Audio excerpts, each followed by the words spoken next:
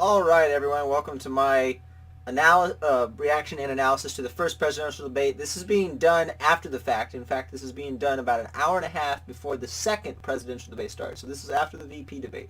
I just wanted to react to this debate real quick, and we'll probably go straight in and actually alter this live stream, and it's all going to be one video for the first and second debate. But we'll see how this goes. Navaz, you are going to be watching this, I think, with a group of voters from around the country. Have they made their minds up yet? Judy, most of them have. We've assembled a group of 6 people from around the country, from Tennessee, Ohio, Pennsylvania, New Jersey, South Carolina, and California. 3 for Biden, 3 for Trump. Only 1 said he was open to changing his mind. That, I think, is how most people kind of came out of this. People that were in favor of Trump were still in favor of Trump. People in favor of Biden still in favor of Biden. And people that weren't, hadn't made up their minds yet, probably were less likely to vote altogether. That's kind of this debate. My impressions, at least my first impressions after watching it, were that, yeah, it was kind of a shit show. The first 15 to 20 minutes were good, and then after that it was all downhill. But upon watching this, rewatching it a second time, and I even watched part of it a third time, so this is sort of my 4th time watching this, though that third time I didn't watch that much of it. Basically it was first 15 to 20 minutes went pretty good. Then all the way up to about the 45 minute mark, it was okay. There were some downsides to it, some bad spots, but it was okay. And then after that, basically after Trump says, "Oh, China ate your lunch, Joe," or whatever he said about that, and he starts bringing up the Hunter Biden thing, I think that got Trump sidetracked. And the more Trump goes off the rails, the more the whole thing goes off the rails. So that's where it really became terrible. And traditionally, Chris Wallace has been a great moderator, or I should say, in the past, Chris Wallace has been a good moderator. But in this debate, especially towards the end, he really injected himself too much into the debate. He kind of went to bat for Joe Biden, and it just wasn't good. In fact, the VP debate was it was moderated better, though. How much of that is due to just the candidates being a little more civil, I don't know. But I think that's probably a big deal. I think if it was Trump and Biden, I think the debate probably would have got way more out of hand. But anyway, so let's roll with this one. I'm going to pause it on very few occasions, and I'm going to give a short, quick analysis at the end if any of my thoughts change. So here we go. Now, as you see, debate moderator Chris Wallace about to introduce the candidates. Let's go to Cleveland now as this debate gets underway. Good evening from the Health Education Campus of Case Western Reserve University and the Cleveland Clinic. I'm Chris Wallace of Fox News, and I welcome you to the first of the 2020 presidential debates between President Donald J. Trump and former Vice President Joe Biden. This debate is sponsored by the Commission on Presidential Debates. The commission has designed the format, 6 roughly 15-minute segments with 2-minute answers from each candidate to the first question, then open discussion for the rest of each segment. Both campaigns have agreed to these rules. For the record, I decided the topics and the questions in each topic. I can assure you, none of the questions has been shared with the commission or the 2 candidates. This debate is being conducted under health. I was going to say, it seemed like before last election, they didn't really have to say that much. I mean, I might be wrong. Security advisor to the commission for all 4 debates. As a precaution, both campaigns have agreed the candidates will not shake hands at the beginning of tonight's debate. The audience here in the hall has promised to remain silent. No cheers, no boos or other interruptions, so we, and more importantly you, can focus on what the candidates have to say. No noise except right now as we welcome the Republican nominee, President Trump, and the Democratic nominee, Vice President Biden.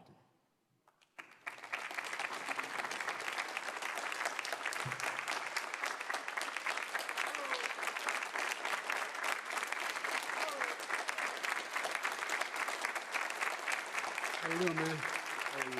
I'm well.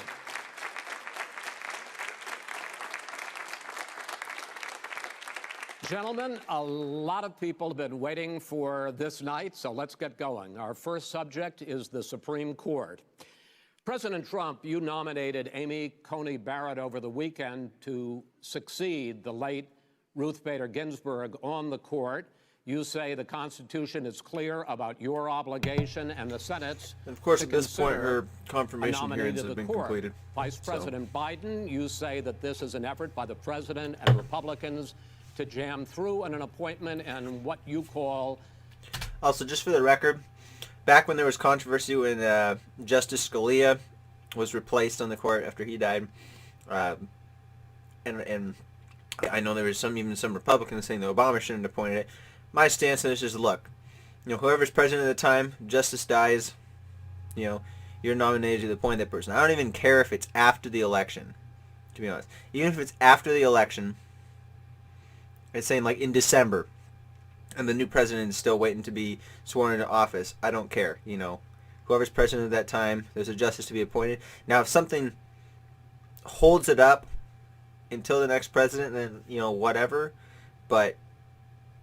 And I don't mean, obviously they can filibuster and stuff like that, but I'm saying, other than, I'd be against that if it happens, but if it does happen, it comes down. But if a president actually does end up nominating a new justice, and that justice ends up being confirmed at any point during their presidency, that's their duty. I don't care who it is, Democrat, Republican, or independent, or whatever. An abuse of power. My first question to both of you tonight: why are you right in the argument you make and your opponent wrong? And where do you think a Justice Barrett would take the court? President Trump, in this first segment, you go first. 2 minutes. Thank you very much, Chris. I will tell you very simply, we won the election. Elections have consequences. We have the Senate, we have the White House, and we have a phenomenal nominee, respected by all, top academic, good in every way, In fact, some of her biggest endorsers are very liberal people from Notre Dame and other places. So I think she's going to be fantastic. We have plenty of time, even if we did it after the election itself. I have a lot of time after the election, as you know. So I forgot think that you actually mentioned she that. will be outstanding. She's going to be as good as anybody that has served on that court. We really feel that. Also coming in before this, Trump had the town hall and did really good in the town hall. So I was hoping he would student he's ever had. he would exercise some discipline at a great school and handle things about as well. And in the early parts of this debate, he does. Therefore, we have the right. But it doesn't last forever. To choose her, and very few people knowingly would say otherwise. And by the way, the Democrats, they wouldn't even think about not doing it. If they had, the only difference is they're trying to do it faster. There's no way they would give it up. They had Merrick Garland, but the problem is they didn't have the election, so they were stopped. It's true of either party. And probably that would happen in reverse also. Definitely would happen in reverse. So we won the election, and we have the right to do it, Chris. President Trump, thank you. Same question to you, Vice President Biden. You have 2 minutes. Well, first of all, thank you for doing this, and looking forward to this, Mr. President. Thank you, Joe. The American people have a right to have a say in who the Supreme Court nominee is, and that say occurs when they vote for a United States senators and when they vote for the President of the United States. They're not going to get that chance now because we're in the middle of an election already. The election has already started. Tens of thousands of people have already voted. And so the thing that should happen is we should wait. We should wait and see what the outcome of this election is, because that's the only way the American people get to express their view, is by who they elect as president and who they elect as vice president. Now, what's at stake here is the president's made it clear he wants to get rid of the Affordable Care Act. He's been running on that, he ran on that, and he's been governing on that. He's in the Supreme Court right now trying to get rid of the Affordable Care Act, which will strip 20 million people from having insurance, health insurance now, if it goes into court. And the justice, and I'm not opposed to the justice. She seems like a very fine person. But she's written before she went on the bench, which is her right, that she thinks that the Affordable Care Act is not constitutional. The other thing that's on the court, and if it's struck down, what happens? Women's rights are fundamentally changed. Once again, a woman could be pay more money because she has a pre-existing condition of pregnancy. They were able to charge a woman more for the same exact procedure a man gets. And that ended when we, in fact, passed the Affordable Care Act. And there's 100 million people who have pre-existing conditions, and they'll be taken away as well. I don't know how much of that is true. Those pre-existing conditions, the insurance companies are going to love this. And so it's Like, just what not would be the reasons appropriate for it? I mean, to do this before maybe the this surgery has election. more risk If to he women, so wins therefore the they're election, charging and the more Senate just is in case something Democrat goes or wrong. I don't know. Republican, then he goes forward. If not, we should wait until February. If that's the There case, aren't yeah, 100 it's million people with unfair. pre-existing conditions. Understandable, As far but as the unfair, and I say guess is it could have been concerned, the changed, people but- already had their say. Yeah, They, I don't know. okay, Justice Ginsburg said very powerfully, very strongly. This is a good word, At some Trump. point, This is very 10 good. years ago or so, she said a president and the Senate is elected for a period of time, but a president's elected for 4 years. We're not elected for 3 years. I'm not elected for 3 years. So we have the Senate, we have a president. He's elected to the next During election. that period of time, we Well, he's have elected an till the opening. next I'm not inauguration. elected for 3 years. I'm elected for 4 years. The And the election's 100 already million started. people, Joe, the 100 million people is totally wrong. Yeah, I but don't it's know not where you election got that day. number. Even if you use The bigger election day as problem that target, you it's still have not election day. Is that you're going to extinguish 180 million people with their private health care that they're very That's happy simply with. not true. Well, you're certainly knows going that. to socialist. Go You're ahead. going to This socialist is, medicine. we're now into, gentlemen, we're now into open discussion. Open discussion. Open discussion. Yes, This is I where we agree. are Go getting ahead, Vice President. Number sort of one, like starts of like bits he of knows truth, that, but not what I entirely. They're propose- sort of what I misrepresenting each other at propose this is point. that we expand Obamacare, and we Which didn't increase take it. very we long. do not wipe any. And About 6 one minutes of the in. big debates we had with 23 Well, of actually, my they haven't even talked colleagues for 6 trying minutes, to more win like the 4 minutes nomination in. that I won. We're saying that Biden wanted to allow people to have private insurance still. They can. They do. They will under my proposal. It's not what you've said, But and it's not what that your is- party has said. that is simply Your party a lie. doesn't say it. Your That party is wants to simple. go socialist My medicine party is and me. socialist Right healthcare. now, I am and the they're going to Democratic dominate. You you, wish. Joe, you know that. I am the Democratic Party right now. The platform of the Not according Democratic to Party Harris. is what I, in fact, approved of. What I approved of. I think Now, it's here's the shifted deal. even from the deal primaries is till that now. Like they've it's gonna adopted wipe out like 80% pre-existing of disease. Bernie By the way, Sanders' plans and stuff. So the 200,000 people that have died on his watch. Joe they're- Biden's how basically many just of a those puppet. have survived? I think most Well, there's people 7 understand that million too. people that contracted COVID. What does it mean Very for high them chance that going he forward won't if you strike down last, the even Affordable if he Care becomes Act? president. Joe, He you've will had not last out his first term. 308,000 military people dying because you couldn't provide them proper health care in the military. So don't tell me I'm about happy this. to talk about And if you were here, Look, it here's wouldn't the be deal. 200, it would be 2 million people because you were very late on the draw. You Late didn't on want the me to draw. ban China, which was heavily infected. You didn't want me to ban All right, gentlemen, Europe, which no, was heavily Mr. President, You would have Mr. been much President, later, Joe. Mr. President, much later. Mr. President, You're talking about 2 million people. You're not gonna be able to President, as shut a him up. moderator, we are going to talk about COVID in the next segment, but go ahead. Let me finish. The point is that the president also is opposed to Roe v. Wade. That's on the ballot as well in the court. And so that's also at stake right now. And so the election is already You don't know it's on the begun. ballot. I- Why is it on the ballot? Because Why is you it on the said ballot? It's not you're- on the ballot. As far as it's the on Democrats are ballot concerned, in it the always think is. so. in the court. Well, There's nothing happening there. Donald, would And you you just don't be quiet know for a her minute? view on Roe v. Wade. You I don't don't know her know. view. Well, all right, let's talk.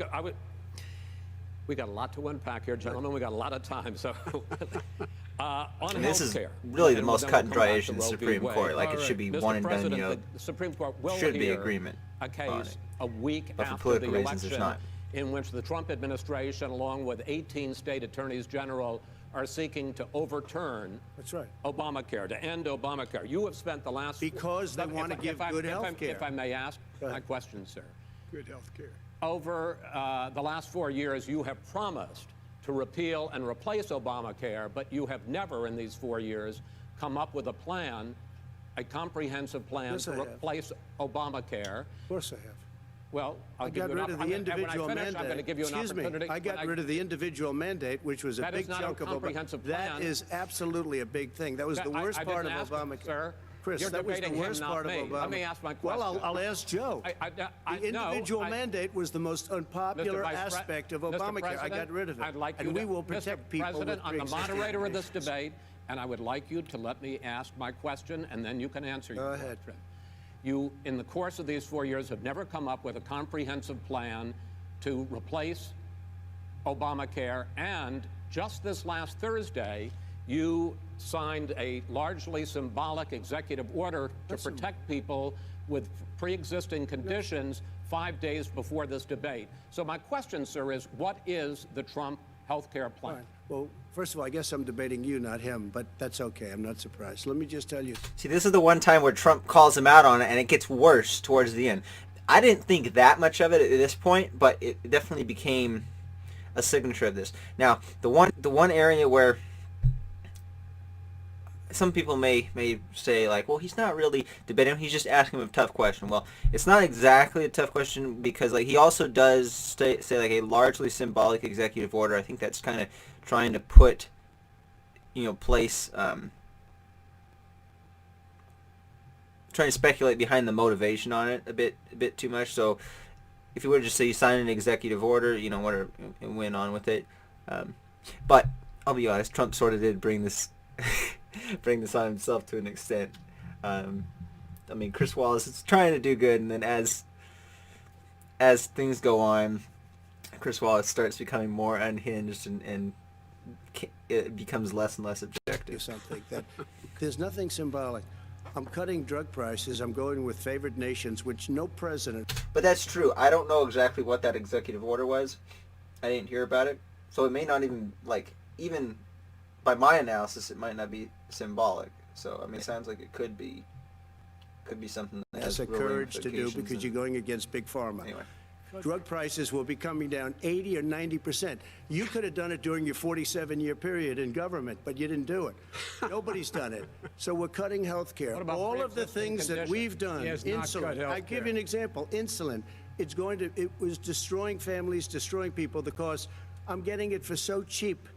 It's like water, you want to know the truth. So cheap. Take a look at all of the drugs what we're doing, prescription drug prices. We're going to allow our governors now to go to other countries to buy drugs because When in they fact, pay just a tiny As fraction. I say, of this what is we do. open discussion. No, Let me but ask this you is about. big. You'll This be is happy, big stuff. sir. You'll be happy. I'm about to pick up on one of your points to ask the vice president, which is he points out that you would like to add a public option to Obamacare, and Yes. the argument that he makes and other Republicans make is that is going to end private insurance. It is and not. well, if I sorry. can ask you the question, it will Not what end. your party says, by the way. It will end private insurance and create a government takeover of health care. It does not. It's only for those people who are so poor they See, he says that qualify now, for but Medicaid.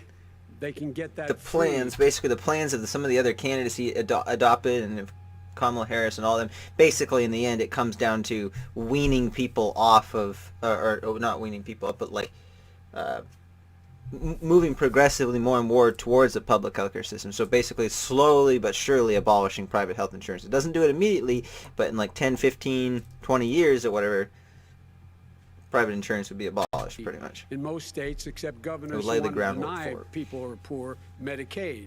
Anyone who qualifies for Medicare would, Medicaid would automatically be enrolled in the public option. The vast majority of the American people would still not be in that option. Number one. Joe, you Number agreed two. with Bernie Sanders, who's I far did. left, on the manifesto, Will we you- call it. will And that manifest- gives you socialized medicine. Look, hey, Are you saying I'm you not going didn't to listen agree? to him. The fact of the matter is, Yeah. I beat Bernie Sanders. Not by much. I beat him a whole hell of a lot. I'm Not here, by I'm here much. standing facing you, old buddy. Pocahontas would have left. It's true. It wasn't by much. Bernie Sanders All he was knows how to do looking is like Tuesday. he's going to be the You got a very nominee lucky until deal. I got like very the lucky. last I'm gonna get very couple lucky tonight weeks. as well. And tonight I'm going to With make what? sure, because With what? here's the deal. Here's the deal. The fact is that everything he's saying so far is simply a lie. I'm not here to call out his lies. Everybody knows he's a liar. I see now I just Biden's wanna lying. make sure- Joe, you're the liar. I want to make sure. Graduated last in your class. it's like not everything he said was true, I but wanna most make of it sure- was. Can you let him finish, sir? No, he doesn't know how to do that. He has, You'd be you know, surprised. you pick You'd be surprised. Go the ahead. wrong guy, the wrong night at the wrong time. Listen, you agreed with Here's the Bernie deal. Sanders to the This manifesto. debate is quite Let him entertaining, though. There is no But in a train manifesto, wreck sort of number way. one. Speak, Mr. Number two. You just lost the left. Number two. You just lost the left. You agreed with Bernie Sanders on a plan. Folks, that's absolutely folks, agreed do you have to, any and under that idea plan, what you have this clown's socialized, doing? They call it Mr. Do you Medicare. have any President. do? Socialized medicine. Mr. Well, I President. tell you what, he is not for any help for people needing health care. Because Bernie? because he in fact already has cost 10 million people their health care that they had from their employers because of his recession. Number one. Number two, yeah. there are 20 million people getting health care yeah, through he is Obamacare recession, now right? that he wants to take it away. He won't ever look you in the eye and say that's what he wants to do. Take it away. No, I want to give them better health care at a much lower Yeah, price. Biden does get pretty subtly He agitated a lot in this He debate. has never I've offered already a plan. fixed it to an extent. He has never done a as you single might thing. know, but probably don't. Gentlemen, you realize if you're both speaking at the same time, and it's too expensive. let the president go ahead, sir. Yeah, see, Obamacare is no talking good. over We each other made it started better, from and pretty I had much a the choice to beginning, make though. very early on. We took away the But it gets individual worse. mandate. We guaranteed That's the theme. pre-existing Keeps getting conditions, worse. but took away the individual mandate. Listen, this is the way it is. And that destroyed, that they shouldn't even call it Obamacare. Then I had a choice to make. Do I let my people run it really well or badly? If I run it badly, they'll probably blame him, but they'll blame me. But more importantly, I want to help people, okay? I said, you got to run it so well. That's what he's And I known for. just had a meeting with them. They said, the problem is no matter how well you run Obamacare, it's a disaster. It's too expensive, I got you. premiums I are got too it. high, and That's it what his doesn't work. people- that's true. what his people said. We do want to get rid of it. Then Chris, Biden's we want trying to say, get rid oh, of it. it's a I lie. understand it, sir, but I have Something to that's give cheaper you and roughly equal time. Good. Please let the vice president talk. Good. See, this is why I would be He had- a huge favor of a podcast-style debate, especially if it's like moderated by Joe Rogan or somebody who I know can be quite objective. There's no plan for health care. Of course we do. Please. He sends out wishful thinking. He has executive orders that have no power. He hasn't lowered drug costs for anybody. He's been promising a health care plan since he got elected. He has none, like almost everything else he talks about. He does not have a plan. He doesn't have a plan. And the fact is, this man doesn't know what he's talking about. All right. He's I have one final question for you, Sure. Mr. Vice President. If Senate Republicans, we were talking originally about the Supreme Court here, if Senate Republicans go ahead and confirm They Justice diverged Barrett, quite a way. there has been talk about ending the filibuster or even packing the court, adding to the Okay. 9 justices there. You call this a distraction. So by here's the where president, Biden but in runs fact, into it his wasn't brought first up by the president. huge, It was brought up by some huge of your mistake. Democratic colleagues in Well, I'm the saying- Congress. So my question to you is, you have refused in the past to talk about it. Are you willing to tell the American people tonight whether or not you will support either ending the filibuster or packing the court? Whatever position I take on that, that'll become the issue. The issue is the American people should speak. You should go out and vote. You're in voting now. Vote and let your senators know how Are you gonna strongly pack you the feel. court? Let Exactly. Are you going to pack the court? It's like, well, okay. He says, whatever stance to take on that issue, it'll be, when that issue comes up, whatever stance to take, that'll be the issue, or whatever he said. Anyway, we want to know your stance on the issue now. Like, that's why the question is being asked. vote now. gonna pack the Make court? This is the darn sure question. you, in fact, let people know He doesn't wanna you're a answer the senator. question. I'm not I love it gonna how answer his the question. alternative is just Answer say, that yeah, question. vote. The question is, It's like, I'm not going to answer this question. No, you should vote for me. Will you Who shut is up, on, man? listen, who is on your list, Joe? This Who's is on your so list? right. Gentlemen, This is- I think This we've is ended so this. He's gonna pack the unprecedented. court. That We was have fun. not gonna give a list. We have ended this segment. We're going to move on to the second segment. That was really a productive segment, wasn't it? Keep I- yapping, The people understand, Joe. I- 47 years you've Even done nothing. when it was They live, understand. I laughed at The that. 'cause second I mean, it's subject funny. is COVID-19. I mean, of course, he's Awfully saying because serious of subject, all because of so Trump, but I think it was because of everybody. let's try Like, to be serious about it. We have had more than 7 million cases. they really should have kept going with that segment a little bit longer because, like, they were just getting into some actual territory that mattered, and they were pressing Biden on something he wouldn't answer the question. I mean, when somebody won't ask the question, I mean, Wallace should have pushed him on this one. of coronavirus in the United States, and more than 200,000 people have died. Even after we produce a vaccine, experts say that it could be months or even years before we come back to anything approaching normal. My question for both of you is, based on what you have said and done so far and what you have said you would do starting in 2021, why should the American people trust you more than your opponent to deal with this public health crisis going forward? In this case, the question goes to you first, sir. 2 minutes uninterrupted. Good luck. 200,000 dead. As you said, over 7 million infected in the United States. We, in fact, have 5%, 4% of the world's population, 20% of the deaths. 40,000 people a day are contracting COVID. In addition to that, about between 750 and 1,000 people today are dying. When he was presented with that number, he said, it is what it is. Well, it is what it is because you are who you are. That's why it is. The president has no plan. He hasn't laid out anything. He knew all the way back in February how serious this crisis was. He knew It's it like was a Biden's deadly go-to disease. point. It's like, What did he Trump do? doesn't have a He's plan. on But tape it's like, as I mean, acknowledging he knew it. He they said were he a didn't little bit tell slow us or about give dealing people with a it, warning of or doing some because sort he of didn't want making some sort of a panic public the American statement. people. But You don't panic. He panicked. you know, In it's a addition difficult to that, situation. I think what they did he did the do? best they could under He the went in circumstances. and we were insisting that the Chinese, the people we had on the ground in China should be able to go to Wuhan Well, and maybe not determine the for best. themselves how dangerous Didn't do a this bad was. job. He did not even ask Xi to do that. He told us what a great job Xi was doing. He said we owe him a debt of gratitude for being so transparent with us.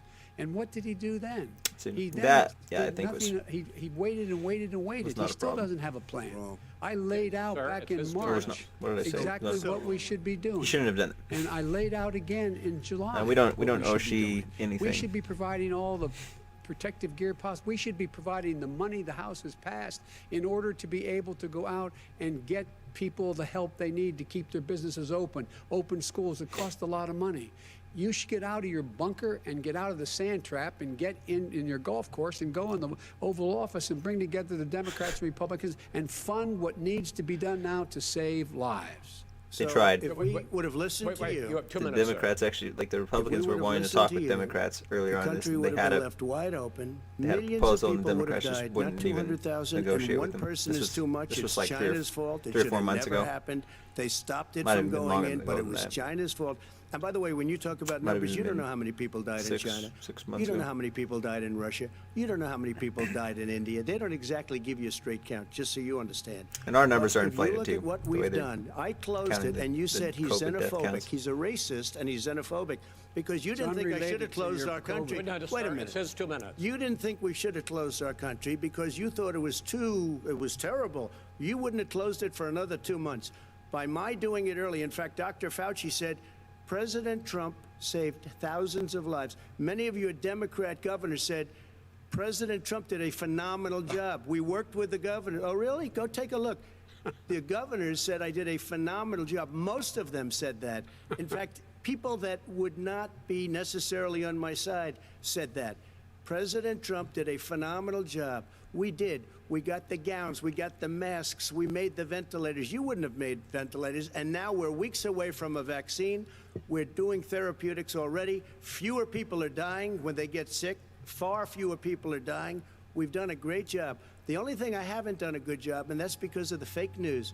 No matter what you say to them, they give you bad press on it. It's just fake news. They give you good press. They give me bad press because that's the way it is, unfortunately. But let me just tell you something. I don't care. I've gotten used to it. But I'll tell you, Joe, you could never have done the job that we did. You don't have it in your blood. You could have never done that job. I know how to do the job. That was a pretty strong I know how response. to get the job Well, you didn't do done. very well in swine flu. And then Joe Biden is like, H1N1, can you were a too. disaster. Your own chief of staff said you were a disaster. 14,000 people died. I mean, Trump not sort of does the same 200,000 thing a lot of or times no. too, but it's like the Economic way recession. he does You it made is a more. Far There less was no lethal because disease. You made a point, authoritative. let him answer it. And there was no one, we didn't shut down Seems the more economy. competent. This is his economy He that's is being faking shut it. down. The reason it's shut down is because, look, you folks at home, how many of you got up this morning and had an empty... See, what I don't get though is this whole time Biden was almost acting like, oh, Trump's measures are too draconian. He was too, but then it's like, well, you guys are advocating for even worse stuff. So you're Trump's doing just a fraction of what you would have done that could like negatively hurt the economy in order to protect people, and you're saying he was bad for doing that. So by you doing more of it, then it becomes good all of a sudden. I don't know. It just seemed like a lot of hypocrisy on this point, and I was really trying, like throughout this whole segment. They make a lot of accusations like, oh, you couldn't have done this. It's like, yes, I could. And then your stuff led to this, this many people dying. And then Trump's saying, oh, it's, things would have been worse under you. And it's like, we don't really know. And at this point was where I was thinking, wouldn't it be nice to have some sort of like actually unbiased, trustworthy, live fact checking that could actually call these candidates on this bullshit. Chair at the kitchen table. Because they're both making accusations at each other. And I don't have all the information. Nobody really has all the information to know who's telling the truth or not. And you couldn't even speak to them. You had a nurse holding a phone up so you could, in fact, say goodbye. You would have lost far How more many people. people? Far That is- more people. And, You would have been and by the way, months late. your own, You were his months behind me, his Joe. own CDC director says we could lose as many as another 200,000 people between now and the end of the year. And he held up. He said, if we just wear a mask, we can save half those numbers. Just a mask. And by the way, in terms of the whole Plus, notion of vaccine, okay, here's the other thing. Originally, they were saying, no, masks are not going to be effective. Then they changed their mind and said, oh, masks are effective. And then shortly after that, everybody started wearing masks. we're for a vaccine, but I don't trust him at all, nor do you. I know you don't. You can't What blame we Trump trust for not is a doing it when even the scientist. CDC was saying masks aren't going to help. Johnson, Pfizer. And Okay, by the way, gentlemen, let me move on to questions about the future, because you both have touched on two of the questions I'm going to ask. Focusing on the future first, President Trump, you have repeatedly either contradicted or been at odds with some of your government's own top scientists. The week before last, the head of the Centers for Disease Control, Dr. Redfield, said it would be summer before the vaccine would become generally available to the public. You said that he was confused and mistaken. Those were your two words. Yeah. But Dr. Slaoui, the head of your Operation Warp Speed, has said exactly the same thing. Are they both wrong? Well, I've spoken to the companies, and we can have it a lot sooner. It's a very political thing because people like this would rather make Here, I it think this was a political big than save lives. miscommunication thing. It is a very political where thing. I've basically, spoken in to general, they meant Pfizer, I've readily spoken to available. all There of aren't the going to be people any that you shortages. have to Basically, speak to. whoever We wants to come in and get it Moderna, will get it. Johnson & Johnson, You and know, they won't have to others. have They wait, can go or faster they than won't that be. by a lot. They won't have ran out. Become very political because. So I think Trump's the wanting to get it left, out the or door I as don't soon know as what possible, the even if it left means is that the political. head of your Operation there Warp might be Speed, shortages. Dr. I Slaoui? disagree with him. Yeah, no, I disagree with both People are of still them. going to get it And he just didn't as say that. fast, He or said maybe it even could be there, faster. but it could also be But much everybody sooner. won't I had him in necessarily my be able to office get 2 it days ago. He talked all at the about same the time. summer, sir, before it's generally available, just As like we Dr. said, it's a Redfield. I discussed a lot of this possibility stuff that in the we'll vice have presidential the debate thing. I answer made reference to this. before So November 1st. if you want to know some more of my thoughts on it, go watch that one. Well, we're going to deliver it right away. We have the military all set up. Logistically, they're all set up. We have our military that delivers soldiers. This is why I think and they Trump can could have do communicated all this 200,000 a better, but I day. mean, They're going what to he's be saying, I doing mean, I don't the think he's same wrong. Man It's who all told set you up. By Easter, this would be gone away. By the warm weather, it'd be gone. Miraculous, like a miracle. And by the way, maybe you could inject some bleach in your arm, and that would take care of it. This is the That same was man. said sarcastically. That was you him- know that. I- That was said sarcastically. And so here's the deal. This man is talking about a vaccine.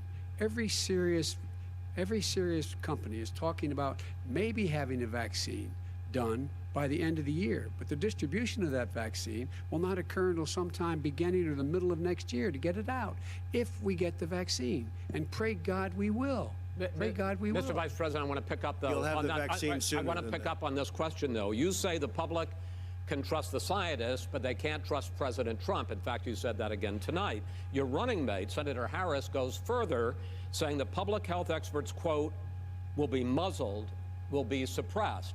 Given the fact that polls already show that people are concerned about the vaccine and are reluctant to take it, are you and your running mate, Senator Harris, contributing to that fear? No more than the question you just asked him. You pointed out.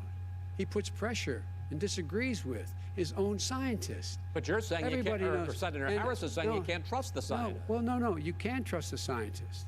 She didn't say that. You can trust She the said the public health Did say experts, that. quote, will be muzzled, will be suppressed. Well, implying. that's what he's going to try to do. But there's millions of scientists, there's thousands of scientists out there, like here at this great hospital, that don't work for him.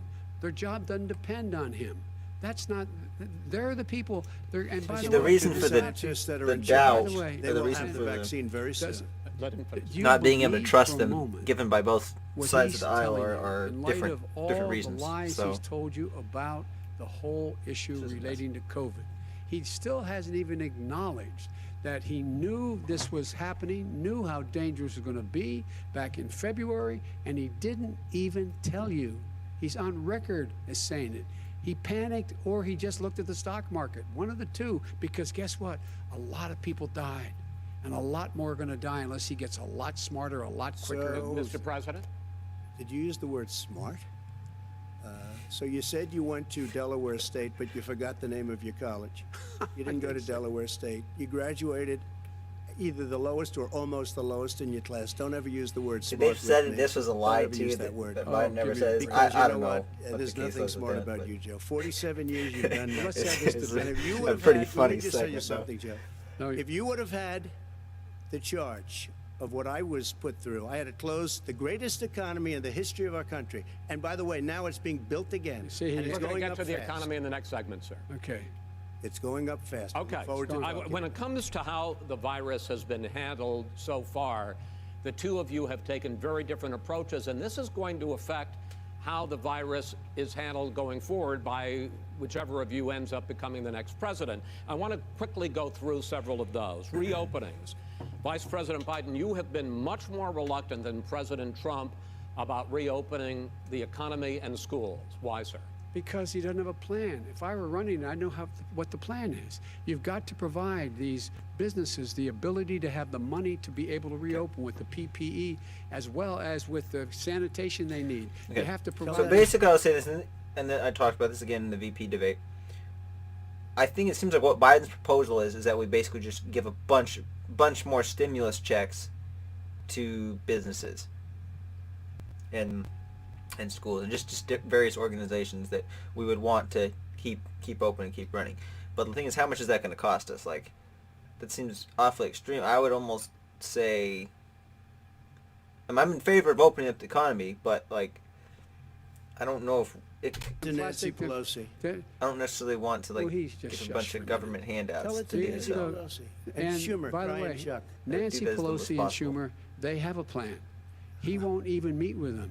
The Republicans won't meet with him in the Okay. Senate. See, they- But they tried sits- meeting with him He and the sits on Democrats his shot golf it down. course. And, well, I mean, literally, think about it. You But probably maybe there's know stuff what since I do, then too. that the Democrats what have about like this proposed, question and the of Republicans said, reopenings "No, and well, the you fact- won't He meet wants with to us shut then, so down we're not going to meet this with you now." I don't know what the case is. And I want to keep There's it a lot open. of unknown And we information did to a great support. thing by So I shutting don't it really down. know Wait what a to minute, think Joe. of some Let of me this. shut you down for a second, Joe, just for 1 second. Let me shut you down for this. We want to. I He love wants to this. shut It's down the hilarious. country. We just went through it. We had to because we didn't know anything about the disease. Now we found that elderly people with heart problems and diabetes and different problems are very, very vulnerable. We learned a lot. Young children aren't. Even younger people aren't. We've learned a lot. But he wants to shut it down.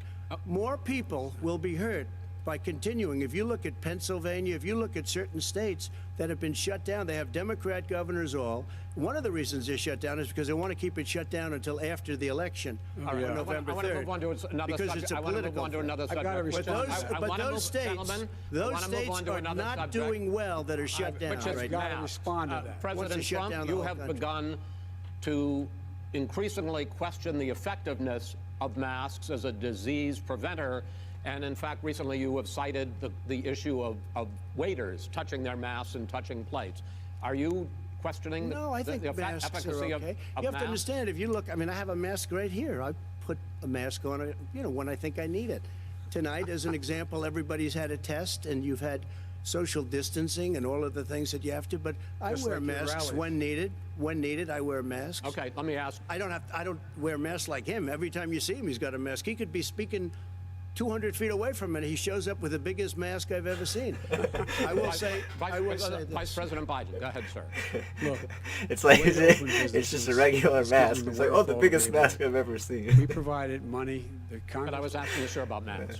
Well, Trump masks- should be a masks stand-up make a big comedian difference. after His own he's head of the not CDC president. said if we just wore masks between now, if everybody wore masks in social distance between now and January, we'd probably save up to 100,000 lives.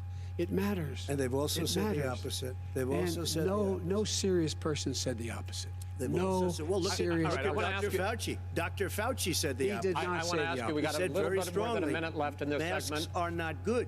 Then he this is changed what I was his mind. referencing He said earlier. masks are good. I'm wanna okay ask- with masks. I I'm want to not ask you fighting both about masks. one last subject because your different approaches has even affected the way that you have campaigned.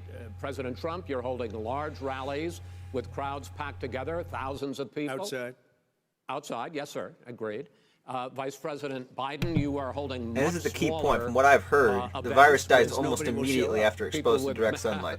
What's true? Nobody shows up to his rallies. All right. In any case, why you holding the big rallies? Why you not? You goes first, sir. Because people want to hear what I have to say. I mean, But are you I've not done a worried great about it job spreading as a disease? president, and I'll have 25, 35,000 people show up at airports We use airports. Are you not worried hangars, about and we the have a disease lot of issue, people. sir? Well, so far we have had no problem whatsoever. It's outside. That's a big difference, according to the experts. And we do them outside. We have tremendous crowds, as you see. I mean, and literally on 24 hours notice. And Joe does the circles and has 3 people someplace. Okay. By the way, did you see yes, sir. one of the last big rallies he had? And a reporter came up to him to ask him a question. He said, no, stand back. Put on your mask. Put on a mask. Have you been tested? I'm way far away from those other people. That's what he said. I'm going to be okay. He's not worried about you. He's not worried about the people out there breathing in one another. We've had no negative cheek to effect. jowl. No negative effect. We've had no negative effect. And we've had 35, 40,000 All right. people Do you want at these rallies. Just Yes. quickly finish up because I want to move on to our next. Yes, I would. He's been totally irresponsible the way in which he has handled the social distancing and people wearing masks, basically encouraged them not to. All right. He's a fool on this. If you could get the crowds, you would have done the same thing. But you can't. Nobody cares. Gentlemen, can we move on to the cares. Gentlemen, can we move on to the economy? Yes. The economy is, I think it's fair to say, recovering faster than expected from the shutdown. Much faster. In the second quarter, the unemployment rate fell to 8.4% last month. The Federal Reserve says the hit to growth, which is going to be there, is not going to be nearly as big as they had expected. President Trump, you say we are in a V-shaped recovery. Vice President Biden, you say it's more of a K-shape. Okay. What difference does that mean? I'm not exactly sure what the to K-shape the American recovery people in would terms be, of the but economy? it President does seem Trump, like in it'd be a this V-shape. I'm segment, like, you why go would it not first. be a V-shape? So we built the greatest economy in history. We closed it down because of the China plague. When the unless they plague close came it in, we again, closed it down, which was very more like in hard waves, then psychologically to do. that He might didn't be think more we of a should close K-shape. it down, and he was wrong. And again, 2 million people would be dead now instead of still 204,000 people is too much. One person is too much. Should have never happened from China. But what happened is we closed it down, and now we're reopening, and we're doing record business. We had 10.4 million people in a 4-month period that we've put back into the workforce. That's a record the likes of which nobody's ever seen before. And he wants to close down he will shut it down again. He will destroy this country. You know, a lot of people, between drugs and alcohol and depression, when you start shutting it down, you take a look at what's happening in some of your Democrat-run states where they have these tough shutdowns. And I'm telling you, it's because they don't want to open it. One of them came out last week. You saw that. Oh, we're going to open up on November 9th. Why November 9th? Because it's after the election. They think they're hurting us. This is what makes me by think keeping them I don't closed. think the They're hurting Democrats would people. keep it. People I think know as what soon to as do. They can social distance. soon They as can the wash election's their hands. over, They can wear masks. They can do whatever you know, they want. if Biden But were to they win, gotta they'd open probably these be states all up. of a When you sudden look in at favor of North reopening the Carolina, economy. when you look, and these governors are under siege, Pennsylvania, Michigan, and a couple of others, you got to open these states up. It's not fair. You're talking about almost it's like being in prison. And you look at what's going on with divorce, look at what's going on with alcoholism and drugs. It's a very, very sad thing. And he'll close down the whole country. This guy will close down the whole country and destroy our country. Our country is coming back incredibly well, setting records as it does it. We don't need somebody to come in and say, let's shut it down. All right. Your 2 minutes, sir. We're now moved to you. As I said, posing the question, the president says it's a V-shaped recovery. You say it's a K-shaped recovery. What's the difference? The difference is millionaires and billionaires like him in the middle of the COVID crisis have done very well. Billionaires have made another $300 billion because of his profligate tax proposal, and he only focused on the market.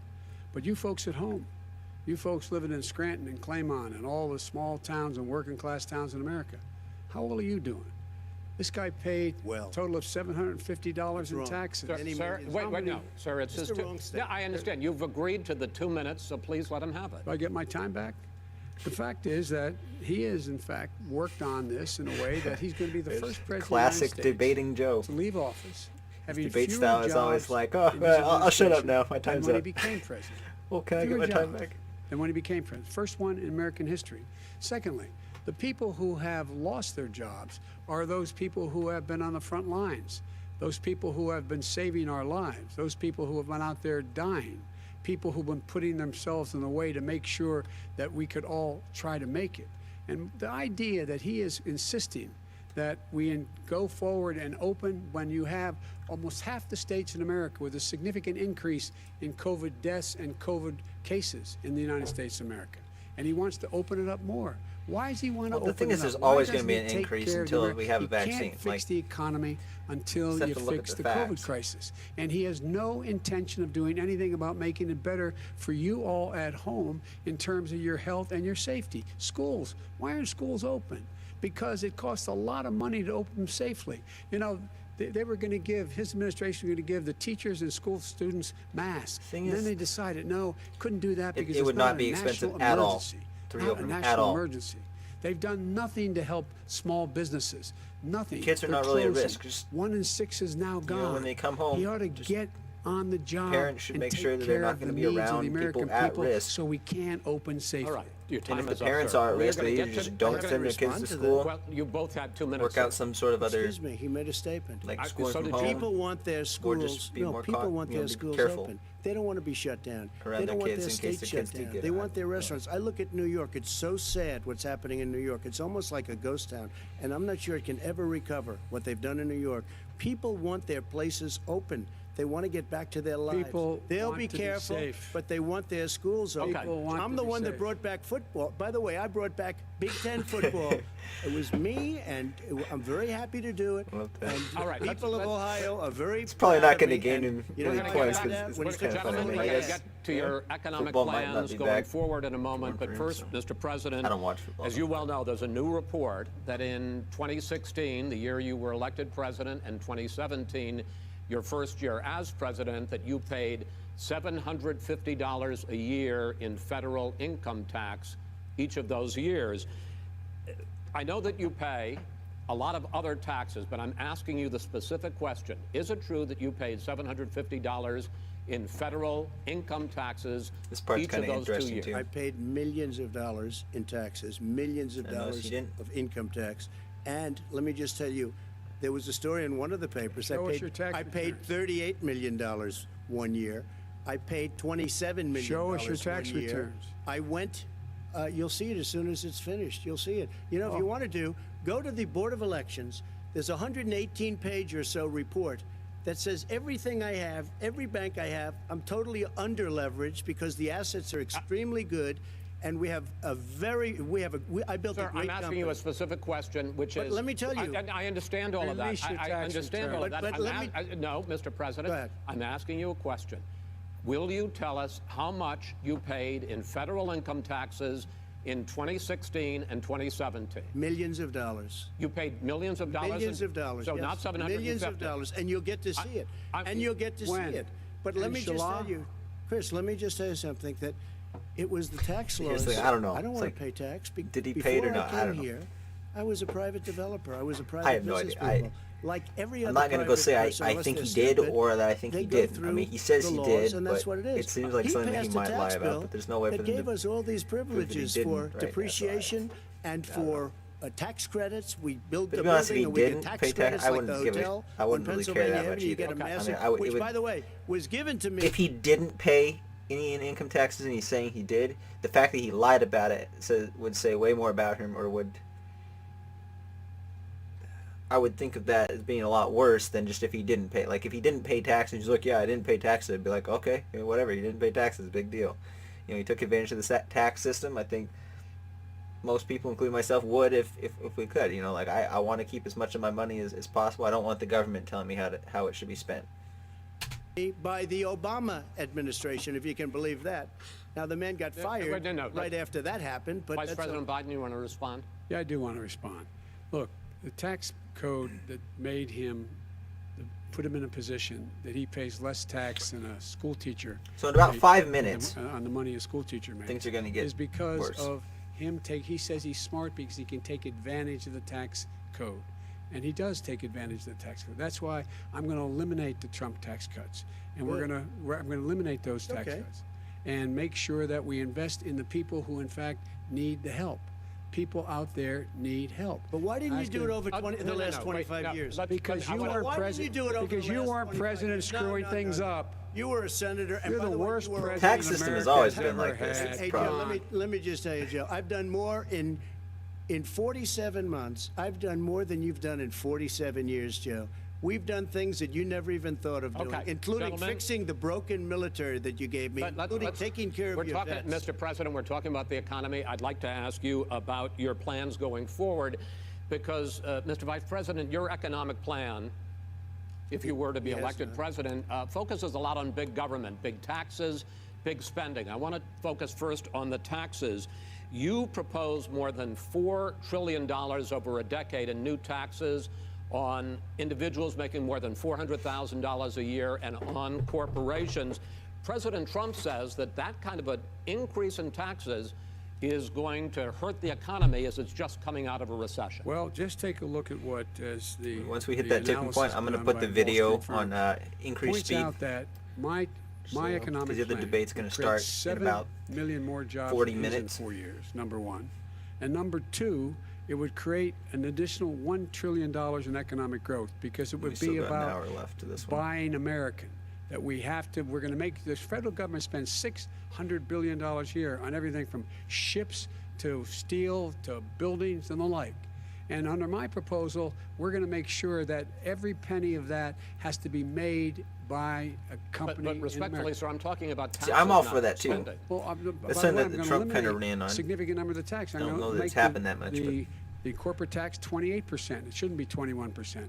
You have 91 companies, in the Fortune 500 who don't pay a single penny in tax, making billions of dollars. Why didn't you do it Billions before of when you were vice president with Obama? Because you, in fact, passed that. That was That's right. your tax proposal. I got it done, and you know what happened? Yeah, you got it done. Our economy boomed like it's never boomed. The economy Well, is Mr. busted. President, Let me finish. Mr. President, let me pick up on that. You would continue your free market approach, lower taxes, more deregulation, correct? Not lower taxes for the American people. Excuse me. But in Obama's, you talk about the economy booming. It turns out that in Obama's final 3 years as president, more jobs were created, 1.5 million more jobs than in the first 3 years of your presidency. They had the slowest recovery economic recovery since 1929. It was the slowest recovery. Also, they took over something that was down here. All you had to do is turn on the lights and you pick up a lot. But they had the slowest economic recovery since 1929. Let me tell you about the stock market. When the stock market goes up, that means jobs. It also means 401ks. If you got in, if you ever became president with your ideas, you want to terminate my taxes, I'll tell you what, you'll lose half of the companies that have poured in here will leave. And This is plenty a of big companies point, that are already because it's already here happening for in other California. A places. lot of companies have They left will leave, California. and you will have a depression, the likes of which The high you've taxes. never seen. Look, Mr. we Vice Among inherited other reasons, but I'd say primarily because the of the worst high recession taxes. short of a depression in American history. I was asked to bring it back. We were able to have an economic recovery that created the jobs you're talking about. We handed him a booming economy. He blew it. It wasn't he booming. Blew it. He blew It wasn't booming. It was the weakest recovery Well, sir, is it since fair to, wait, is it fair to say he blew it when, in When fact, COVID came in. when there was record low unemployment before COVID? Yeah, but because what he did, even before COVID, manufacturing went in the hole. Manufacturing went in the hole. Excuse number me, one. Chris. Wait. Number two. Chris. Number three. They said it would take. No, you're on number two. No. Chris, they said it would This take a guy. miracle to bring back manufacturing. I brought back 700,000 jobs. They brought back nothing. They gave up on Yeah, I remember I manufacturing. was listening to We this did when I not was helping my stand dad up move fair. some stuff, and I'm he the was guy like, who brought back No, the it automobile did, manufacturing. that the manufacturing, I was asked to manufacturing bring didn't back go down when Chrysler Trump, and General 'cause Motors. We brought them back right here in the state of Ohio and Michigan. 'Cause, like, He when Trump blew became it. They're president, gone. He blew it. manufacturing, And in fact, like, they're going Ohio had the best increased by a year lot. it's ever had last year. Michigan had the best year they've ever had. That is not Many true. car companies came in from Germany, from Japan, went to Michigan, went to Ohio. They're not having And they Mr. didn't Vice- come wait, in wait, with you. Mr. Vice President, go ahead. And so you take a look at what he's actually done. He's done very little. His trade deals are the same way. He talks about these great trade deals. You know, he talks about the art of the deal. China's perfected the art of the steal. We have a higher deficit with China now than we did before. We have the highest trade deficit China with ate Mexico. your lunch down All right, gentlemen, 18%. Okay. China ate Here's your where lunch, it goes. Joe. And no wonder your son goes in and he takes out billions of dollars. See, if he mentions this, billions if of he had dollars mentioned to this manage, real he quick, makes millions of dollars, and just and like also, hit it, Simply while we're moved at it, on, Why is it? Just out of it curiosity, would have been good. The mayor of But he Moscow's spends way too much time wife on this. gave your son $3.5 million. That's What not did he true. do to deserve it? That What is did he do with Burisma none to of that- deserve Wait, $183,000? None You've of asked your that is question, true. let him answer. None of that is true. Oh, It's really? He didn't totally, get But no, $3.5 hey, million? Mr. President, It's Mr. totally- President, please. totally ask the question. discredited. Totally discredited. And by the way, Well, wait, he let's didn't get No, no. $3.5 million, Joe? Mr. Vice He got Mr. $3.5 President, million. it is not true. Oh, Here's- really? Mr. Oh. President, But, it's an open discussion, please. Now, It's a fact. Well, There's- it you is have not a raised an fact. issue. Let the It's been Vice totally President answer. discredited. Did There was a Burisma pay him report. $183,000 a month with no experience in energy? Mr. Look, President, job. My son did nothing Here's the thing, I don't know wrong who to at believe because Burisma. I've looked into it too, and there's lots of other stuff that says it's. He doesn't want to let me answer because he knows I have Like, the truth. I think His PolitiFact says position has it's been not totally, true, but thoroughly then I've looked at other discredited sources and by everybody. Well, they by the it media, seems to by back our this up. So I don't allies, know by the World Bank, who's to be believed on this issue. by everyone has discredited. Matter of fact, Mr. even the people President, who please stop. testified under oath. So let me under ask you oath, this, under- Joe. under No, no, oath. go ahead, Mr. I'm listening to Even the you. people under. He got $3.5 million from testified- Moscow. He testified under oath, and his administration said, "I did my job and I did it very well. Oh, I really? did it I'd like to honorably." know who they are. Well, I'll give you the list I'll of the fire people who them. testified. No, go ahead, sir. Sure, you've already fired most of them because they did a Some good because job. some people don't well, do a good here's job. With you, Go they ahead. say You that- get here's the wait a deal. minute. You get the final word, Mr. Well, it's hard to get any word in at this See, climate. see what I'm saying? Excuse Now me. it's a mess. No. Mr. President. $3.5 Mr. million, President. Joe. Yeah, Joe That is Joe simply- insults Why did he the deserve president a $3.5 lot million in from this case. Moscow? Look, here's the Doesn't deal. look too we good want on to him. talk about He kind of realized what was families and happening too, ethics. which is why he said, I "Oh, don't want to excuse do me." that.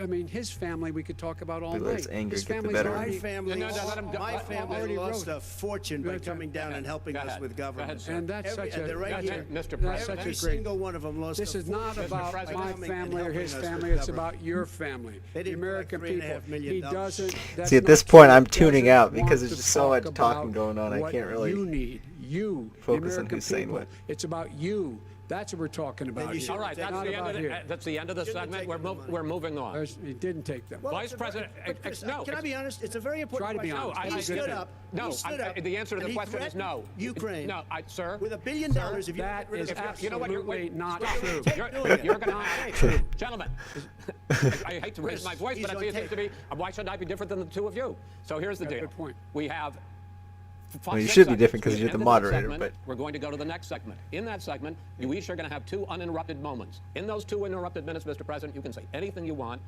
I'm going to ask a question about race, but if you want to answer about something else, go ahead. But I think actually, that this the is country would be better served important if one. we allowed both people to speak with put this fewer on normal. interruptions. I'm appealing to you, sir, to do that. Well, and him too. Well, frankly, you've been doing more Oh, interrupting that's than all you right, but he does plenty. have. Well, less than sir. See, less I than- mean, I agree no, with less this. than you have. I agree with this. Let's You know, please he, continue Trump was on. doing more interrupting. The issue of race. Vice Joe President did Biden, plenty you too. say Joe President just wasn't as forceful. Trump's response So to the they both, violence in all 3 of them were Charlottesville responsible 3 for this years debate ago, becoming a mess. when he talked about very fine people on both sides, was what directly led you to launch this run for president. Oh, yeah, sure. President Trump, you Yeah, there's have no way it often was said that direct you reason. believe you have done Biden would've more ran anyway. for black Americans than any president, with the possible exception of Abraham Lincoln. My question for the 2 of you is, why should voters trust you rather than your opponent to deal with the race issues? This facing one, this Trump country wins over the next flat 4 out. years? No question Vice about it. President Biden, you go first.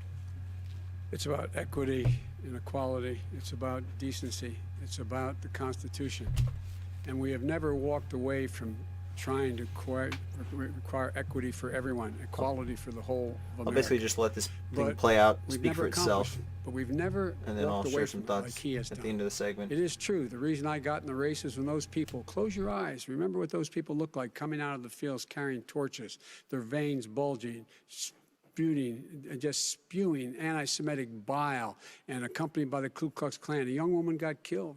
And they asked the president what he thought. He said there were very fine people on both sides. No president has ever Finish said the anything statement. like that. Finish the It statement. is whose Now, 2 second, minutes, sir. second point I'd make to you is that when Floyd was killed, when Mr. Floyd was killed, there was a peaceful protest in front of the White House. What did he do? He came out of his bunker, had the military use tear gas on him so he could walk across to a church and hold up a Bible. And then what happened after that? The bishop of that very church said that it was a disgrace. The general who was with him said all he ever wants to do is divide people, not unite people at all. This is a president who has used everything as a dog whistle to try to generate racist hatred, racist division. This is a man who, in fact, you talk about helping African Americans. 1 in 1,000 African Americans has been killed because of the coronavirus. And if he doesn't do something quickly, by the end of the year, 1 in 500 will have been killed. 1 in 500 African Americans. This man is a savior of African Americans. This man cares at all. This man's done virtually nothing. Look, the fact is that you have to look at what he talks about. You have to look at what he did. And what he did has been disastrous for the African-American community. So, President Trump, you have 2 minutes. Why should Americans trust you over your opponent to deal with racism? he did a crime bill, 1994, where you call them super predators, African Americans, the super predators, and they've never forgotten it. They've never forgotten it, Joe. No, sir, it's his 2 minutes. So you did that, and they call you a super predator, and I'm letting people out of jail now that you have treated the African American population community, you have treated the black community about as bad as anybody in this country. You did the 1990, and that's why, if you look at the polls, I'm doing better than any Republican has done in a long time, because they saw what you did. You call them super predators, and you've called them worse than that, because you look back at your testimony over the years, you've called them a lot worse than that. As far as the church is concerned, and as far as the generals are concerned, we just got the support of 250 military leaders and generals, total support. Law enforcement, almost every law enforcement group in the United States. I have Florida, I have Texas, I have Ohio, I have Portland. The sheriff just came out today and he said, I support President Trump. I don't think you have any law enforcement. You can't even say the word law enforcement, because if you say those words, you're going to lose all of your radical left supporters. And why aren't you saying those words, Joe? Why don't you say the words law enforcement? Because you know what? If they called us in Portland, we would put out that fire in a half an hour, but they won't do it because they're run by radical left Democrats. If you look at Chicago, if you look at any place you want to look, Seattle, they heard we were coming in the following day, and they put up their hands, and we got back Seattle. Minneapolis, we got it back, Joe, because we believe in law and order, but you don't. The top 10 cities and just about the top 40 cities are run by Democrats and, in many cases, radical left. And they've got you wrapped around their finger, Joe, to a point where you don't want to say anything about law and order. And I'll tell you what, the people of this country want and demand law and order, and you're afraid to even say it. All right. I want to return to the question of race. Vice President Biden, after the grand jury in the Breonna Taylor case decided not to charge any of the police with homicide, you said it raises the question, quote, whether justice could be equally applied in America. Do you believe that there is a separate but unequal system of justice for blacks in this country? Yes, there is. There's systemic injustice in this country, in education and work and in law enforcement and the way in which it's enforced. But look, the vast majority of police officers are good, decent, honorable men and women. They risk their lives every day to take care of us. But there are some bad apples. And when they occur, when they find them, they have to be sorted out. They have to be held accountable. They have to be held accountable. And what I'm going to do as President of the United States is call together an entire group of people at the White House, well, everything from the civil rights groups to the police officers, to the police chiefs, and we're going to work this out. We're going to work this out so we change the way in which we have more transparency in when these things happen. These cops aren't happy to see what happened to George Floyd. These cops aren't happy to see what happened to Breonna Taylor. Most don't like it. But we have to have a system where people are held accountable. And by the way, violence in response is never appropriate. Never appropriate. Peaceful protest is. Violence is never appropriate. All right. What is peaceful protest? When they run through the middle of the town and burn down your stores and kill people all over the place, that and you is say not peaceful protest? President Trump, No, it's I'm not asking. but you say it is. President Trump, I'd like to continue with the issue of race. I promise we're going to get to the issue of law and order in a moment. Fine. This month, your administration directed federal agencies to end racial sensitivity training that addresses white privilege. I think this would be a good place for me to stop. So there was some misrepresentation of some of Trump's statements there, maybe even a bit of some Biden's. Some of it was taken out of context. So that's one of the nasty things about this. But for the most part, like, Trump just crushed that part of it, though, because, I mean, there was stuff that, like, Biden, like, he just couldn't respond to it. I mean, he makes a really strong case for law and order. So in this second segment, this is the part that Trump wins. Everything else, Trump doesn't win. In fact, some of it may even hurts him. And the way he handles the very last segment, as you'll see eventually, does not work well in his favor. But anyway, you'll notice too that Chris Wallace, he tried to kind of get things under control a little bit before he brought up the issue of race. So he was just kind of reiterating, like, you know, I'm going to give you guys you're going to get your 2 minutes, you're going to get your 2 minutes. Try not to interrupt each other. And then when they did interrupt, he came down a bit stronger than before. So I got to give him credit for that, but he, you know, still up into this point, and then after this point, doesn't really succeed at keeping it under control for very long. Also, Biden does a pretty nasty thing here where he actually claims, you know, he does make the claim that that there is systemic injustice in America, systemic racism, which is simply untrue. So, but of course, that's the narrative that they want to push. So, I mean, because, like, there's plenty of other situations that, like, similar killings or whatever, brutal killings from cops that are unjustified, that don't get reported on simply because they aren't interracial and stuff. And also a lot of times where there's a lot of, you know, minorities that get killed by minority police officers, but because it's a minority, in most cases, black on black, it doesn't get covered. And especially the black on black crime within the inner cities, just that doesn't even have to do anything with police. That really doesn't get covered much, except for maybe locally it does to some extent, but it certainly doesn't get covered on a national level like it should. I'm not saying that every single incident should be made a big deal of, but, you know, from time to time, you know, that needs to be brought up. If there's, although to be honest, I don't know on a national level there's much we could do about it. It's more, I think, an issue within those communities. So that needs to be handled on a more local basis. Lastly, you know, Biden did say, you know, condemn violent protesters and say violence is never appropriate. But, and then Trump goes and say, oh, well, apparently, you know, and he explains, you know, what some of the protests were like and what the rioting and looting was like. And then Biden's like, yeah, that shouldn't be like. It's like, well, apparently, and then Trump's like, well, apparently, and you were for that. Apparently that's okay. Apparently that's peaceful. And Biden's like, I did not say that. But the thing is, Biden never really came out and condemned it. When that was happening, it was sort of the similar thing that he's accusing Trump of, saying they were fine people on both sides, which may have been true, but what most people were seeing was not fine people on both sides. So then Trump later did, you know, come out and say, you know, like, I condemn, you know, white supremacists or whatever. So he made that statement, and it's happened multiple times, but yet they still dredge it up all the time.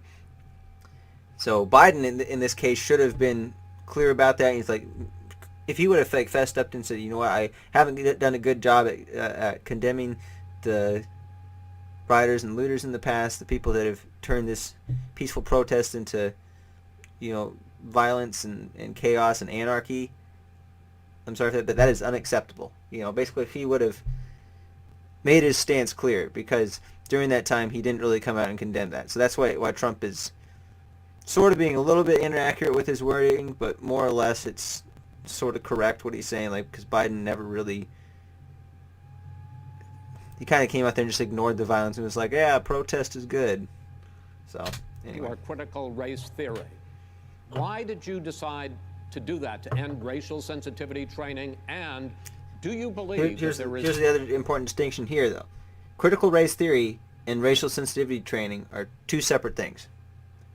Racial sensitivity training, while there might be some things of it that I don't like, for the most part it's not a terrible thing, but critical race theory is. Critical race theory is basically a theory that suggests that all our systems are inherently racist and they need to be torn down in order that that minorities would not be oppressed anymore. And they basically just suggest that everything that's good about America, even if it's or things about America that that have been good or have good principles behind them, but yet are flawed, are still entirely bad. And rather than just restructuring them and working out the kinks, that it should just be all torn down. And of course, behind that, there's also a lot of Marxism involved in it, Marxist philosophy and postmodern doctrine. Systemic racism in this country, sir. Two totally separate things. Like the 1619 Project is an example of critical race theory. Complaining that they were asked to do things that were absolutely insane, that it was a radical revolution that was taking place in our military, in our schools, all over the place, and you know it, and so does everybody else. And he would know. What is radical about racial sensitivity training, sir? If you were a certain person, you had no status in life. It was sort of a reversal. And if you look at the people, we were paying people hundreds of thousands of dollars to teach very bad ideas and, frankly, very sick ideas. And really, they were teaching people to hate our country. And I'm not going to do that. I'm not going to allow that to happen. We have to go back to the core values of this country. They were teaching people that our country is a horrible place, it's a racist place, and they were teaching people to hate our country. And I'm not going to allow that to happen. Vice President Biden? Nobody's doing that. Very strong condemnation. Racist. You just don't. Here's the deal. Oh wow, the way Biden tries to turn it back around. He says they're not doing it. They're doing it all over in the universities. Racial insensitivity. Many people universities. have to be made aware of what other people feel like, what insults them, what is demeaning to them. It's important that people know they don't want to.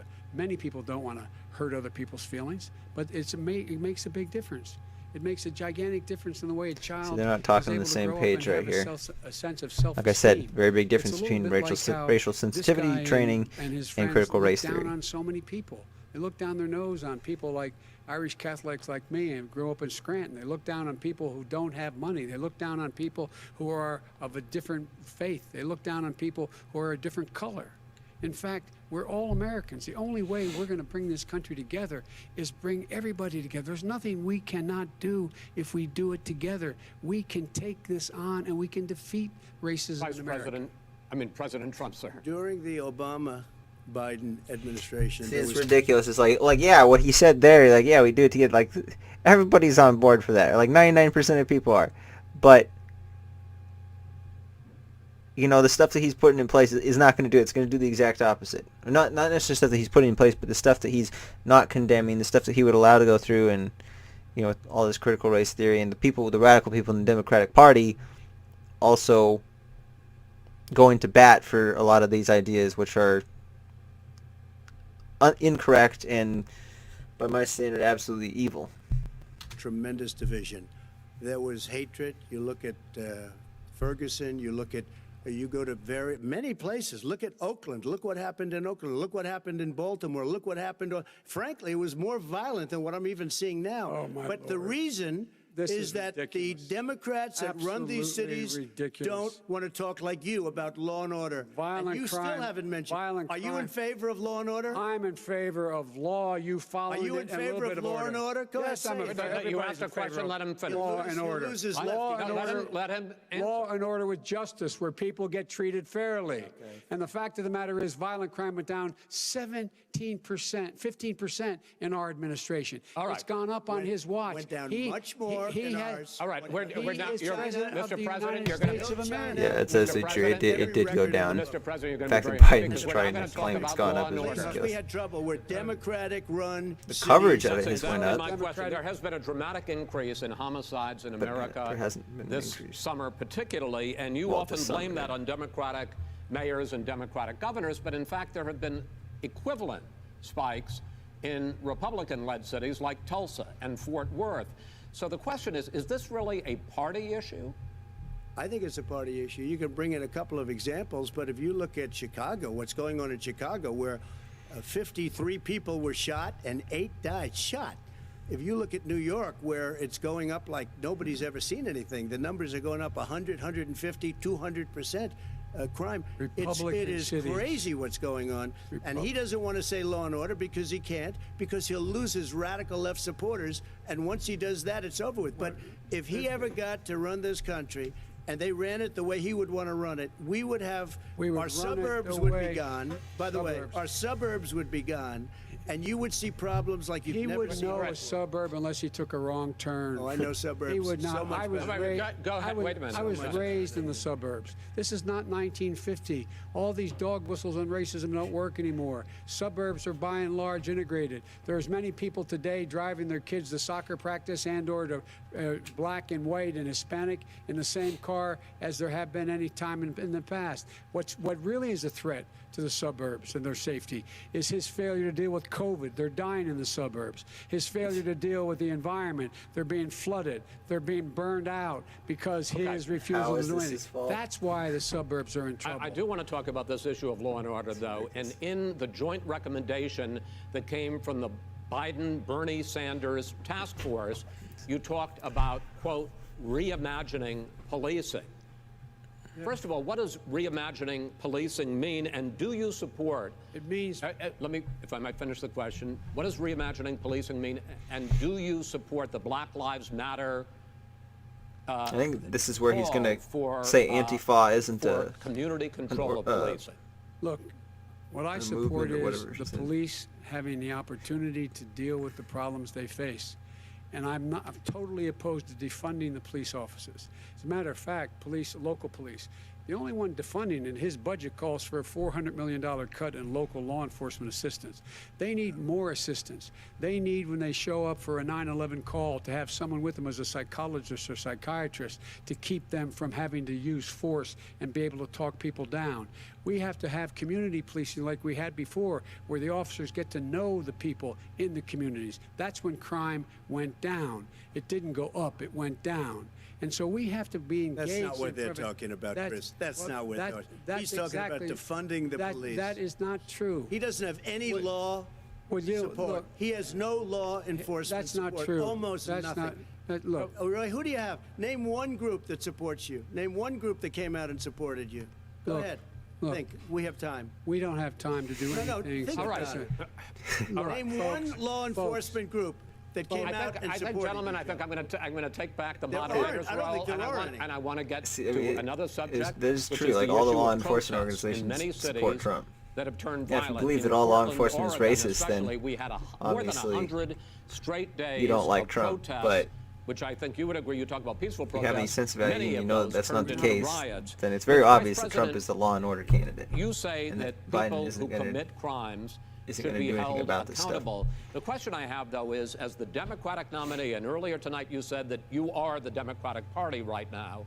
Yeah, Have he's you not. ever called the Democratic mayor of Portland or the Democratic governor of Oregon and said, hey, you got to stop this, bring in the National Guard, do whatever it takes, but you stop the days and months of violence in Portland?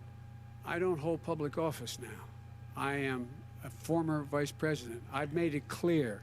I've made it clear in my public statements that the still has some violence sway. should be prosecuted. It should be prosecuted, and anyone who commits it But should you've be never called prosecuted. for the people, He's never the said leader. Excuse me, sir.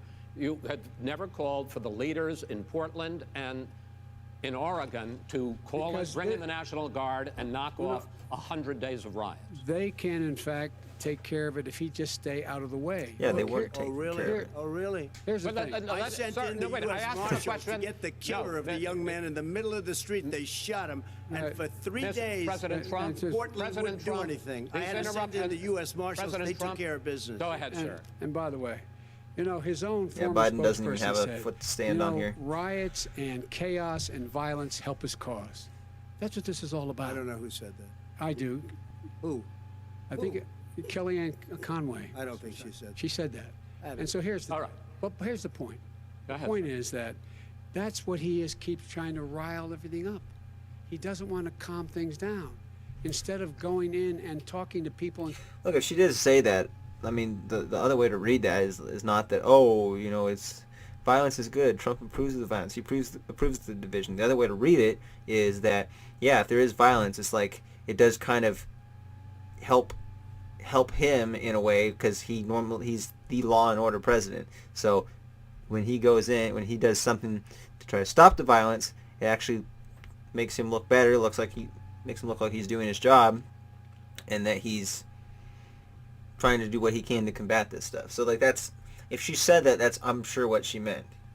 saying, let's get everybody together, figure out how to deal with this. What's he do? Trump, look, I'll say He this just much. pours gasoline Trump on the hasn't necessarily fire been that uniting a constantly, figure. and every I don't think single he's trying to solitary- divide the country, but this, button up this segment. I'm going to give you a minute various to things answer, about him sir. and the way he You have repeatedly handles himself. criticized- Answer his No, statement. you have His statement- repeatedly- It doesn't necessarily you have lead to no, unity. You've been talking He back made and a forth. He's not I'm asking an you. intentionally divisive president. I would love to. Unlike You know, Obama. if you want to switch seats, We would very quickly. We could do that, but I'd send in the National Guard, it would be over. There'd be no problem. Okay, But they good. don't want to accept the National Guard. You have repeatedly criticized the vice president for not specifically calling out Antifa and other left-wing That's right. extremist groups. But are you willing tonight to condemn white supremacists and militia groups and to say that they need to stand down and not add to the violence in a number of these cities, as we saw in Kenosha and as we've seen in Portland? Sure, Are you I'm willing prepared to do that, specifically but do it? Well, I go would ahead, say, sir. I would say almost everything I see is from the left wing, not from the right wing. So what are you If saying? I'm willing to do anything. I want to see Well, peace. then do it, sir. Say it. Do it. Say it. You want to call him? What do you want to call him? Give me a name. Give me a White name. Go ahead. supremacists Who and would white you like me to condemn? White Proud Boys. supremacists and right Proud militia. Boys, stand back and stand by. But I'll tell you what.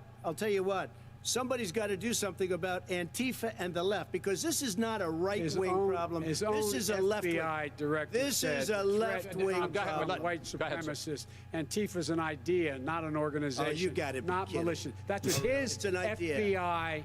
His Okay. FBI director Gentlemen, said. Well, we're then gonna, you know what? No, He's no, wrong. we're done, sir. Everybody- We're moving on to the next. everybody Oh, who's okay. been That twice hits in you your over the head. That's administration- Yeah, so not an Biden idea. didn't actually say. He just said what the Everybody FBI. tells you the truth has a bad idea. Well, it's okay. So he's no ideas that are indirectly saying that he Antifa agrees is with that a statement. dangerous All right, radical gentlemen, we're group. now moving on to the Trump And and you ought to be Biden careful. records. Yeah, it's They'll not overthrow just you. an When a idea. president, I'm going to ask a question. It's an When a ideology president seeks a second term, that is it controlling is generally a referendum a of his semi-organized record. group of But people. Vice President Biden, you like to quote one of your dad's sayings, which is, "Don't compare me to the Almighty, compare me to the alternative." And in this case, sir, you are the alternative. Looking at both of your records, I'm going to ask each of you, why should voters elect you president over your opponent? In this segment, President Trump, you go first, 2 minutes. Because there has never been an administration or president who has done more than I've done in a period of 3.5 years. And that's despite the impeachment hoax. And you saw what happened today with Hillary Clinton, where it was a whole big con job. But despite going through all of these things, where I had to fight both flanks and behind me and above, there has never been an administration that's done what I've done. The greatest, before COVID came in, the greatest economy in history, lowest unemployment numbers. Everything was good. Everything was going. And by the way, there was unity going to happen. People were calling me for the first time in years. They were calling and they were saying, it's time maybe. And then what happened? We got hit, but now we're building it back up again. A rebuilding of the military, including Space Force and all of the other things.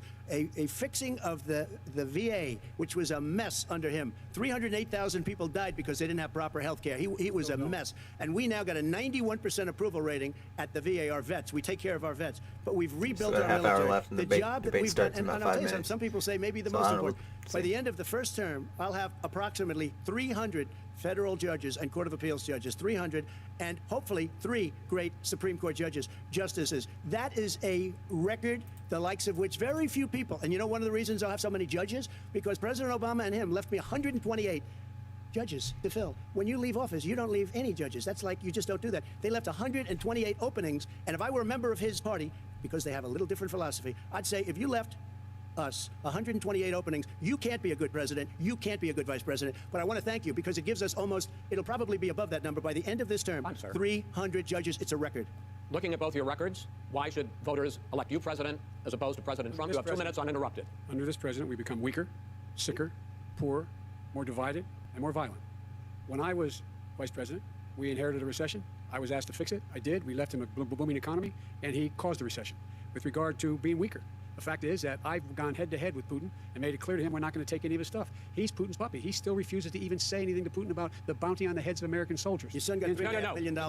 And by the way, my son... See, okay, he really, I don't know why he brought that up again. That was, shouldn't have done it. Answers uninterrupted. Well, your side agreed to it, and why don't you observe what your campaign agreed to as a ground rule, okay, sir? He never keeps his word. Can you add back No, I'm not asking. That was a rhetorical question. Can you Go add ahead, back sir. 30 seconds? Yeah, yes, Okay. you may have. All right. Go ahead. So, thirdly, we're poor.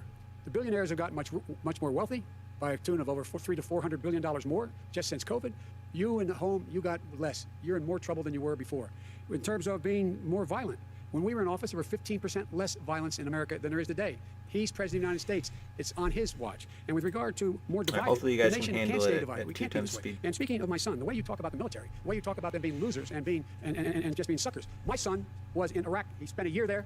He got the Bronze Star. He got the Conspicuous Service Medal. He was not a loser. He was a patriot, and the people left behind there were heroes. Really? And I resent You're talking like about hell. Hunter? Are you talking I'm about talking about my son, Bo Biden. You're talking about I know Bo. I know Hunter, Hunter got thrown out of the military. He was thrown out, dishonorably discharged. That's not true. It For wasn't dishonorably. cocaine use, and he didn't have a job until you became vice president. And once you None became of vice that is president, true. he made a fortune in Ukraine, in China, in Moscow, That is and simply various not other places. true. He My made a son, fortune. my son, and he didn't have a job. My son, like a lot of people we know at home, had a drug problem. He's overtaken it. He's fixed it. He's worked on it, and I'm proud of him. But why was he I'm proud given of my tens of millions son. of He wasn't given dollars? tens of millions of dollars. That is totally discredited. We've already been through this. I think the American people would rather hear about more substantial So do I. subjects. Well, you know, as the moderator, sir, I'm going to make a judgment call here. $3.5 million from the mayor of Moscow. That is not true. Oh, I see. It's totally Why did he get it? discredited. I don't know Mitt why he Romney on that brought committee this up said again. it wasn't worth taxpayers' money. That report is written for political reasons. You know, I'd like to talk about climate change. So would I. Okay. The forest fires in the West are raging now. They have burned millions of acres. They have displaced hundreds of thousands of people. All right. When state officials there blame the fires on climate change, Mr. President, you said, I don't think the science knows. Over your 4 years, you have pulled the U.S. out of the Paris Climate Accord. You have rolled back a number of Obama environmental records. What do you believe about the science of climate change, and what will you do in the next 4 years to confront it? I want crystal clean water and air. I want beautiful, clean air. We have now the lowest carbon. If you look at our numbers right now, we are At the doing PBA phenomenally. But I haven't destroyed our businesses. Our businesses aren't put out of commission. If you look at the Paris Accord, it was a disaster from our standpoint. And people are actually very happy about what's going on because our businesses are doing well. As far as the fires are concerned, you need forest management in addition to everything else. The forest floors are loaded up with trees, dead trees that are years old, and they're like they tinder, delay it? and leaves and everything else. You Are drop we a just cigarette doing in there, two? the whole forest burns down. You've got to have forest management. What do you You've got to have believe? cuts. What do you believe take a about the look. science of climate change, sir? So he I did- believe that we have to do everything we can to have immaculate air, immaculate water, and do whatever else we can that's good. You know, we're planting a His billion response is a trees, good the response, but he billion still tree doesn't answer project, the question. And it's Exactly. very Do you exciting for a believe lot of people. that human pollution, greenhouse gas emissions contributes to the global warming of I this think planet? a lot of things do, but I think to an extent, yes. I think to an extent, yes. But I also think we have to do better management of our forests. Yeah, so now he Every answers it, year, so I I get think the he call, handles this topic pretty well, California's too. burning. California is burning. If that was cleaned, if you had forest management, good forest management, you wouldn't be getting those calls. You know, in Europe, they have forest cities. They're called forest cities. They maintain their forests. They manage their forests. I was with the head of a major country. It's a forest city. He said, sir, we have trees that are far more, they ignite much easier than California. There shouldn't be that problem. I spoke with the governor about it. I'm getting along very well with the governor. But I said, you know, at some point, you can't every year have hundreds of thousands of acres of land just burned to the ground. But, sir, That's burning down because of a lack of But, management. sir, if you believe in the science of climate change, why have you rolled back the Obama Clean Power Plan, which limited carbon emissions in power plants? Why have you relaxed? Because it was driving energy prices through the sky. Why have you relaxed?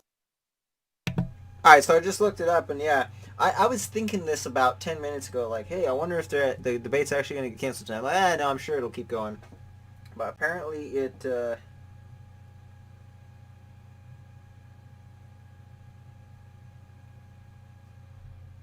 let's read it real quick.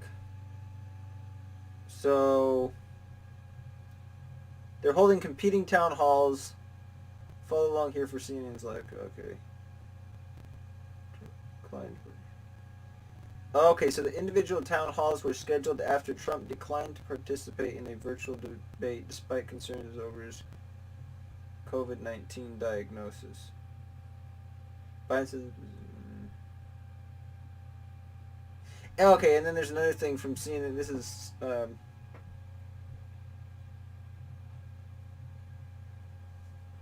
It's just recently, I think it was just like a couple minutes ago, Biden says his position on court packing depends on how this turns out. Okay, yeah, so apparently he's going to pack the court if... Um,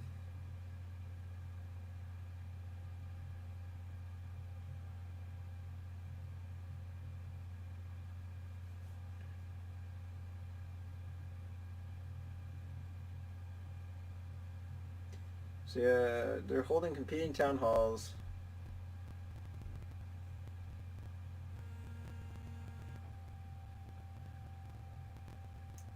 Let's take a look at this.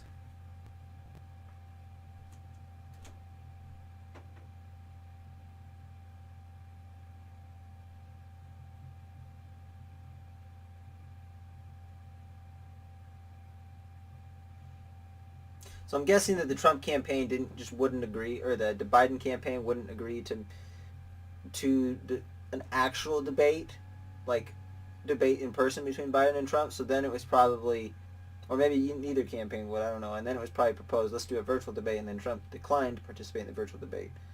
So I can kind of see why he would.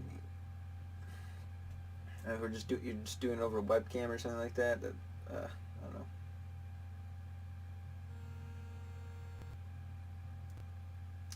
Trump objected to virtual forum.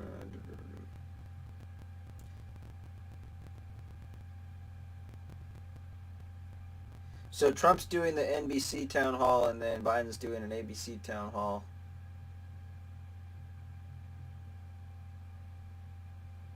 Both Biden and Trump's town halls are slated to start 8 p.m. Eastern Time. Okay. Biden's will last for an hour and a half, while Trump's will last for an hour. Okay. Wonder why there's the difference. Well, that means that they're already over. I should have looked into this more. Because it's now 9 p.m. on the East Coast, so like the Biden one might still be a bit.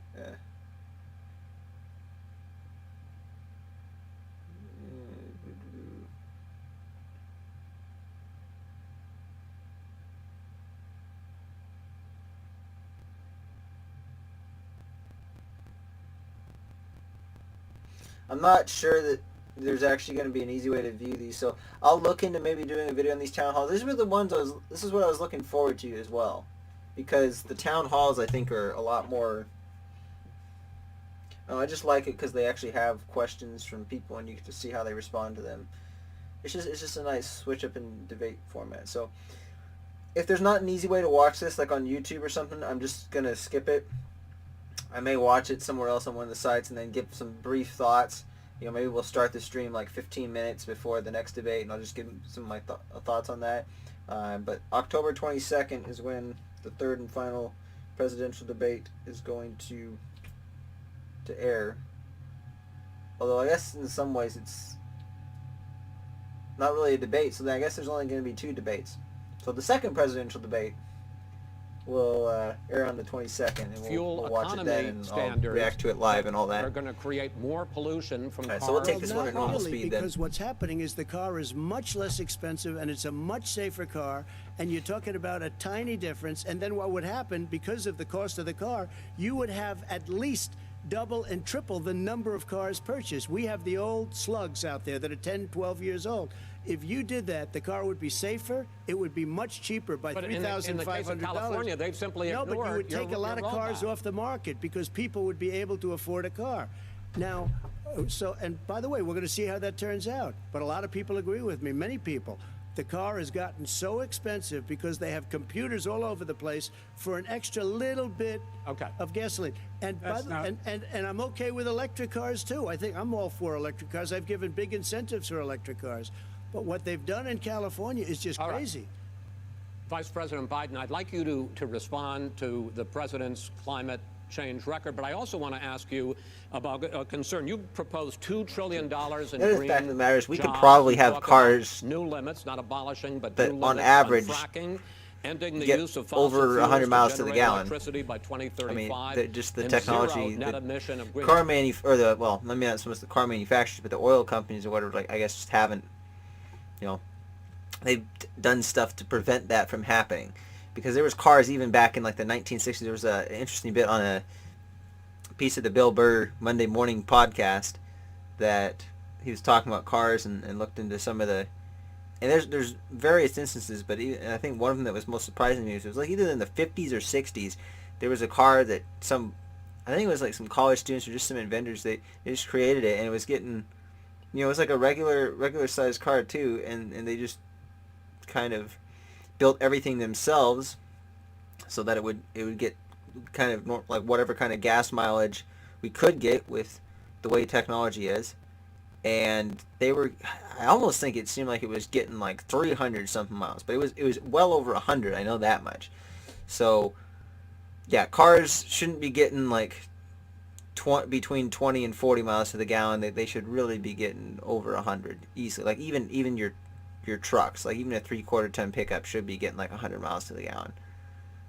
From what I can tell, I don't know all the science behind it, but I know that cars are nowhere close to as fuel efficient as they could be. Now, gas and I don't think they ever will be, at least not for some significant time, unless the oil industry's basically go out of business. He's absolutely wrong, number one. Number two, if in fact, during our administration, the Recovery Act, I was in charge, able to bring down the cost of renewable energy to cheaper than or as cheap as coal and gas and oil. Nobody's going to build another coal-fired plant in America. No one's going to build another oil-fired plant in America. They're going to move to renewable energy, number one. Number two, we're going to make sure that we are able to take I would say nuclear power is the way to go. And turn it into a fleet that's run on their that electric vehicles. Hydroelectric. Making sure that we can do that, we're going to put 500,000 charging stations and all of the highways that we're going to be building in the future.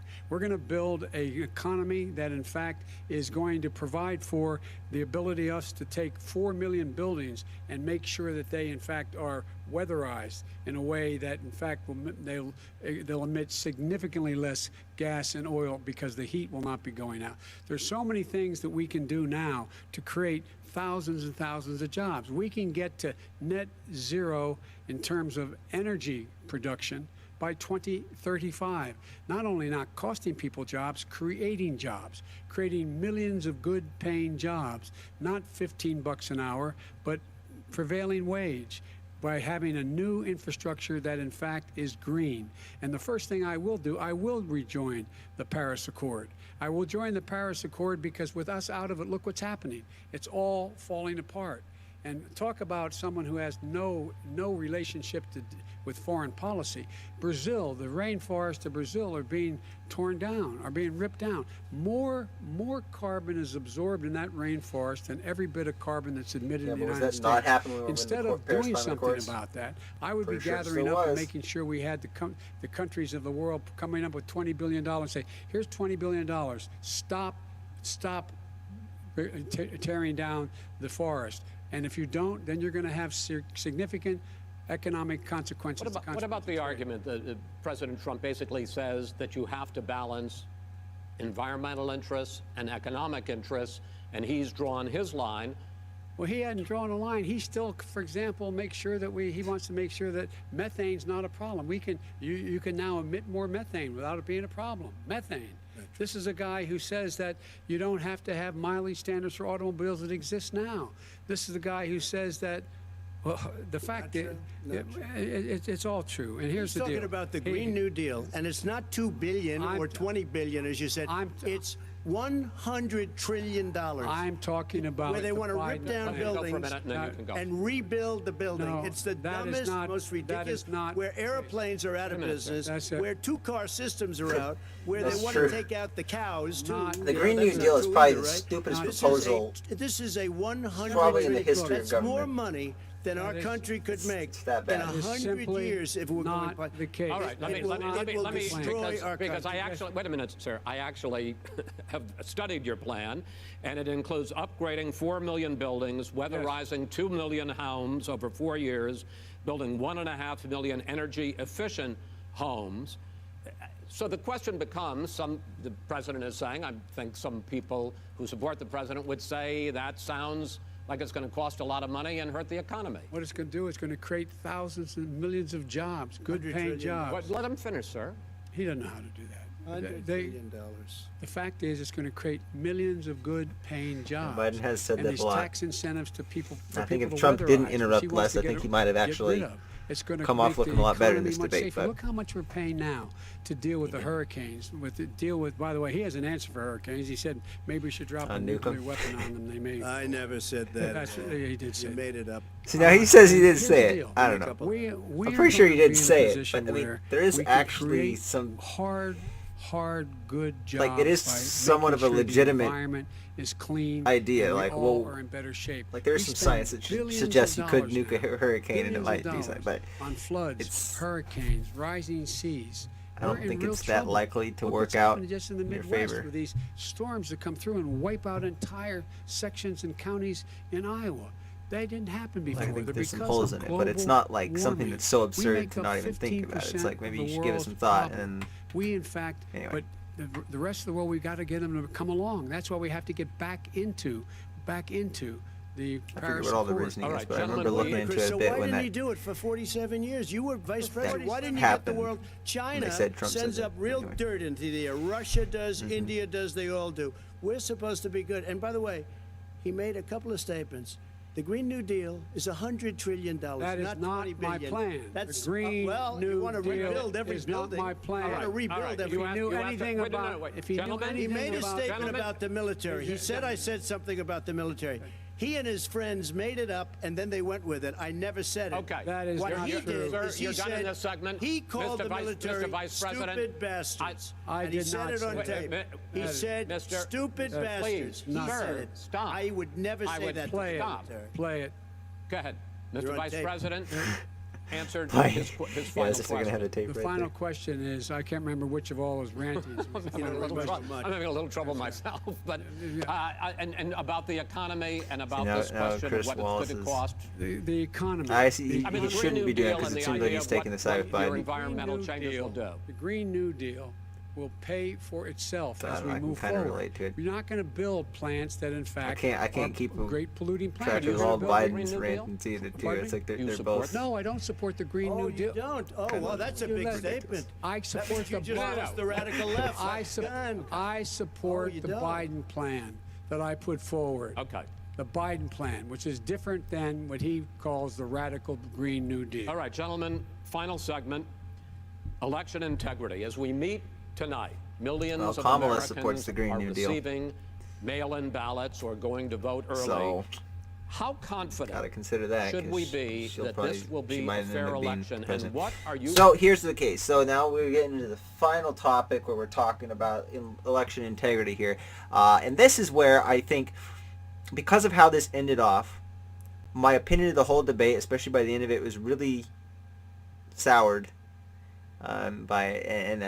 That's why in the end, even though the first part of the debate, and there's even some parts during like the Law and Order segment where slash race issue segment, that it was the debate was it was fairly good. It wasn't great, but it was fairly good during those segments.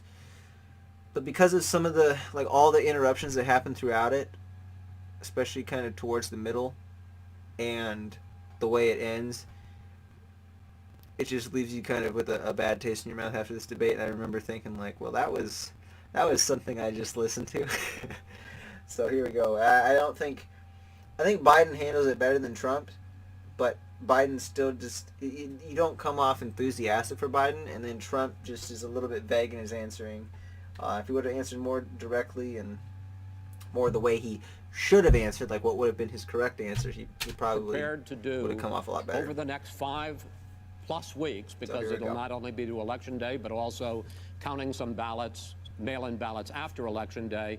What are you prepared to do to reassure the American people that the next president will be the legitimate winner of this election? In this final segment, Mr. Vice President, you go first. Prepared to let people vote. They should go to iwillvote.com, decide how they're going to vote, when they're going to vote, and what means by which they're going to vote.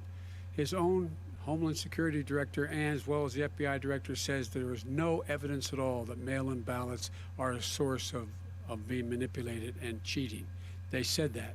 The fact is that there are going to be millions of people because of COVID that are going to be voting by mail-in ballots, like he does, by the way. He sits behind the Resolute desk and sends his ballot to Florida, number one. Number two, we're going to make sure that those people who want to vote in person are able to vote because enough poll watchers are there to make sure they can socially distance. The polls are open on time, and the polls stay open until the votes are counted. And this is all about trying to dissuade people from voting because he's trying to scare people into thinking that it's not going to be legitimate. Show up and vote. You will determine the outcome of this election. Vote, vote, vote. If you're able to vote early in your state, vote early. If you're able to vote in person, vote in person. Vote whatever way is the best way for you, because he cannot stop you from being able to determine the outcome of this election. And in terms of whether or not, when the votes are counted and they're all counted, I would encourage people to vote, but I would say accepted. If I would never win, suggest that will be accepted. If I lose, that'll be accepted. But by the way, if in fact he says he's not sure what he's going to accept, well, let me tell you something. It doesn't matter, because if we get the votes, it's... If there's some, like, an unsolicited mail-in ballot, then... yeah. I don't know, like, if there seems to be some some disagreement over what the different forms of voter fraud, but I don't know, there clearly is voter fraud. Like, there's something that Trump will bring up here in a bit that it's like kind of makes you question the integrity of our elections and our people working at the polls and the people counting ballots and all that. So I don't know, we'll see, but it's... yeah, anyway, my suggestion, I think the reason that Biden was wanting them to vote early does seem to be because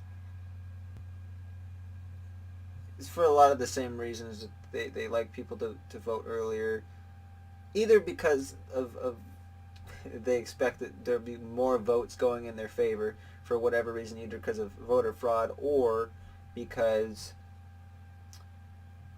for whatever reason, like similar to why he thinks that the Supreme Court seat shouldn't be, there shouldn't be a new nominee until the next president is decided, because I don't know exactly what the reason would be for the voting, like why. I don't know, I mean, maybe he thinks that a lot of stuff, negative things could come out about him before the election. I don't know. But he's clearly, Democrats have always been pushing for the earlier voting, and there's obviously a reason behind it, and the reason being that for various reasons, I think the vote seems to be either, I think even by historical standards, the vote seems to go more in Democratic favor. It's going to be all over. He's going to go. Voting. He can't stay in power. It won't happen. It won't happen. So vote.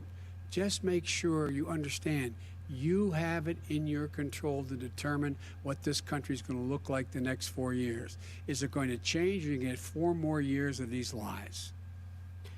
Mr. President, 2 minutes. So when I listened to Joe talking about a transition, there's been no transition from when I won. I won that election. And if you look at crooked Hillary Clinton, if you look at all of the different people, there was no transition, because they came after me trying to do a coup. They came after me. Yeah, and of course, since then, I mentioned this in the VP debate as well, Hillary Clinton has phone called Biden personally and said that he should not concede the election under any circumstances. So it's like, what does that say about what the Democrats are spying on my campaign? They started from the day. I can guarantee you, no matter who wins or who loses or whatever, the losing side is going to try to contest the election, and they even more contest it. They may not, even after like a recount is done or something, they may still try to say that, oh, the election was unfair, it was rigged, we should have won. I don't know. Like, I don't really have that much confidence that maybe Trump will impress me, and if Biden does win, maybe he'll come out and like concede. I mean, he will concede the election in the end, but not like I'm just saying, he's not going to like try to not leave office, but he may still maintain, vocally, with his words, saying, election was unfair, we got it stolen from us. I don't know. I mean, maybe he won't even do that, but I suspect that if he does lose, Trump will probably do that. But he'll leave peacefully from office. I won, and even before I won, Biden from the day I came down the escalator with our First Lady, they were a if it disaster. doesn't They go in were a their favor. disgrace to our country, and we've caught them. We've caught them all. We've got it all on tape. We've caught them all. And by the way, you gave the idea for the Logan Act against General Flynn. You better take a look at that, because we caught you in a sense, and President Obama was sitting in the office. He knew about it too. So don't tell me about a free transition. As far as the ballots are concerned, it's a disaster. A solicited ballot, okay, solicited is okay. You're soliciting, you're asking, they send it back, you send it back. I did that. If you have an unsolicited, they're sending millions of ballots all over the country. There's fraud. They found them in creeks. They found some with the name Trump, just happened to have the name Trump just the other day in a waste paper basket. They're being sent all over the place. They sent 2 in a Democrat area. They sent out 1,000 ballots. Everybody got 2 ballots. This is going to be a fraud like you've never seen. The other thing, it's nice on November 3rd, you're watching and you see who won the election. And I think we're going to do well, because people are really happy with the job we've done. But you know what? We won't know. We might not know for months, because these ballots are going to be all over. Take a look at what happened in Manhattan. Take a look at what happened in New Jersey. Take a look at what happened in Virginia and other places. See, They're not losing 2%, 1%, which, by the way, is too much. An election could be won or lost with that. They're losing. This is why I don't know if I like. You'd have to put some careful thought into it, but I've always kind of been okay with the idea of people having to take some sort of maybe some sort of a test or something, or at least going through some sort of a verification process before they vote. Like, I think everybody should have the right to vote. So I don't think it should be like, oh, if they don't answer like a certain number of like correct questions about the United States, they're not allowed to vote. I'm not saying that. What I'm saying is that maybe there should be some sort of a system in place to sort of vet people, basically in some way just to eliminate voter fraud. Basically, not to eliminate necessarily not necessarily. I mean, I think it would be better if the only people that voted were people that were knowledgeable on the issues. That would obviously be better. But I'm not in favor of any kind of measure that would enforce that, because inevitably you're going to suppress people's right to vote. So, because not everybody will be up on all the issues or know all the history that they should about our country. So there's problems with enforcing something like that. But if there was a way to do some sort of a test that eliminated the potential for voter fraud and made sure that only people who are actually American citizens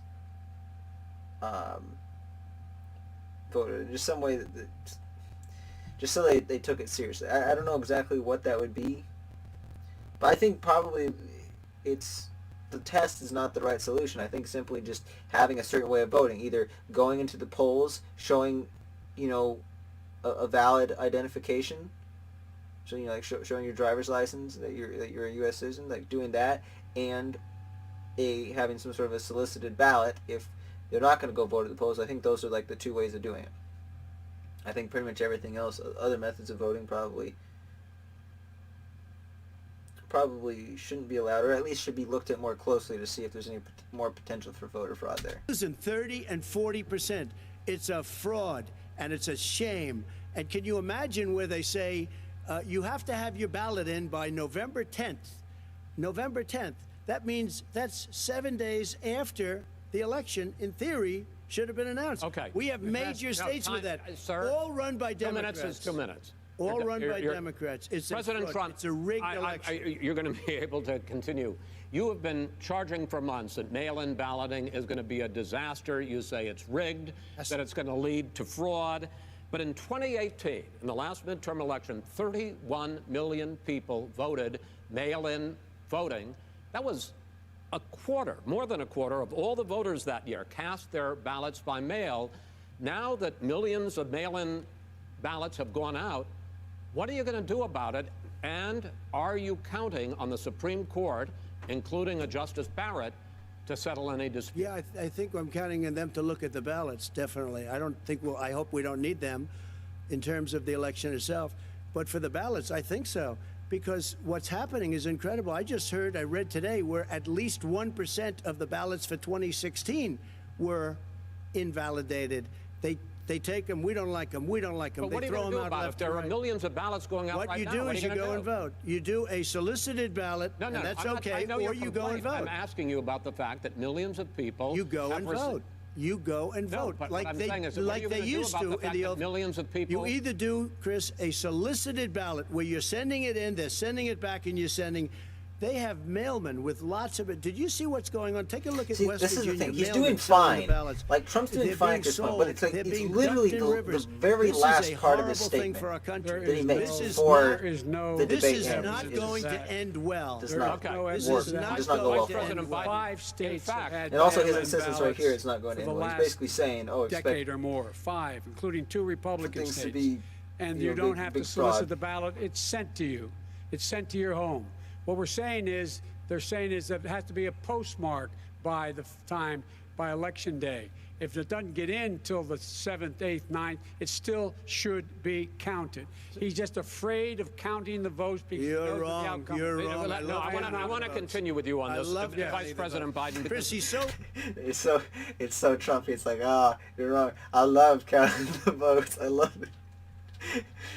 Nobody else would say something. I love counting the votes like Trump, man. This guy's funny. You gotta admit that. Like even if you don't like Trump, you gotta admit he's pretty funny sometimes.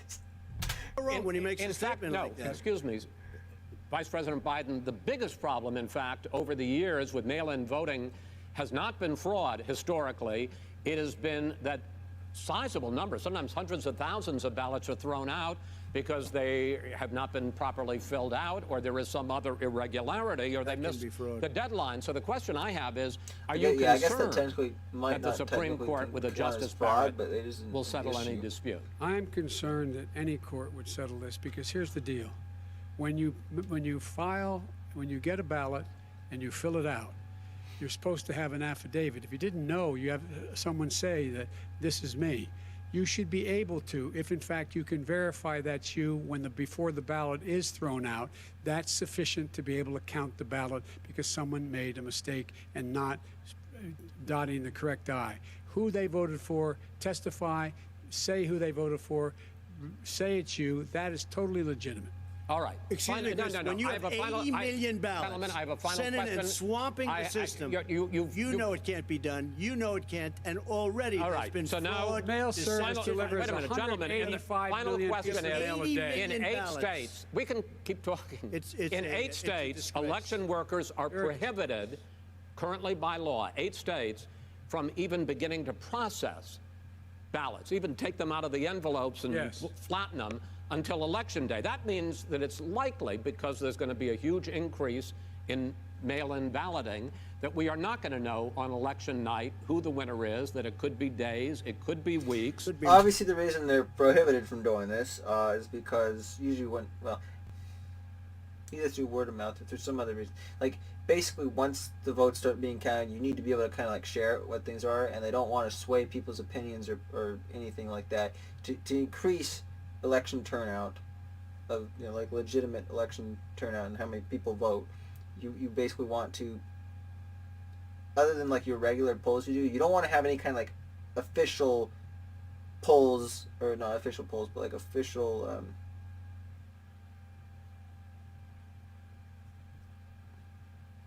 official data from the ballots being released about who's winning an election at a certain point until Election Day. Months. Until we find out who the new president is. So first for you, sir, finally for the vice president, I hope neither of you will interrupt the other. Will you urge your supporters? Because I didn't say it because you don't want to influence people's opinions. So like if their candidate seems to be losing or something, you don't want them to be like, oh, okay, it's good. I don't have to go out and vote or something like that. Or just for whatever reason. Plus, maybe if one candidate appears to be winning a whole bunch and the other candidate's not, maybe some of the losing candidate supporters will start getting angry and it could cause some unrest orders. So to stay calm during this they're extended basically period, the response not to to this engage question in any civil unrest. And will you pledge tonight that you will not declare victory until the election has been independently certified? President Trump, you go first. I'm urging my supporters to go into the polls and watch very carefully, because that's what has to happen. I am urging them to do it. As you know, today there was a big problem. In Philadelphia, they went in to watch. They were called poll watchers, a very safe, very nice thing. They were thrown out. They weren't allowed to watch. You know why? Because bad things happen in Philadelphia, bad things. And I am urging my people. I hope it's going to be a fair election. If it's a fair election, I am 100% on board. But if I see tens of thousands of ballots being manipulated, I can't go along with that. And I'll tell you what, does that from mean, a common sense, does that mean you're I'll tell going you to what tell your it means. people to take to the It means you street? have a fraudulent election. You're And what are sending you out gonna do? 80 And million what would you ballots. do about that? They're not equipped to. These people aren't equipped to handle it. Number one. Number two, they cheat. They cheat. Hey, they found ballots in a waste paper basket 3 days ago, and they all had the name military ballots. They were military. They all had the name Trump on them. Vice President you think Biden, that's good? Vice President Biden, final question for you. Will you urge your supporters to stay calm while the vote is counted, and will you What he said might be kind of true, but how forceful he comes at it about that, yes, and here's the deal. They count the problem. ballots, as you pointed out. It could cause some of problems these for him. ballots in some states can't even be opened until Election Day. And if there's thousands of ballots, it's going to take time to do it. And by the way, our military, they've been voting by ballots since the end of the Civil War, in effect. And that's what's going to happen. Why was it not? Why is it for them somehow not fraudulent? It's the same process. It's honest. No one has established at all that there is fraud related to mail-in ballots. That somehow it's a fraudulent process. It's already been established. Take a look at Carolyn Maloney's race. I asked you had an opportunity to respond. Look at Carolyn Monroe. Go ahead. They have no idea what happened. Vice President Biden, go ahead. He has no idea what he's talking about. Here's the deal. The fact is, I will accept it, and he will too. You know why? Because once the winner is declared, after all the ballots are counted, all the votes are counted, that'll be the end of it. This is what I'm saying. Ultimately, they will accept it, at least if not in their words, if it's not me, by their actions. I'll support the outcome. And I'll be a president not just for the Democrats. I'll be a president for Democrats and Republicans. And this guy... I don't buy that. Okay. Gentlemen, you say that's the buy end. That this is the all. end of this debate. Honest ballot count. We're going to leave it there. To be continued as in more debates as we go on. President Trump, Vice President Biden, it's been an interesting hour and a half. Thank you both. Was quite interesting. Okay, it was actually a bit tiring for me to watch it this time too. You've agreed to engage in. We want to thank Case Western Reserve University and the Cleveland Clinic for hosting this event. The next debate, sponsored by the Commission on Presidential Debates, will be 1 week from tomorrow, October 7th, at the University of Utah in Salt Lake City. The two vice presidential nominees, Vice President Mike Pence and Senator Kamala. All right, so that does it for that. Yeah, I mean, my thoughts on it haven't really changed too much. It was bad. It's not as bad as I initially thought it was, but just it became exhausting when they're talking over each other a bunch. And anyway, plus there was also a lot of there weren't that many straight up lies that were complete false information. I think there was at least one or two from each candidate, but most of it was just just taking things out of context and misrepresenting the opposition's viewpoints on certain things. And it's nasty. And that stuff's nothing new to politics, but it was on full display in this debate. So anyway, it looks like the town hall actually is okay. Obviously they're probably going to say something bad, like accusing, I don't know. Okay, so second person scheduled 9:22 on C-SPAN. Let's see.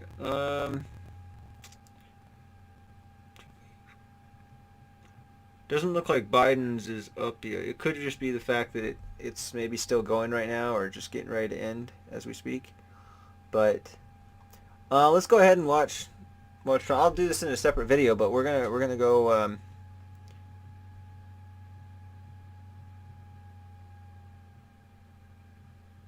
You know what? Let's just keep it all one video. I don't want to make a separate video. So here we go. Plus, it's fine since I wasn't reacting to this first debate live. So NBC's news hosts town hall with President Trump. Hour and 40. So they got a CNBC and CNBC television. All right. Oh, okay. Let's do this. Which of these smartphones have you heard of? None of these.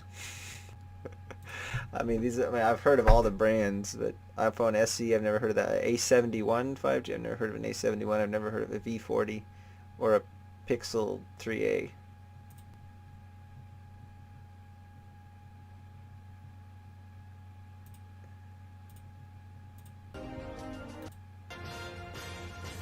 Tonight, and we are very honored by the presence of our president, Donald Trump, who is going to walk in right now, and we are about 30 seconds from air, so it'll be just in time, Mr. President. Guthrie. Tonight, Donald Trump in the arena, his first primetime network appearance since falling ill with coronavirus. I'm feeling great. I don't know about you. How's everyone feeling? With tonight's debate canceled, the president faces our questions. I don't get why it was and hears canceled, from though. voters about their concerns. I'll have to look into in that. The battleground state of Florida. It makes no sense why it was canceled to me.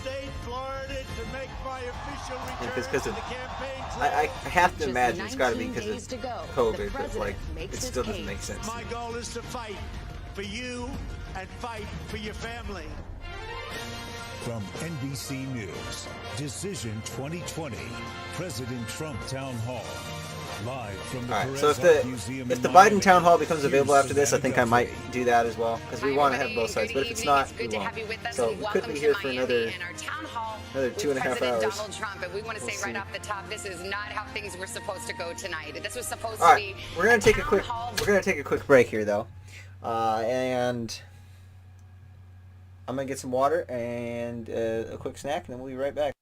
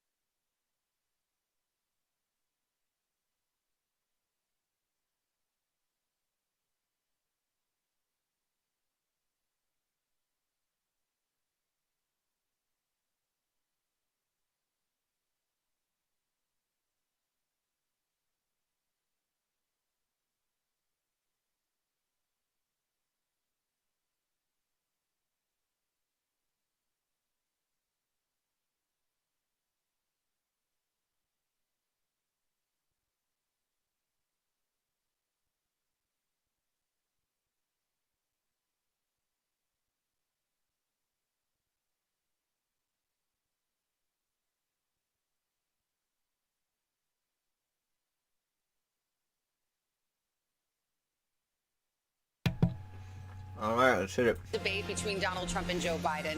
But after the president contracted COVID, the debate commission announced it would have to be a virtual debate because of health concerns. The president then said he would not participate in a virtual debate. At that point, Joe Biden scheduled a town hall tonight in Pennsylvania on another network, and now the president is doing the same, his own town hall, with the same venue, format, and time as NBC's town hall with Joe Biden last week. So the two candidates go ahead. You know, I forget in a town hall debate how much back and forth there actually is between the candidates. I think usually the questions are proposed towards both candidates. I think they're selected that way. So here we might get more like questions that are more specific to that candidate. So this could end up being better, or it could end up being not as, and by better I mean like more informative to the undecided voter. So we'll see how this goes. Tonight, though not face-to-face, each in a key battleground state. And tonight, the president will be taking questions from voters here in Miami, who we should mention are socially distanced and they're wearing masks. And I should say, this audience looks a bit like America. It's divided. Some here voted for the president in 2016. So I'm guessing they're doing it this way because they're outside, you know, so I wonder, I'm guessing Biden's is probably outside too. But it's kind of weird to see them all in the seats like this. Normally they have some sort of like a, not a balcony thing, but like an amphitheater, kind of like raised rows. Again, some support Joe Biden, and some say they are truly undecided. We're going to get a mix of questions on a range of topics, and we're going to get to those questions in a moment. But first, with all that ado, welcome, Mr. President, and thank you for being here. That was very well stated, I have to say. Good job. Thank you. We're glad you're here. We're glad you're well. We send our best to the First Lady and to Barron. Thank you. Do you have any remaining symptoms from COVID? Nothing whatsoever. I'm great. I feel good. Was in North Carolina today and did a big rally. We had a tremendous turnout, and just feel really good. Florida, Pennsylvania. What happened there?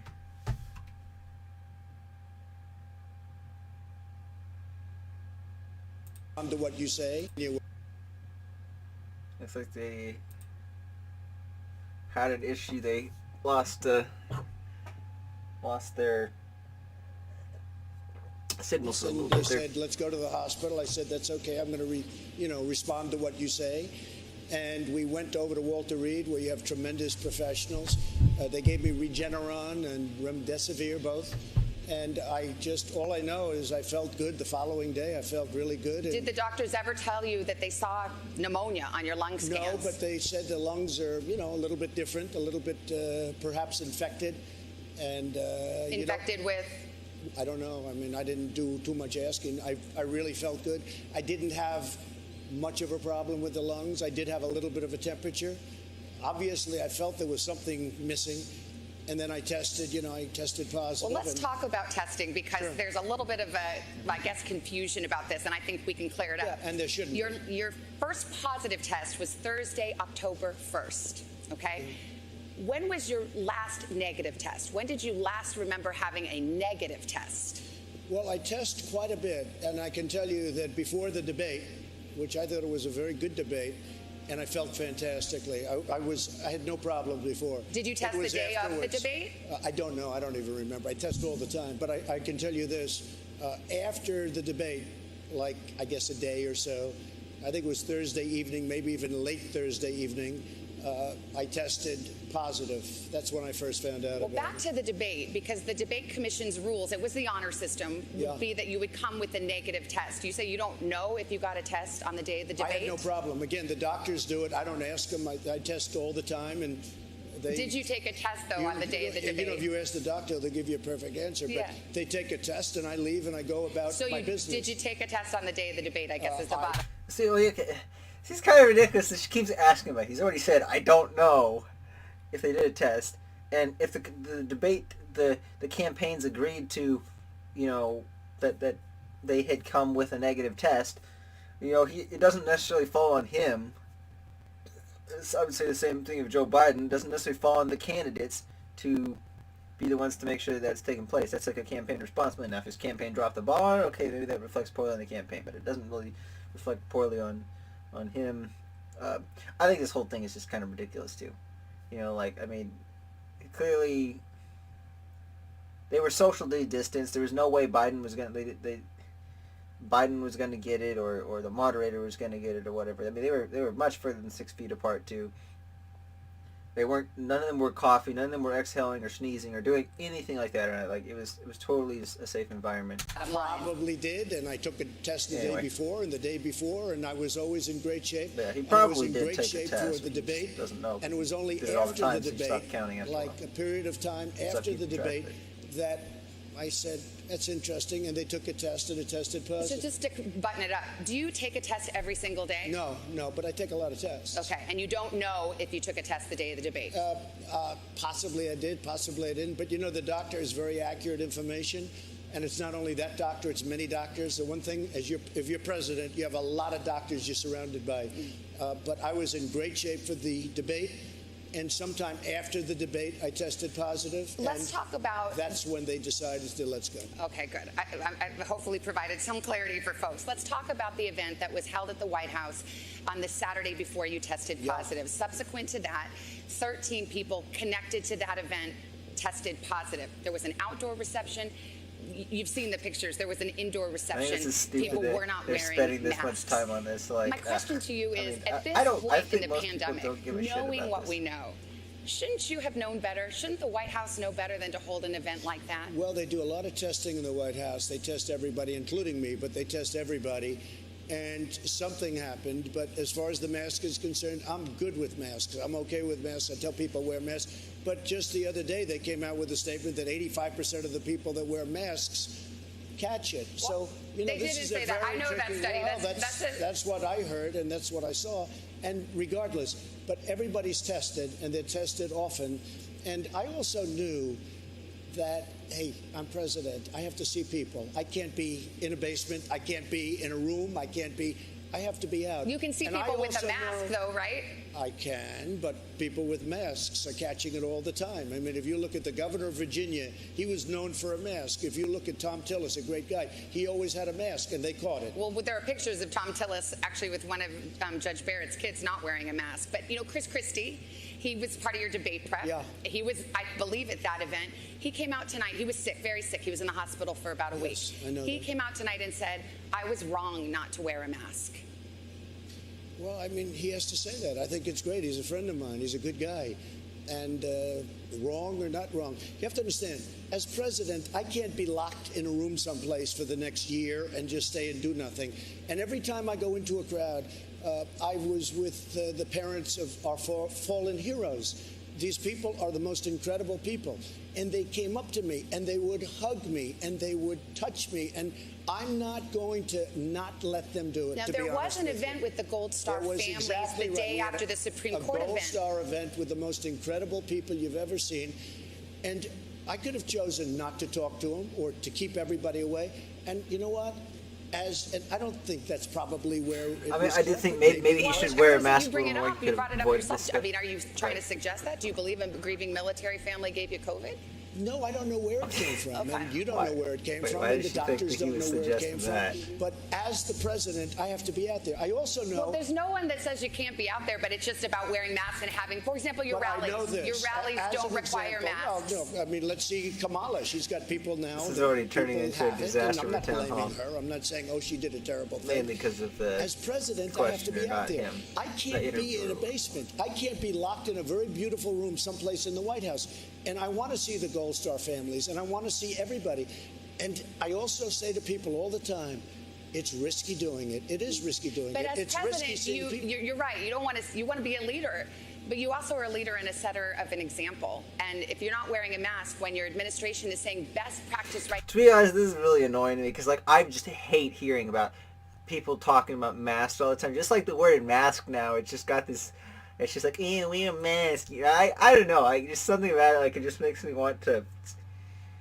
I'm sick and tired of it. Like, just hearing, and then especially if you get to go to, like, I'll even go to family get-togethers, and almost every time there ends up being, people start talking about COVID, and it's like, I'm like, oh my gosh, this topic is annoying and boring. Don't you have anything better to talk about in your life?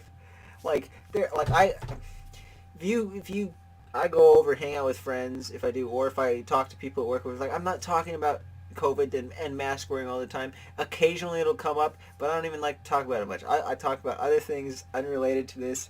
It's just always hearing about COVID, always hearing about social distancing, always hearing about mask, and all this is just, it's driving me up a wall in a way. It's just, I'm just annoyed by it. It is like, it's beyond boring. It's like I said, just, it's a nuisance. I am sick and tired of hearing about this all the time. Right now is wear a mask. Just because it's affecting everybody's life doesn't mean everybody has to talk about it all the time. Just like, yeah, we all acknowledge this is a thing, and now just talk about something else. It's like, it's sort of like become the new thing when, you know, like trying to break the ice or talk to somebody that you don't really know. It's like, instead of talking about the weather, you just start talking about COVID. No, it's not foolproof. But many that people will, are catching it. Many people are getting this disease that was sent to us by China, and it shouldn't have been allowed to happen. But many people are getting this, and I mean, nobody's being blamed. Everybody is working hard to get this thing out of our country. I get, though, that the world. in a debate or like a town hall thing, it is a topic that's going to have to They've done a very come good up job. since it is You take a look today global at the pandemic. UK, you take a look at So obviously Spain it's and gonna get France talked and Italy. about. There's tremendous spikes. but our death rate is worse. Still doesn't than, change well, the not fact. Spain, but those Well, other I'm tired of I people have things hearing right about here it. that will tell you exactly the opposite. Me too. So the UK is up 2,500%, because I knew you'd be doing this. I know you very well. The See, it's a good, it's a good thing he brought this before, because I know they will like try to say that, oh, you know, death rates are up and stuff. Yeah, it does seem like the U.S. maybe hasn't handled it better, but it's not like the U.S. has handled it the worst. UK is up 2,500%. The EU is up 722%. And the United States is down 21%. But we have, our deaths per capita is among the highest among industrialists. Excess mortality, we're a winner on the excess mortality. And what we've done has been amazing. And exactly we have sure done what an that is, amazing excess job. mortality. And all I know is we, at least, I don't know about other countries' practices, but in the United States, the way they are chalking up or counting the COVID deaths, I mean, you know, it's very inaccurate. It's like if you even die in a car accident and you happen to have COVID and you're like, other than the COVID, you're a healthy, like 20-year-old or something, and you die in a car accident, well, boom, that counts as a COVID death. So it's like the numbers are very inflated. it's rounding the corner, and we have the vaccines coming, and we have the therapies coming. And I'll tell you what, one thing, when I got it, I had a choice, do nothing or use some of the things that we're looking at, like in this case, Regeneron. Yeah. And Eli Lilly makes something that's supposed to be incredible. And I think that maybe I wouldn't be doing this discussion with you right now. We have therapies now, and cures maybe. You can use the word cure. But we have therapies that are absolutely incredible. I want to pick up on something you just said. You said we're rounding the corner. I believe we're rounding the corner. Now, yeah. 10% of the country approximately has had COVID. That means 80, 90%, let's do the math, is still vulnerable. Right. There's been some talk, including from the White House lately, that perhaps it approves of what's called herd immunity. That's where you basically just let young people and everybody get sick. You try to protect the old people and those who are sick, and hopefully it gets up to a certain level, think we should have done and now we're all immune. Yeah. So let's just be clear about it. It also means more deaths. Do you support herd immunity as a strategy? I don't know Essentially, if it necessarily just does let people get sick. mean more death. I don't know. The cure cannot be worse than the problem itself. We did the right thing. We were expected to lose 2,200,000 people and maybe more than that. We're at 210,000 people. One person is too much. It should have never happened because of China. It happened because of China. With all the negative And you have effects to of get closing that down the and country like this, understand that. it may But cause shouldn't more have harm than happened. good. So But we were expected to lose. If you look at the original charts from original doctors who are respected by everybody, 2,200,000 That people. 2 million figure, though, is if you We literally saved 2 did million nothing. people. The 2 million figure is if you did absolutely nothing. It would. yes, you don't know what the numbers are going to be. You know, with whatever all the other thousands of possibilities would have been. Also, in other news, the movie theater is actually opening up. I think is it next week? Maybe it's this week. I don't know. It may actually be open today. I think it's next week, though. I think it's actually maybe starting this Sunday. It's opening up. So I may, on the Gamer Slash channel, I may be going back and well, I don't know, it'll still be a while before I upload stuff to it. Probably not till the end of the year, with the exception of Cyberpunk content. But looking forward to going back to seeing movies every once in a while. Be 2 million. The question is, should the deaths be better than 200,000 when, relative to the rest of the world, we have a worse death rate? I left North Carolina, which I love. I left Pennsylvania. We won a big case in Michigan because that governor has a lockdown where nobody but her husband can do anything. He can go boating and do whatever he wants, but nobody else can. The fact is, we're winning all these cases because it's unconstitutional what they're doing. And I think they're doing it for political reasons. But the fact is, the cure, you can't let this continue to go on with the lockdowns. Well, most and I of the believe states, that on November 4th, you're going to have a lot of these governors. Look at what's happening to New York. New York is a mess. They lost almost 40,000 people. They have a lockdown like you've never seen. Now they're open. It's like a ghost town. Let's get to him. And Savannah, it's very important. People are leaving New York by the thousands. And you're going to have a hard time ever building it up again. That cure, that so-called cure that you talk about, it can't be worse than the problem. The problem is a bad problem. We've got more questions on COVID, so let's drop it for now. We were supposed to, as mentioned, be watching you on a debate stage right now. We're not doing that, so let's clear up a few things from the last one. You were asked point blank to denounce white supremacy. Okay. In the moment. All right. I see how this is going.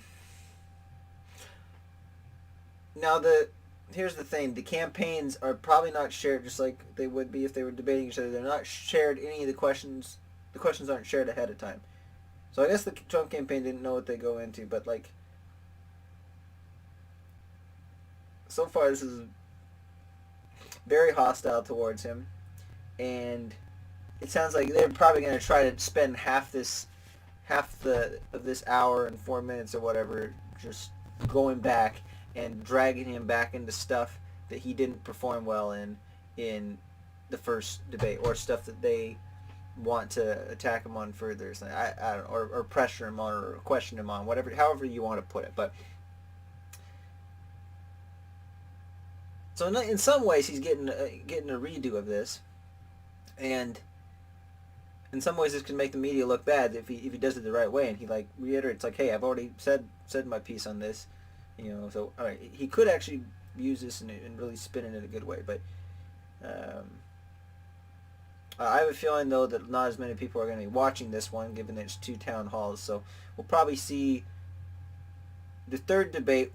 I would guess will probably have less viewership than the first with the presidential debates. But we'll see.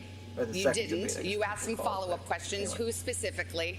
A couple of days later, on a different show, you denounced white supremacy. Okay. See, we just watched this, so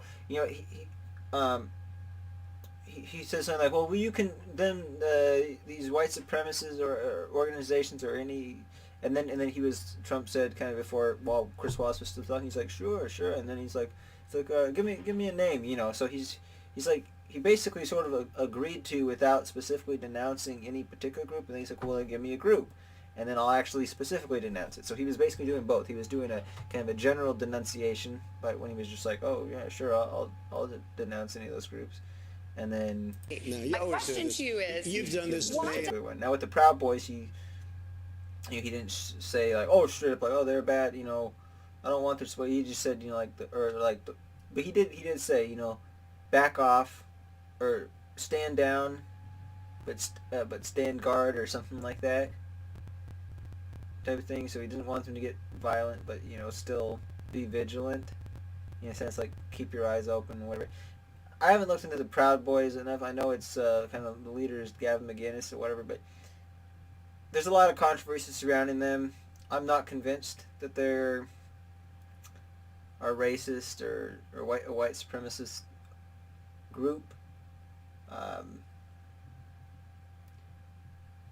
Let me put it to you this way. I have more evidence that they're not, because I haven't heard any specific accusation against them that suggests that they are white supremacists, but I haven't been bothered enough, because I don't really give two shits about them, They're not doing any, if they were doing something that was clearly bad, clearly needed attention, I would have been hearing about them all the time, or something would have already been done about them.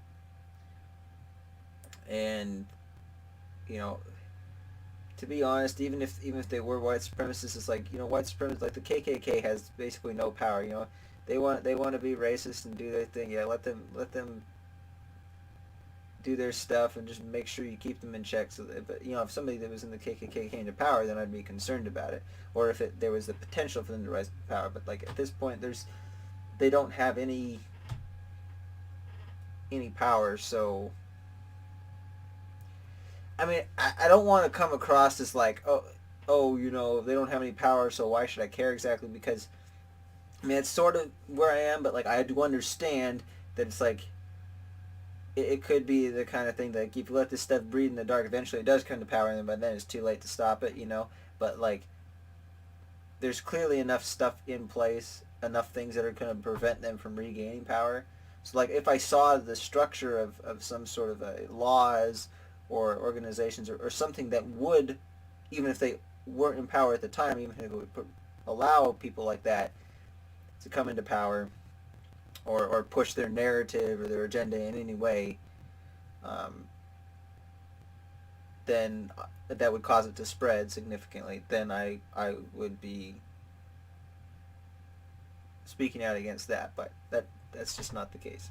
Does it seem like... I denounce white supremacy, okay? You did 2 days later. I denounced white supremacy for years, but you always do it. You always start off with a question. You didn't ask Joe Biden whether or not he denounces Antifa.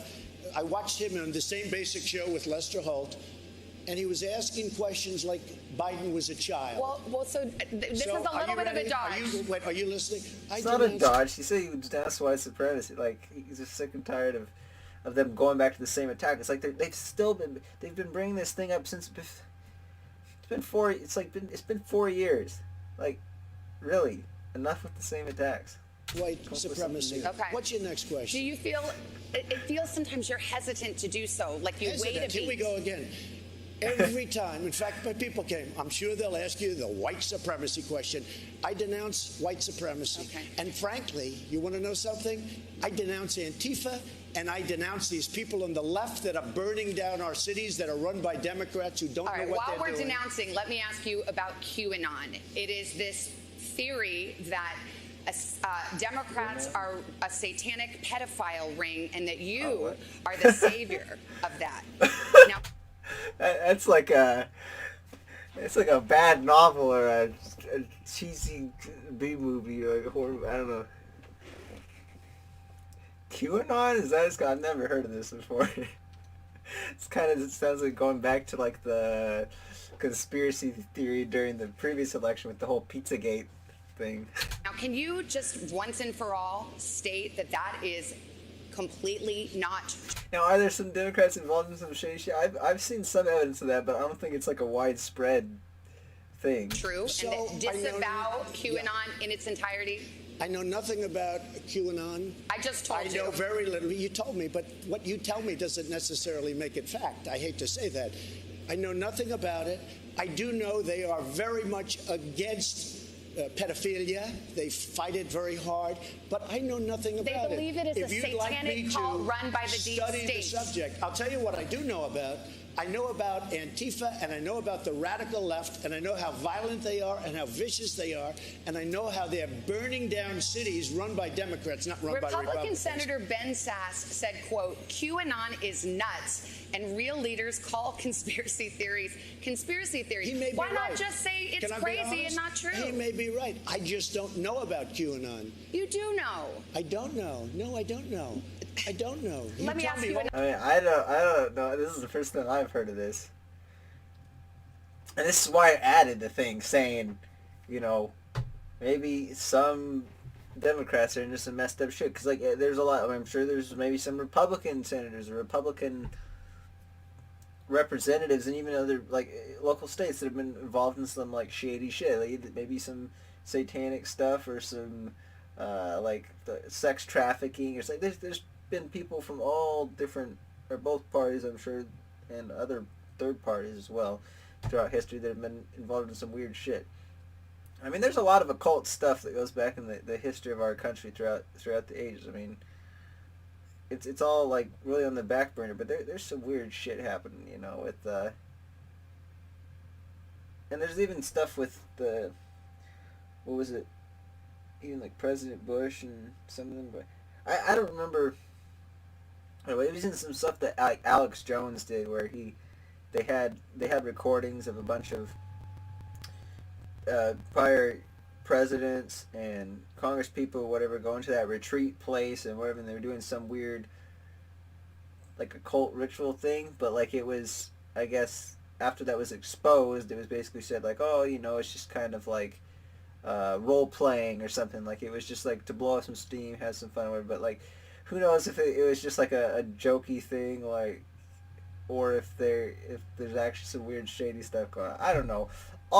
Either way, it's weird for the people like that to be taking part in. But this whole child sex trafficking or pedophilia ring going on, like, I don't know. Another thing. Probably not, but like I get where Trump's coming from. It's like although Trump doesn't always do this, but I'm always like, if you've watched this video and the previous video I put on the VP debates, there's a lot of me saying, I don't know. This is what I know, and if I don't know enough about a situation, I don't give a response to it. Or in my response, I specify what I do know and what I don't know. Waste the whole show. You start off with white supremacy, I denounce it. You start off with something else. Right. Let's go. Keep asking me these questions. I do have one more in this vein. Let me just tell you, what I do hear about it is they are very strongly against pedophilia. And I agree with that. I mean, I do agree with that, and I agree with it very strongly. But there's not a satanic pedophile I have cult no being run idea. by. I know You nothing don't about know that? Okay. No, I don't know you that. Just this neither week. do you know that. Okay, just this week. I mean, it may exist, you know. It's so funny. It's like, yeah, and if they did exist, you think they'd want, like, it's not like this is a widespread thing. Why aren't you asking me about Antifa? Why aren't you asking me about the radical left? Why aren't you asking Joe Biden questions about why doesn't he condemn Antifa? Why does he say... Plus, if it was called QAnon, you think that would be what they would actually call it, or is that just the name given to some... I don't know. Anyway. It's not some... There's not some big government conspiracy going on for pedophiles. I'm sure. I'm most likely... I mean, yes, it could be, but quite unlikely. Say it doesn't exist. That's what I think. If Trump could just say it like that, that'd be a little bit more of a concrete statement. Exists. They're vicious, they're violent, they kill people, and they're burning down our cities.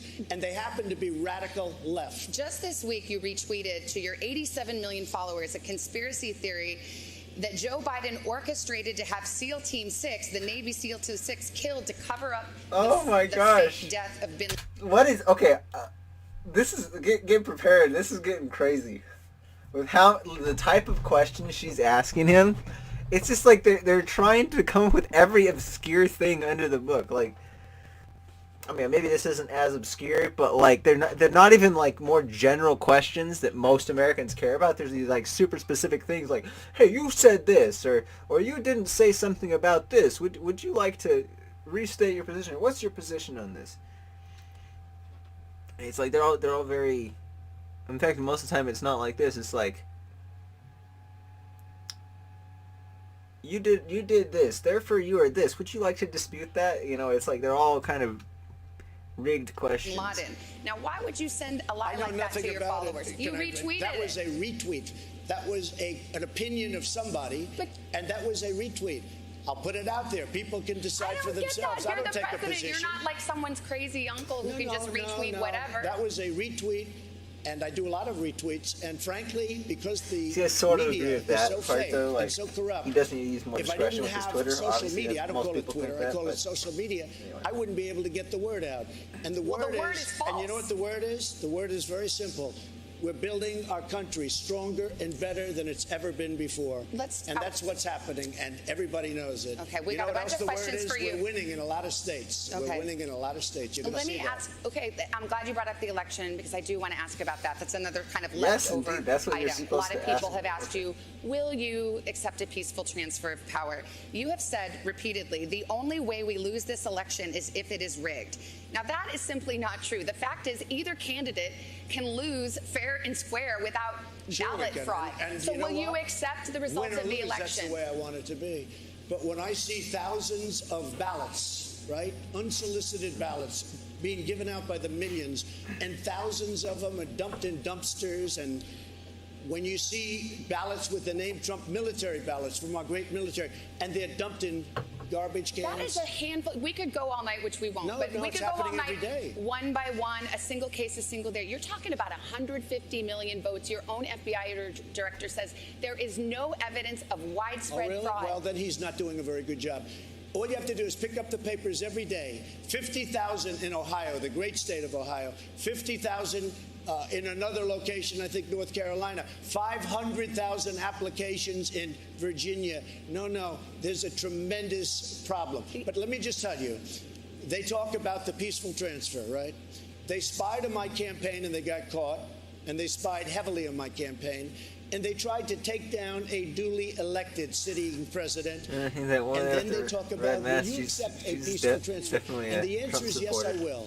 Or But I somebody want that's it to be an undecided, honest she's disagreeing. election, She's and so nodding is at her everybody block. else. When I see thousands of ballots dumped in a garbage can and they happen to have my name on it, I'm not happy about that. But just those are case. There is in fact no evidence of widespread fraud, and you were sowing doubt about our democracy. Depends on what you consider widespread. How can you say that? You do read newspapers. I You do. do watch the news. Yes, I know you read the I news, do. but you watch it. Not like widespread, but it's like it's significant, is what we should say. It's a significant amount. If there's like hundreds of thousands somewhere, I mean, I don't know. Some states, I think states are going to be really closer in this election than they were with Clinton. I think so. This is, like, I've already predicted this. I think he's going to lose the popular vote again. But he'll win the Electoral College. The only thing he'll win the Electoral College by a slightly smaller amount than he did last time.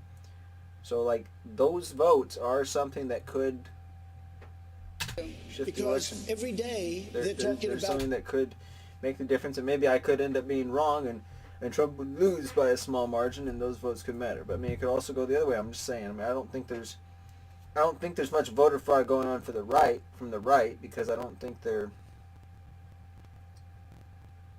I just haven't seen any evidence of it. I see a little, like, some small bit of evidence that there's voter fraud going on from the left, and there's Democrats that are kind of insisting on people doing things that could lead to voter fraud, such as, like, I mean, especially more so in those midterm elections.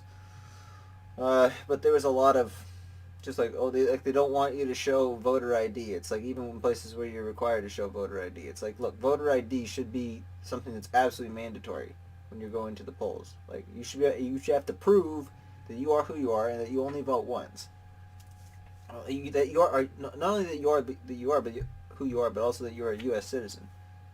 Ballots that are corrupt, that are fraudulent. And millions that are being processed right now. Sure, but you can win a race. Take a look at me. You can win a race by 1%. But why are you laying the groundwork for that right now? It's like if I go play tennis with my husband and I say my ankle's hurting right now. I don't want that to happen, Savannah.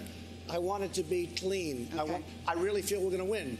But I want this to be clean. But it's sort of ironic that you and them talk about the peaceful transfer when I spent 3.5 years fighting off these maniacs, and now it turns out everything's there, that they were the ones that dealt with Russia. And it's too bad. But peaceful transfer, I absolutely want that. But ideally, I don't want to transfer because I want to win. Yes, and I think that your words will probably reasure some folks. Let's get to our first voter. I was going to say, he was able to clear up a little bit from this that audience is first truly debate, split so between y'all. pretty good. You are leaning Biden. She voted for Clinton in 2016. She's registered as an independent. Jacqueline, what's your question for the president? And you hold the mic up close and take off your mic because it's hard to hear out here. Good evening. How are you? Welcome to Miami. Thank you very much. It's beautiful. Mr. President, if you knew COVID-19, as you told Bob Woodward in February... As what? As you told Bob Woodward in February was airborne and deadlier than the flu, why did you only put in place a travel ban from China and not put in place other measures mitigating the spread of COVID-19, potentially saving tens of thousands of American lives? Well, I did put it in very early, as you know. Joe Biden was 2 months behind me, and he called me xenophobic and racist and everything else because I put it in. And it turned out that I was 100% right. I also put it on Europe very early because I saw there was a lot of infection in Europe. And it's sort of an amazing question, and I appreciate the question and respect the question, but the news doesn't get out the right answer because I put on a travel ban far earlier than Dr. Fauci thought it was necessary, who I like, far earlier than the scientists. I was actually the only one that wanted to put it on, and I did it stuff other than travel actually against bans, the advice of a lot of people, including Nancy Pelosi, who had no clue what she was doing. And he's very much trying to spin when in I his put favor, on the obviously, travel but- ban, I put it on in January, the end of January. When I put on the travel ban, Joe Biden and others said, this is ridiculous. You don't do that. Well, Dr. Fauci said I saved thousands and thousands of lives. Did you? I was early. I was extremely early when I put on the travel ban. Can I ask you, did your national security advisor on January 28th in the Oval Office warn you that this would be the greatest national security risk of your administration? He didn't say it, or you don't remember? I read it someplace. Maybe Woodward said it or something. But no, he did not say that. But I knew it was a big threat. At the same time, I don't want to panic this country. I don't want to go out and say everybody's going to die. Isn't there a middle ground? You don't have to mislead, but you can. No, there's not a middle ground. You have to be safe. You have to be vigilant. Well, there and you have to be smart. You're going to like this next couple of voters. It's a mom and a daughter. See, I think he could have handled that a little Mom bit better. Barbara voted for you in 2016. She's leaning to vote for you again. I'm not saying he should have came out and said stuff right away, but I do think that he probably could have said something earlier and or at least, I don't know. But the thing is, to me, this virus really isn't that much of a threat. I mean, even with the people dying, it's like there's only so much you can mitigate. Okay, like I don't know. The reaction to this all around has been rather extreme. I think. I mean, this is not like the Black Plague or something like that from the 10th or 12th century. 11th century, whenever, I think it was 12th century or 13th century. Anyway, it was like 11 or 1200s. The Black Death, like this is not like this is killing healthy people. It's like it's pretty obvious what you have to do to prevent people from dying. You just, do you trust Americans to do it? Now, her daughter was too young to vote last time. She's going to vote for her first time in a presidential campaign, and she is leaning Biden. So imagine the dinner table at their house, okay? So, Barbara, why don't you go first and ask your question? Bienvenido a Miami. Thank you. Mr. Trump, as a frontline ER doctor... Did it say voted for you in 2016. Oh, yeah, she voted She's for you, leaning to okay. vote for you again. Now, her daughter was too young to vote last time. She's going to vote for her first time in a presidential campaign, and she is leaning Biden. So imagine the dinner table at their house, okay? So, Barbara, why don't you go first and ask your question? Bienvenido a Miami. Thank you. Mr. Trump, as a frontline ER doctor working through the coronavirus pandemic, right. I know firsthand, and I've seen that many hospitals throughout the United States are suffering financial hardships. These economic effects are trickling down to the frontline workers. Right. We are being, across the country, frontline workers are being fired, they're being furloughed, our salaries are being cut. And this is also happening in other economic sectors as well, including the travel industry and hospitality. Right. My question to you is, how are you going to get the United States back on track, both in terms of the economy and the pandemic? So it's happening. We just set a record, 11.4 million jobs. We are going to have a phenomenal third quarter, which will be announced. I was going to say, a lot of this relies on the governors of the individual states, too. So I think you're going to see a red wave. But we're going to have a tremendous surprised announcement. Trump hasn't said more about we're going that. to find out. But GDP is going That's the through reality the of roof. it. Jobs, There's only so much control he real has. estate, houses, so many things are happening. So people were saying we're going to have a 42% unemployment. Look, this was a thing that came into our country, and it happened more than 100 years ago, and it happened now. They were talking about a 42% unemployment rate. Who was talking about that? I heard 20%. It just came out at 7.8% unemployment, and people can't even believe it. Our economy is going to be, next year, if we don't have somebody that raises taxes and quadruples taxes, which they want to do and kills everything, our economy is going to be phenomenal next year. We're going to have a phenomenal, and I'll tell you, Savannah, we had the greatest economy in the history of our country last year, including the state of Florida, where we are now, and Pennsylvania, and North Carolina, and Ohio, every place. We had the greatest economy we ever had. We had to close it down. We saved 2 million lives. We're opening it up. We have a V-shape, and it's coming back. It's coming back very fast. One other thing, we really helped the hospitals. We've sent billions and billions of dollars to the hospitals. In addition, hundreds of millions of masks and gowns.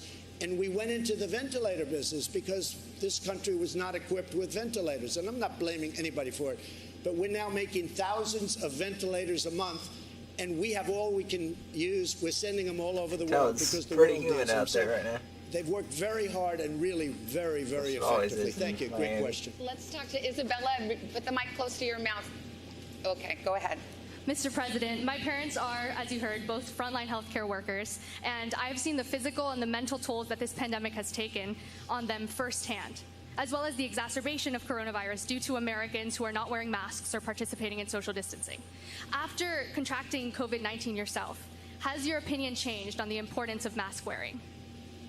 No, because I was okay with the masks. I was good with it, but I've heard many different stories on masks. I mean, I had, being president, you have people, they bring meals, they bring this, and I had an instance recently where a very wonderful person is bringing me a meal, and he's playing with his mask, and he's touching his mask all over the place, and then he's bringing a plate in, and I'm saying, well, I don't know if that's so good. I mean, the good news, I didn't eat it, okay? I decided not to eat it. This was a month ago. But look, you have on the masks, you have two stories. You have a story where they want, a story where they don't want. I am all for it. I don't get that because it's just all of your public health officials, your administration, they're in unison about this. No. They're all in unison about it. The University of Washington, which is they have a model that your coronavirus task force relies on, says that if everyone wore a mask, you could cut expected deaths in half. And then you have other people that disagree. Well, what does that mean? Scott Atkins, if you look at Scott, Dr. Scott, he's from great guy, Stanford. He will tell you that he disagrees with you. He's not an infectious disease expert. Oh, I don't know. Look, he's an expert. He's one of the great experts of the world. But I don't get it because you have so much power and influence as president. You could go to your... I don't get it. Like, it's not like he's telling people not to wear a mask. We're like, oh, you don't have to worry about it. He's basically saying, part of this lies on Trump. And part of this relies on other people just, hounding over stuff that he's already answered. But, sometimes Trump gives a somewhat unclear answer. You could require it at your rallies, and you could say, everyone put on a mask right now. And the University of Washington says you would save lives. University of Washington, and you have other places say different things. You have a lot of, hey, Dr. Fauci said don't wear a mask, right? At first, but then everybody agreed. No, I don't know that he changed his mind. But then you have a report coming out 2 days ago that 85% of the people wearing masks I looked at that report. It's not about mask wearing. It was neutral on the question of masks. We're on the same side. I say I don't know what that was saying. I did see I think it was something I looked up on my phone, so I don't think it was on the stream, but there was a bunch of people trying to debunk that, or CNN was debunking it. The mask, I'm fine with it. I have no problem. But I don't know what Let's take a break. We're going to get more questions right after this. I mean, she's probably, Savannah Guthrie, or she's probably right about it not saying anything about mask wearing. So I don't know why Trump's using that, but it's not like masks are going to be the be-all. And I mean, there's probably going to be lots of other issues that are caused because of wearing masks. Because, I mean, I know, the last 2 days I was at work, it was probably the third time since we've had to start wearing this that the masks have bothered me. But this was maybe the worst. But I really felt like there was a bunch of junk and stuff trapped in my lungs and throat. And I was, throughout the day, I would just for very brief periods of time, I would get these weird, stomach aches or something. But consistently throughout the day, I was, I just felt like there was a bunch of crud and stuff in my throat and in my lungs. I just was having to, do that kind of try to clear my throat a bunch. And I think a couple times I actually got a pretty significant amount of mucus build up. I had to spit it out. So live in Miami with President Trump for a town hall. Thank you again, Mr. President. We have another voter now, Christy Alonso. Come on out, Christy. She is leaning slightly towards you. She says she voted for you in 2016. Chrissy, you ready? Take the mask off, hold the mic close, and let's hear your question. Thank you for your service, Mr. President. Thank you very much. We're a hard-working, middle-class family of four. My husband and I are both self-employed, and we have to get our own individual health care. As you know, health care costs have gone up considerably over the decades, and you had originally said you were going to repeal and replace Obamacare. What is your plan now in 2020 to make health care costs affordable for Americans like myself? So we got rid of the individual mandate on Obamacare, which was the worst part of Obamacare, and now you could actually say should allow him to expand on what they are doing, not what they've already done or they're already planning on doing, like what's the new stuff that they're going to bad health insurance. So we got rid of that. That was a big, big thing. And by doing that, and we will always have, by the way, we're always protecting people with pre-existing conditions, and I can't say that more strongly. But we've been able to bring health care costs way down. Now, I took over Obamacare, got rid of the individual mandate, made it good, managed it much better. Remember, they had the $5 billion website disaster and all of the problems they had. The problem with Obamacare, it's not good. We'd like to terminate it, and we want a much less expensive health care that's a much better health care, and that's where we're aiming. And if we can do that, and we have a very good chance of doing it, but we've also brought down the price of Obamacare. Problem with Obamacare, it basically is never going to be great, and I want to give great health care. Mr. President, I've got to follow up on the pre-existing conditions. This is such a big issue for voters. It is a big issue for me, too. In point of fact, your administration is about to go to the Supreme Court to argue to throw out the rest of Obamacare, which includes the protections for pre-existing conditions. That's right. What? I don't get what you're saying, but like whatever healthcare, like he hasn't been specific about what's, like I haven't seen, as Chris Wallace was saying, like, do you have a comprehensive plan? Or we have not seen a comprehensive plan from your administration. So it'd be nice if they actually release some sort of a document soon, if it's not already out there, that shows like what the healthcare plan is going to be. But I mean, I do believe, you know, it will cover pre-existing conditions. The question is like, well, what's the other stuff in it? You know, so it'd be nice to see that. But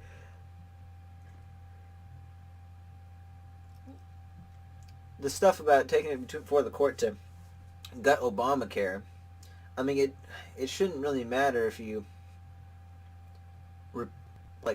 get rid of Obamacare in its entirety, or you only get rid of parts of it, because like it doesn't. Basically, what I'm saying is, it doesn't make a difference whether you say, "Oh, I'm keeping the pre-existing part of Obamacare," and say there's like 2 other parts of Obamacare they keep, and they throw out the rest, and then integrate those other 3 things into Trump's healthcare plan, or whether he has his own healthcare plan that includes those 3 things, and they just put that into place and then take away Obamacare. I mean, it's the same effect either way. So your administration is in court right now trying to get rid of that protection in order to replace it with a much better health care at a much lower price. See, as far as I know, I mean, I don't think you need to, like, you can't treat this like it's a thing that, like, oh, you repeal Obamacare and then there's nothing there. You know, there's not. It's not like taking out a mechanical part. Like, let's just say a computer right now. If my computer's fans, I someday I'll get a new computer tower. It'll be less noisy, because I'm sure you can hear it right now in this video, the fan going. It's something that, it's annoying. I hate it. It decreases the quality of the YouTube videos, but hey, it's just something I've been having to put up with, and I don't really have the time or the desire right now to go and restructure my entire computer tower. But like, let's just say I had to you change out a part of my computer. It's not like if you add a hard drive in. It's not like, or like a CPU. It's not like I'm gonna you take out that CPU and then for a while your computer's not gonna function, and then you have to put the new CPU in. It's like, generally there's going to be some overlap too. So like, you'd have the Trump plan, and then it would be scheduled to like phase out the Obamacare thing. Like, okay, on this date, you know, they've made a decision in court that Obamacare is going to get repealed, and then of course you have the Trump healthcare plan, whatever it is, and then it's going to be scheduled like, oh, on such and such a date, Obamacare is going to go away, and the Trump plan is going to take its place. Or there may even be some overlap where the Trump plan goes into effect before Obamacare is completely repealed, but whatever the case is. And always, under all circumstances, we are going to protect the Republicans. And I mean, maybe I changed the party a lot over the last 3 years, but we will protect people with pre-existing conditions. And Savannah, what I want to do, get rid of the terrible Obamacare. I've already done it to a large extent because, as you know, the individual mandate is gone. That was the worst part. You repealed, but you haven't replaced. Now, you've been in office almost 4 years. You had both houses of Congress, Senate and House, in Republican hands, and there is not a replacement yet. That's right. I'm sorry, but if you look, we had both houses, and what did we do? We got rid of the individual mandate. But that went through the legislature. The promise was repeal and replace. Look, we should be on the same side. I want it very simple. I'm going to put it very simple. We would like to terminate it, and we would like to replace it with something that's much less expensive and much better. We will always protect people with pre-existing conditions. But if you're successful in court in November, those pre-existing conditions, that promise will be gone. If we don't... The fact that she's clear she's got an agenda here. I mean, we knew this from the get-go, but, like, that doesn't mean it's going to be gone. Like, plus, when something happens in court, it's not like, oh, it's decided that instance it's gone. There's always, like, it's, like, planned. It's just like in somebody else's court trial, you know, even if they get sentenced to go to prison, it's not like they necessarily would go to prison. Like, it's not like, oh, it's straight from the courtroom directly to prison. You know, there's like a short period of time where, you know, you transition that person to doing, you know, getting that, or even if there's like some sort of a lawsuit, like a lot of stuff is like you agree on, and then like I said, a certain date it phases out. So if the court decision's made, the Obamacare probably won't be repealed until like say like a month or two later. It'll be set on like a certain date that it's going to become defunct.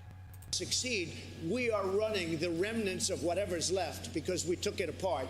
We are running the remnants of whatever is left much better than the previous administration, which ran it very badly. But we'd like to have new health care, much better and much less expensive. Let me get to question number 5, and you'll like this. I think a lot of this would be solved if they actually just had a health care plan that he could say, like, go to my website here, and he could just like give some of the key points of the plan here. But I don't think they must not have that is the thing. So that's something they need to get working on ASAP. He's stuck in traffic. His name is Joe They probably White. are already working on it. He is registered as a Democrat. He says he's leaning toward Biden, and Biden had voted for Hillary Clinton in 2016. And his question was, a second stimulus payment has been broadly agreed upon by the Republicans and Democrats, and yet now we're in October and it's still not passed. Why not use your office to make the second stimulus payment a separate, targeted emergency relief package to help Americans weather the pandemic? Well, we've actually passed 3 packages, and we're on our 4th. And I agree with him 100%. He should vote for me. The problem you have is Nancy Pelosi. Okay. She couldn't care less about the worker. She couldn't care less about our people. And we should have a stimulus. And I want a stimulus. The Republicans will approve a stimulus. The problem is she doesn't want to do it because she thinks it's bad for her election. The fact is she's wrong because people know she's in our way. She's not approving it. She doesn't appreciate our people, and she doesn't appreciate at all our workers. Nancy Pelosi, we are ready to sign and pass stimulus, but she's got to approve it. People do not love the back and forth of Washington, but this has been a roller coaster. Back in early October, you one day tweeted, no more negotiations until after Election Day. I'm walking away. Then I think the next couple of days you said maybe we can do something targeted. Right. Then you said I want a big, big bill. But then Senate Republicans said, no, we're not for that. So you're the big deal maker. How come this is so? You yourself have changed positions. Did you ever hear? I think what the whole big bill thing was is he was trying to like actually get Democrats to agree to something, because usually they only agree to something that Republicans want if there's also like some concessions made that are included in that. But I think everything should be more targeted. Like, just make stuff specific, because you see you're actually gonna get more stuff passed or like shot down, I think, if it's very specific. Although if everything is made into a political issue, then you're not going to get anything done unless you make big bills, pretty much. Because everything seems to be a political issue now, and everybody has to take different sides, even on stuff that everybody should agree on. That's the thing I hate most about our politics today, about our government. Everything becomes politicized. Called negotiation. We're negotiating, okay? But people's lives are hanging in the balance. And you know who I'm negotiating against? Nancy Pelosi, because she doesn't want to give the money. We should have stimulus. This was not our people's fault. This was China's fault. And she's penalizing our people. I'm ready to sign a big, beautiful stimulus. You saw the other day, I say, go big or go home, right? That's what I was want talking it to be big. I want it to be bold. I want the money to go directly to the Senate people. Republicans with you? They're going to go big They'll for go. big old number? They'll go. They're going to be okay, very because so happy. far they have not I said know, they because would. I haven't asked them to, because I can't get through Nancy Pelosi. Okay. If Nancy Pelosi and I, through my representatives or directly, I don't care, if we agree to something, the Republicans will agree to it. Okay. Our next question comes from, this is interesting. She voted for Clinton in 2016, but recently changed her registration from Democrat to Independent. She says she's truly undecided. Her name's Becky Lightman. Hello, Becky. What's your question? How are you? I'm great. How are you? Nice to see you. Thank you. Good to see you. So, corporate tax rates are a hot button issue, and you have cut corporate tax rates, and your opponent Joe Biden is planning to raise them. Right. A lot of Americans think that corporations don't pay their share of taxes and want to see those tax rates increase. Right. What do you say to those Americans to maybe tell them why you want the corporate tax rate lower and why that helps them? It's a great question. We've created more jobs than this country has ever created. We're up to 160 million jobs. We were never even close to that number. We were just hitting 160 million jobs. Companies are pouring into our nation because of the tax rate. And if Biden comes in and raises taxes on everybody, including middle income taxes, which he wants to do, you will blow this thing and you'll end up with a depression, the likes of which you've never had. That's what's going to happen. We have something that's really good. The reason we're coming back so strong is because we built a very strong foundation. Companies are moving in. Car companies are moving into Michigan, into Ohio, into South Carolina and North Carolina just today. So what's happening is they're coming in because we reduced the taxes. Our taxes, our corporate taxes, were the highest in the world, and now they're among the lower taxes. They're not the lowest, but they're among the lowest. And what that means is jobs. But also, we're doing a very big, and we've done a very big middle-income tax package. So if we get in, we're going to do the middle-income tax package. But it's a great question. And if he comes along and raises rates, all those companies that are coming in, they will leave the U.S. so fast your head will spin. We can't let that happen. On the subject of taxes, Sure. as you know, the New York Times has obtained, it says, years of Here's the problem. Problem with certain mentality is people that would tend to vote Democrat are more likely to automatically assume, the assumption is that, oh, if somebody else is making lots of money or getting richer or getting more tax break and not having to pay in taxes, that must mean that it's coming at the expense of somebody else. And that is just simply not the case. Right? If somebody's more wealthy than you or whatever, it's not because they took from somebody else. There's always going to be income inequality. Corporations are always going to make tons of money. They're going to try to avoid as much taxes as possible. It's not because they necessarily did anything wrong. In some cases, yes, but that's the type of thing that you can fight them on. If they did something illegal or they're doing something inhumane in order to make non-environmentally friendly to make that money or whatever the case is, then that's their problem. If you want to raise taxes on them, go ahead. But it seems like most of the time the inclination to raise taxes on them is driven by this sense of, oh, corporations, they're simply making too much money. Yeah, the control that they have over certain things, a lot of it because of money, that's a problem. But if it's just because, oh, they made so much money, they're not paying their fair share in tax, it's well, what is their fair share? You got to actually weigh the benefits, the pros and cons.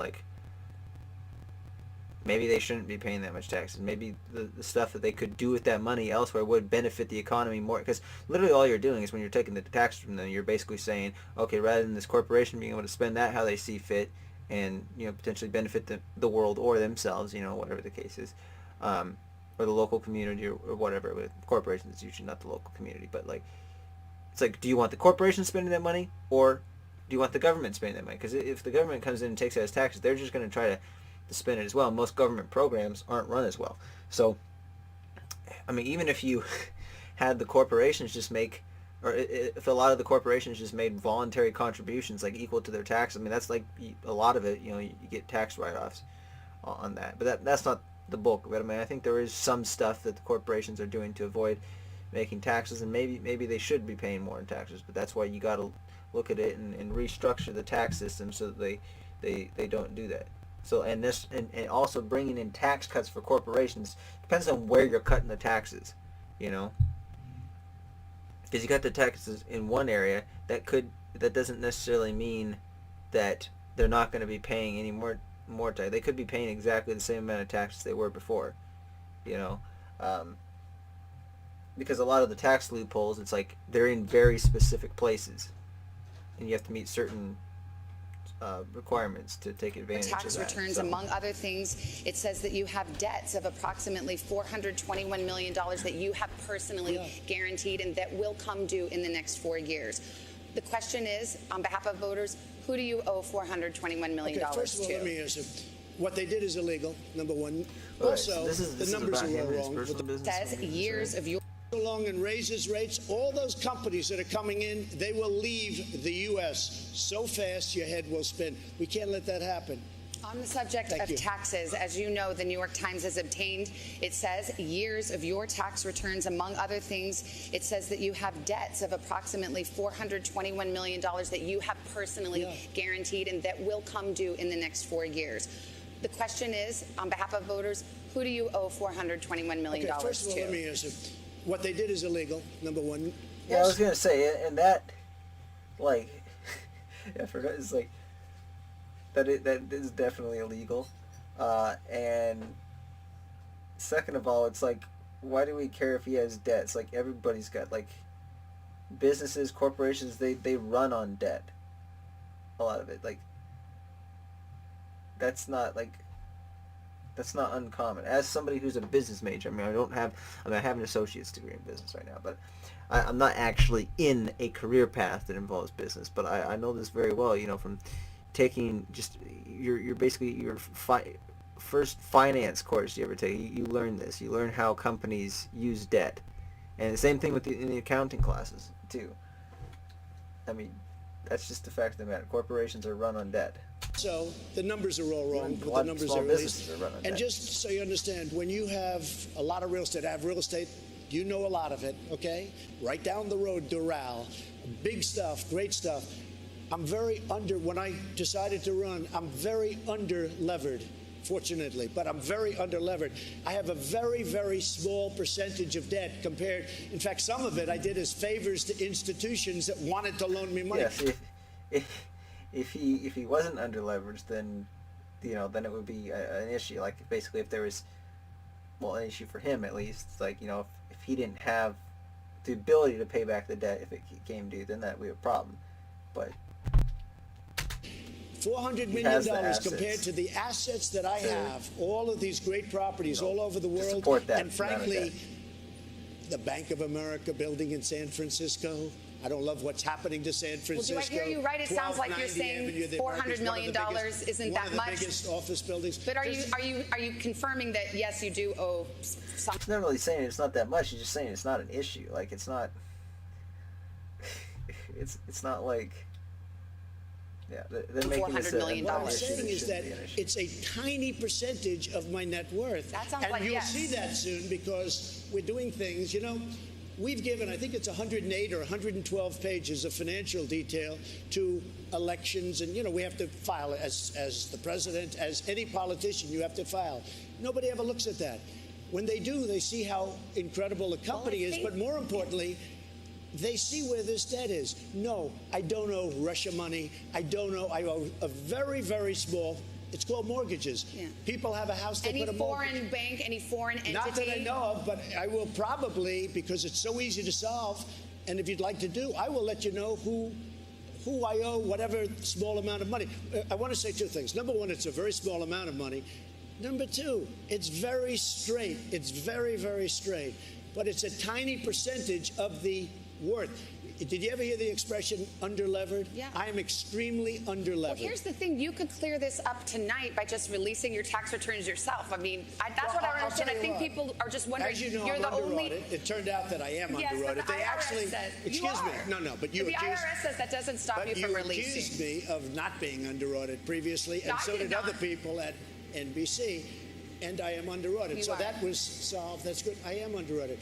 No person in their right mind would release prior to working out the deal with the IRS. And I'll go a step further. I'm treated very badly by the IRS. They treat me very, very badly. You have people in there from previous administrations. They treat me very badly. But we're under audit. It's very routine in many ways, but we're under audit. They like to change the game, change the rules, do everything. I have heard a lot of times they say, like, oh, that doesn't protect you. You saw what they did with the religious. I'm just wondering what him releasing his tax returns before that prohibits you from releasing your tax returns. Except common sense and intelligence and having lawyers that say, because I would love to release them. I'm just curious what would happen if he did. As soon as we come to a conclusion, I will release them, and very gladly. Would it look worse for him or what? If you go to elections, and if you take a look, you'll see 112. I think it's 112. This has been going on for 4 years, though. It talks about the income, which is rather massive. It talks about all of the properties. They have them listed. Like, is this a you can never learn more. But you know what happened? People went there. All the reporters went. There was like a feeding frenzy. This was originally when I filed it. And I filed it every year. I update it every year. My son is here. They run the company. I don't run the company. It also says that you paid $750 in taxes in the year you were elected. Yeah, is that true or not? It's a statutory number. It's a statutory. But is that true? I think it's a filing number. You pay $750. It's a filing or a filing fee. Most people here probably paid more. No, I don't know. I can tell you this. If they have my tax returns, as you know, they have to go to jail. It's illegal. But their numbers were wrong. But let me tell you what else. I don't owe money to any of these sinister people. This has been going on for years now. Russia, Russia, Russia. It turned out to be a hoax. And it turned out to be that Hillary Clinton and the Democrats were dealing with Russia, not me. It's a whole hoax. So I would not mind at all saying who it is, but it's a very small. When you look at vast properties like I have, and they're big and they're beautiful and they're well located, when you look at that, the amount of money, $400 million, is a peanut. It's extremely underlevered. And it's levered with normal banks. Not a big deal. All right, let's take a break. We'll get more voter questions right after this.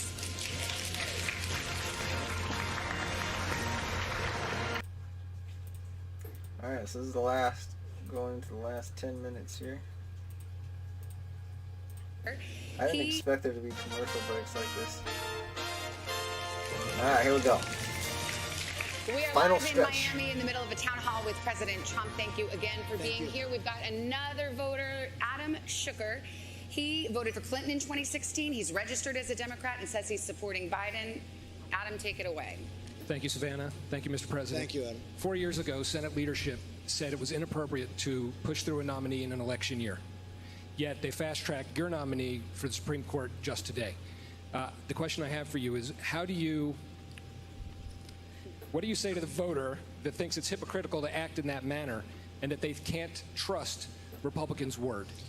So when I was elected and when a president is elected, they're elected for a period of 4 years. And Justice Ginsburg said it best, I think talking about President Obama having to do with somebody else, that the president is put there for 4 years, not for 3 years. So during this fourth year, it happened to come up, unfortunately, because I had great respect for Justice Ginsburg, but a vacancy happened to come up, and we picked somebody that's outstanding. She has been an absolute star, and I'm extremely proud of it. But again, plenty of time. I mean, there's plenty of time. We're going to do it before the election, but we also have much time after the election, but there's no reason to wait, because it's almost unanimous, it seems to me, certainly within the Republican Party, and frankly, most of the Democrats within closed rooms. I guarantee you that this is an outstanding person, and I'm using my fourth term. And you know, if you look at it, and if you put the shoe on the other foot, if they had this, they would do it 100%.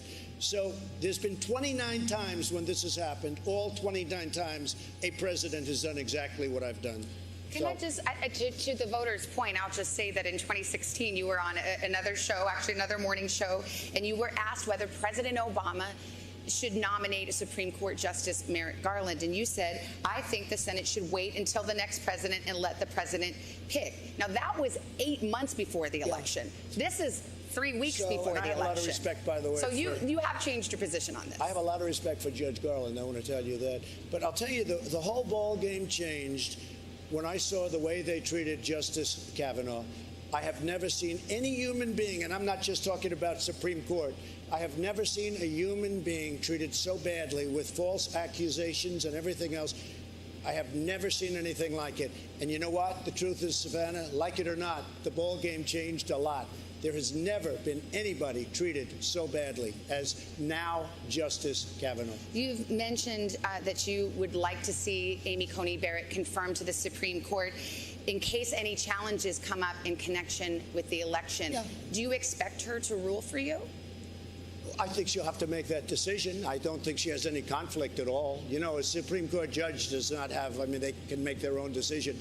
And they actually have additional power to make that decision. It would be totally up to her. I would think that she would be able to rule either for me or against me. I don't see any conflict whatsoever. We have an election coming up. I think it's the most important election in the history of our country. If for any chance, and it probably won't, and I hope it doesn't ever get to the Supreme Court, but if it did, I would think that she would rule one way or the other. I would think so. But for you, you think she would rule for I mean, he could just say, like, oh, I think she'd rule for me because I'm correct about this, you know, like, if he's that confident in it. So, like... For you? I have no idea. I mean, of course she'll rule one way or the other, but... Believe it or not, I never asked her about it. I never talked about it. I didn't talk about any of the obvious things that you could talk about. And I think a lot of people in my position might. But in speaking to a lot of very brilliant people and people that do this for a living, they say it's better not to talk. So I talked to her about life. I talked to her about the fact, would you like to do this? Are you willing to do this? Because it's a tremendous burden. The answer was yes. She's unbelievably well qualified, but I never spoke to her about these various questions. Let's get our next voter. She's leaning to you, Mr. President. She voted for you in 2016. She is a registered Republican. Her name is Mariah Green. Mariah, what's your question? Thank you very much.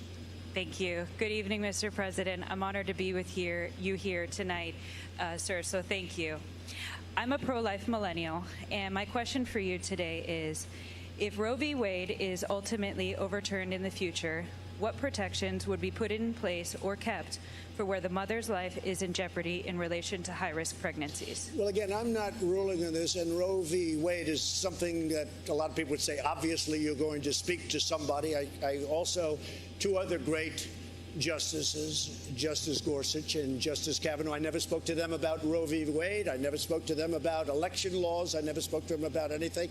And I've done the right thing from a moral standpoint. I don't even know from a legal standpoint, but it was the right thing.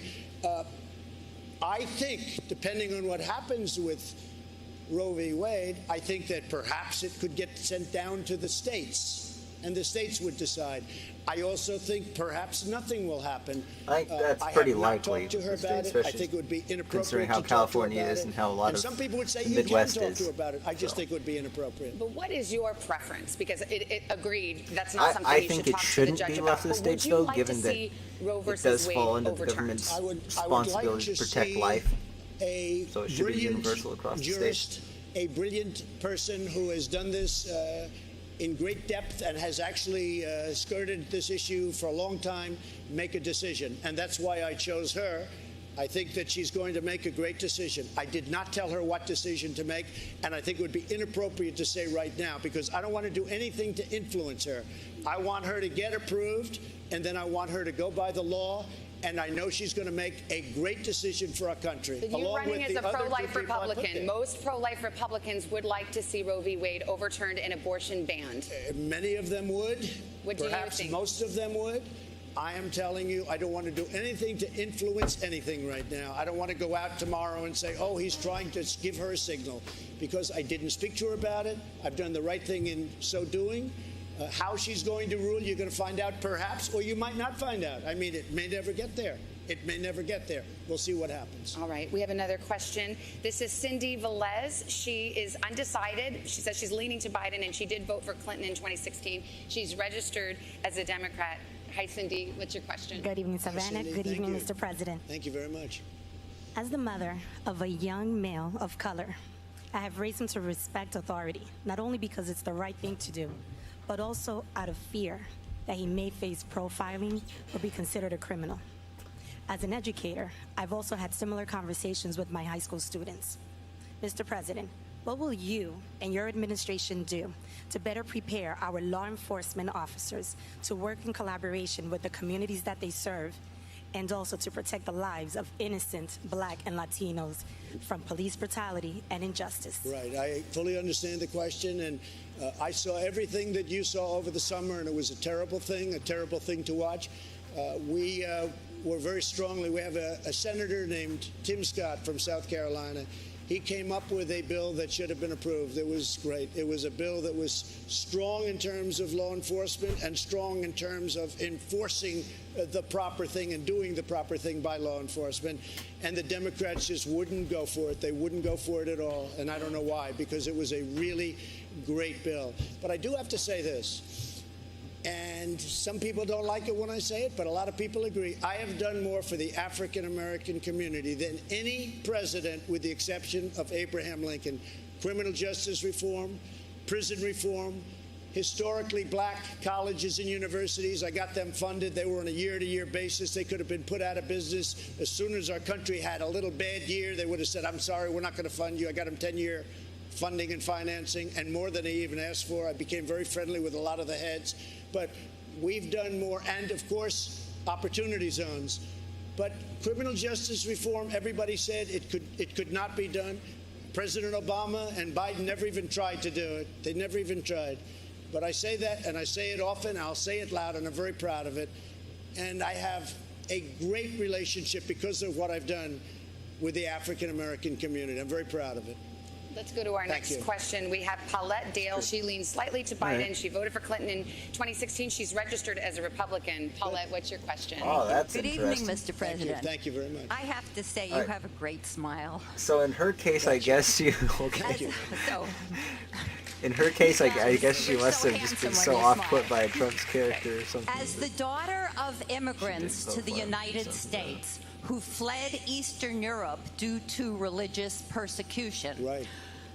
The United States immigration policies are very personal for me. Right. Oh, maybe that's why. Maybe Surveys show that most Americans and the majority of Republicans support the Dreamers program.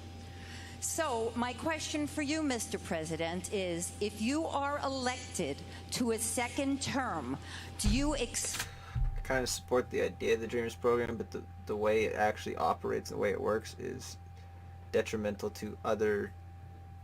I mean, it's been a long time since I've done research on this, but last I checked, there was other people that may have been more deserving, or based on their merit, more worthy of like getting into certain colleges, and they were turned down basically to make way for the so-called Dreamers.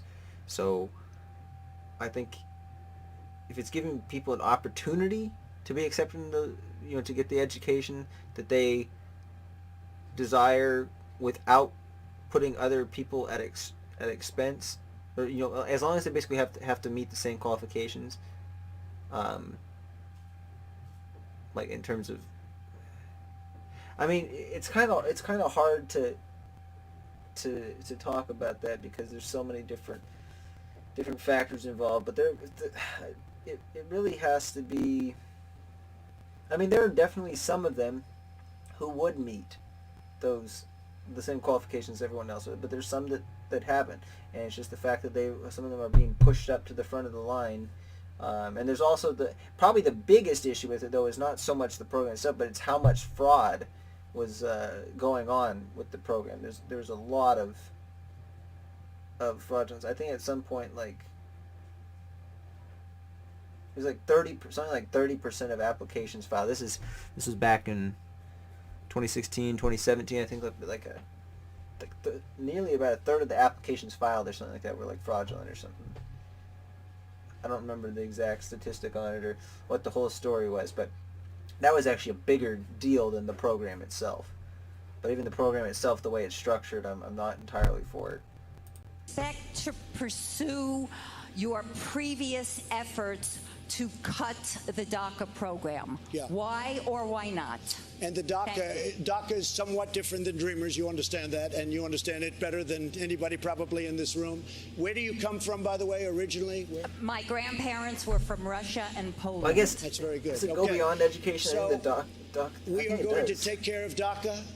We're going to take care of DACA, Dreamer. in case you don't know, is Deferred It's Action for working Childhood right now. Arrivals. We're negotiating different aspects of immigration and immigration law. Yeah, that's because the Dreamer thing is the education thing. DACA is just a regular immigration thing, I think, right? Or is it? Maybe they are the same.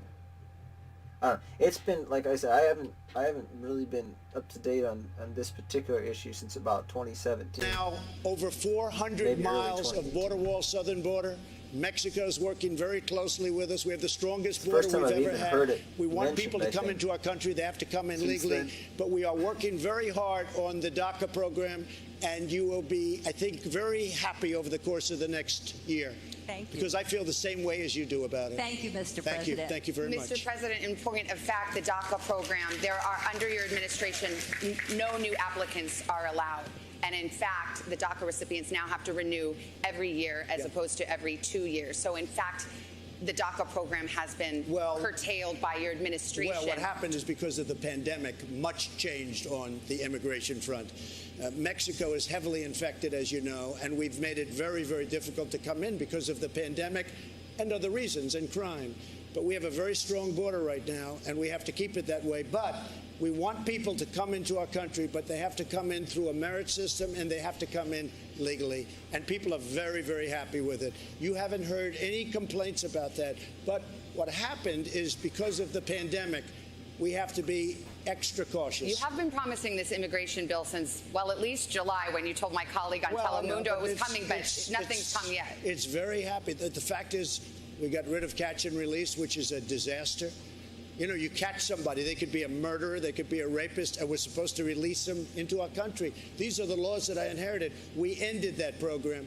Now, I think you're going to see something very, very good. Now, a lot of people probably say, oh, he claimed that the people coming across the southern border were murderers and rapists. It's like, well, like, just if I were in his shoes, I would have also claimed, it's like they could be murderers and rapists. They could not be. They could be very fine people. You know, like always showing, doing both sides of it kind of keeps you out of some hot water a little bit. It makes it much more difficult for the urinalists, as we like to call them, to spin it.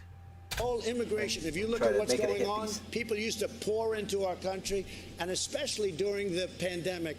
I think even you, Savannah, will be very impressed. Sir, we have about 30 seconds left. I think about people sitting out there tonight. There are some who love you. Some of them are sitting right around here, and some who will never vote for you. But there are people in the middle. There are people who aren't sure. That's right. There are people who want to know why they should give you a second chance and how you might improve in a second term.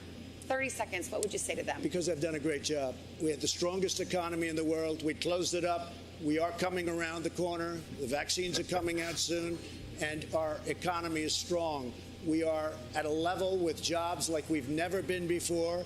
We've rebuilt our military. We've rebuilt our borders. We had no borders. We had no nothing. We've rebuilt so much. We've given you the greatest tax cut in the history of our country. Greatest regulation cut, equally as important. And we created new levels of jobs that nobody thought was possible. And next year is going to be better than ever before. I got to leave it there. I got a wrap from the control room. Mr. President, thank you for your time. Thank you for listening to the voters' questions. That concludes our town hall. We do want to thank the president again, as well as our audience in hot Miami and all of you watching at home. And a reminder, Donald Trump and Joe Biden are scheduled to meet in person a week from tonight in Nashville, a second and final presidential debate moderated by our own Kristen Welker. Have a good evening, and thanks for being with us. All right, moderated by Kristen Welker. Final presidential debate moderated by our own. So, wonder if she's... Oh, okay. Kristen Welker. Have a good evening, and thanks for being with us. All right, so that's good that at least it'll be available on YouTube. So, yeah, I think he did pretty good on the town hall. Like I said, basically the stuff that I said where I think he could have just been a little bit clearer with his communication, kind of offering the other side of it, maybe some of the stuff we talked about with his tax returns. For the most part, I think he did a pretty good job at this. Not as good of a performance though as his town hall before the first debate, but definitely a better showing in this than than the first presidential debate. I mean, I think it's pretty obvious. I think Biden's showing is going to be the same. Town Hall in Philadelphia. All right, looks like we do have this other one, so we'll hop straight into the. This is Biden Mongolia, one. and we are not them. Yeah, Mongolia. The only company in the world who's created a premium 100% cashmere sweater for just $75 that you. Knowledge that the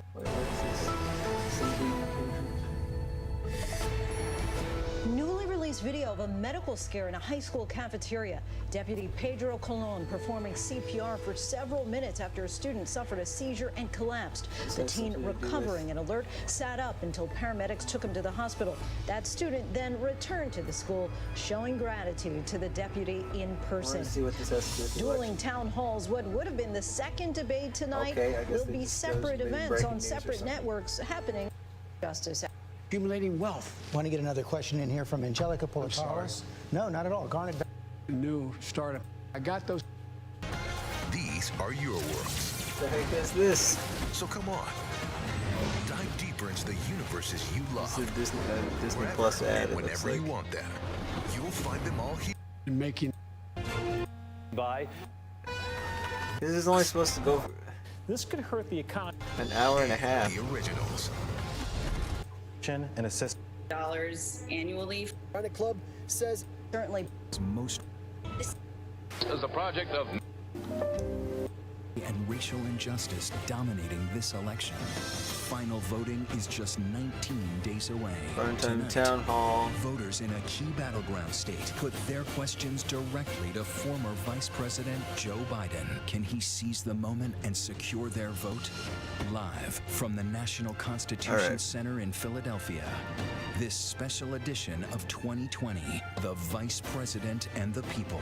I guess they did only go an Chief hour and a anchor half. George Stephanopoulos. All right, here we go. Welcome to our town hall with Joe Biden. Pop in for another hour and a half. To you. Good to be with you. Although first we're going to take another break and I'm going to get some water. You can see they're all appropriately socially See, this is the type of tonight. place they normally do Some are these. voting for you. Some have said they're voting for President Trump. Some are still undecided. And we're going to try to take questions from as many of them as we can tonight. And we're going to start with Nicholas Fedden. He's from Jenkintown, All right, Pennsylvania. I'm going to give it a pause right here. We'll be back in a couple minutes.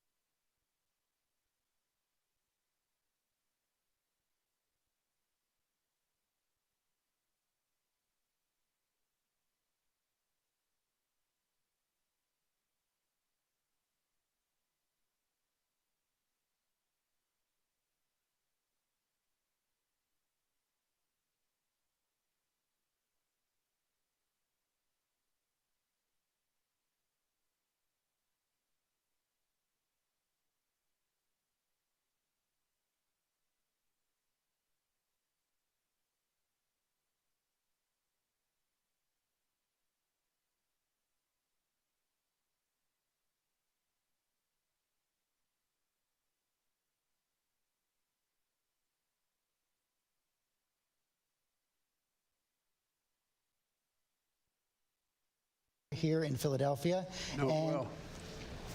You're a Democrat. I am a Democrat. Thank you, George.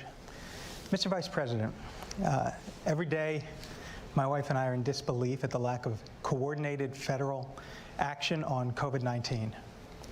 We know that your administration would follow the science. My question for you is two parts. First, looking backwards to when this country first became aware. I mean, Trump's administration is following the science too. What would following the science have meant in terms of actual policy? And then, looking forward, what would your administration do in terms of following this? I mean, the CDC seems to be the ones dictating policy so far, and they're full of scientists, so I don't care what the problem is. This is why I said in the previous video, I think a Biden administration and a Trump administration will more or less handle this the same way, because, I mean, in terms of like the economic recovery and pressuring to open stuff up, yeah, but in terms of like actually what they would do to combat the spread of the disease, I think it'll be the same either way, because Trump's clearly talking about opening stuff up more than it actually has, but he hasn't been able to do it because there's a lot of constraints on him. He can't just do everything he wants to. Science with real concrete policies that haven't been done by the current administration. Well, first of all, going back, the fact is that the president was informed how dangerous this virus was. And all the way back in the beginning of February, I argued that we should be keeping people in China. And we had set up in our administration a pandemic office within the White House. There were 44 people on the ground. I suggested we should be seeking, and I didn't hold public office. I was a former vice president. I suggested we, in fact, ask to have access to the source of the problem. And to the best of our knowledge, Trump never pushed that. All those 44 people came home, never got replaced. In addition to that, I pointed out that I thought in February, I did a piece for USA Today saying this is a serious problem. Trump denied it. He said it wasn't. We later learned that he knew full well how serious it was when he did an interview with Bob Woodward. And at the time, he said he didn't tell anybody because he was afraid Americans would panic. Americans don't panic. He panicked. He didn't say a word to anybody. Then I wrote a piece in March about what I thought we should be doing to take hold of this, using there's an act that's passed a long time ago that a lot of Americans will. I mean, there's a lot of Trump supporter type Americans won't panic because a lot of them have a carefree attitude about it, but a lot of Democrats and liberals would panic. Allows the president to go into a business and say, stop making this and start making that. And it took a long time for him to even institute that, to get ventilators and so on. And so the point was... Especially if they really dislike Trump, and Trump's saying, don't panic, and they're going to be like, oh, he always lies, so maybe we should be panicking. He missed enormous opportunities and kept saying things that weren't true. It's going to go away by Easter. Don't worry about it. It's going to all, when the summer comes, it's all going to go away like a miracle. He's still saying those things. Before you go to the future, can I follow up on looking backward just a little bit? You did have an op-ed in January where you warned to the seriousness of the pandemic, but there's no record of you calling for social distancing, limited social gatherings, mandatory masks. Not back then. In January, February. No, in January, February. No, that's correct. There wasn't. That came at the end of March, and then I laid out a detailed plan relative to school openings in June and July, and I talked about, by that time, the science was becoming clearer and clearer of how this was spreading so rapidly. But the president kept denying that. If you notice, from March on, I stopped doing big meetings. I started wearing masks. So it was at a time when the science was saying, and his key people, Dr. Fauci, were saying, you should be taking these precautions. So what we should be doing now is there should be a national standard instead of leaving this up. Remember what the president said to the governors. Well, they're on their own. It's not my responsibility. The governors can do what they need to do, not my responsibility. It is a presidential responsibility to lead. And he didn't do that. He didn't talk about what needed to be done because he kept worrying, in my view, about the stock market. He worried if he talked about how bad this could be unless we took these precautionary actions, then in fact the market would go down. And his barometer of success in the economy is the market. Thirdly, what we didn't do is the president had an opportunity to open and allow schools and businesses to stay open if they got the kind of help they needed. So the Congress passed a couple $1 trillion worth of help, and what happened was most of that money, significant portion of that money, went to the very wealthiest corporations in the country, didn't get to the mom and pop stores. So you had 1 in 5, 1 in 6 minority businesses closing, many of them permanently, people being laid off. And then what happened was when the first tranche of the first round of money for unemployment, enhanced unemployment, went by, he didn't do anything. He didn't do anything. And to the best of my knowledge, and I mean this sincerely, I can't think, I've been around for a lot of presidents, and you know a lot of presidents in a crisis. I don't ever remember one never calling the House and Senate, Republicans and Democrats together. Let's look forward a little bit. You said that you would lock down the economy only if the scientists said it was necessary. Well, by the way, that wasn't the context here. They said, would I lock down the economy if science said so? I said I'd follow science. But I don't think there's a need to lock down. But I want to press you on that point. Sure. You've been in the Oval Office for 8 years with President Obama. He would always say that only the hard-to-solve problems get to his desk. What is most likely to happen is the scientists will disagree. The scientists will disagree with the economists. So the question is, how are you going to decide this? Who are you going to listen to? And how can you contain the pandemic without crushing the economy? Well, you can contain the pandemic by being rational. It's actually a good point that a lot of the scientists will disagree and the economists will disagree. Especially the scientists and the economists disagree. In fact, you provide them the guidance that they need as well as the money to be able to do it. What's happening now is we know, for example, if you can open a business and you can have a sign on the door saying it's safe to come in. That's why people aren't going anywhere when they're open. And say, because you have social distancing, you have plastic barriers. When you go to the cashier, you have separators between the booths. You don't have large crowds. You reduce the size, the number of people you can have in the restaurant. You make sure there's testing. That's a really critical piece that he didn't do, testing and tracing. And you make sure that people are equipped, going to schools. You know, we initially said, the government initially said they were going to provide masks for every student and every teacher. Then they said, no. FEMA said, the president or whomever said, no, that's not a national emergency. Not a national emergency. We need more teachers in our schools to be able to open smaller pods. We need ventilation systems changed. Well, there's a lot of things we know now. And I laid them out in some detail. Now, again, when I say I laid them out, I'm not an office holder. I'm running for office. It's not like I'm still vice president or I was a United States senator pushing this. So I don't want to say I. But we did lay out exactly what needed to be done. And take a look. We make up 4% of the world's population. We have 20% of the world's deaths. We're in a situation where we have 210,000+ people dead. And what's he doing? Nothing. He's still not wearing masks and so on. We're getting some more questions on COVID. Sure. The next one comes from Kelly Lee. She's from Philadelphia. Thank you. Republican. Voted for Donald Trump in 2016. Undecided now? Hey, Kelly, how are you? Hi, Mr. Biden. My question is about the coronavirus vaccine, or potential. Senator Harris stated that she absolutely would not take a vaccine from President Trump. And of course, we all know it's not President Trump that would create this vaccine. It would be doctors and scientists that presumably we all trust. So my question for you is, if a vaccine were approved between now and the end of the year, would you take it? And if you were to become president, would you mandate that everyone has to take it? Two things. Number one, President Trump talks about things that just aren't accurate about everything from vaccines. We're going to have one right away. It's going to happen and so on. The point is that if the scientists, if the body of scientists say that this is what is ready to be done, and it's been tested. It's gone through the 3 phases. Yes, I would take it. I'd encourage people to take it.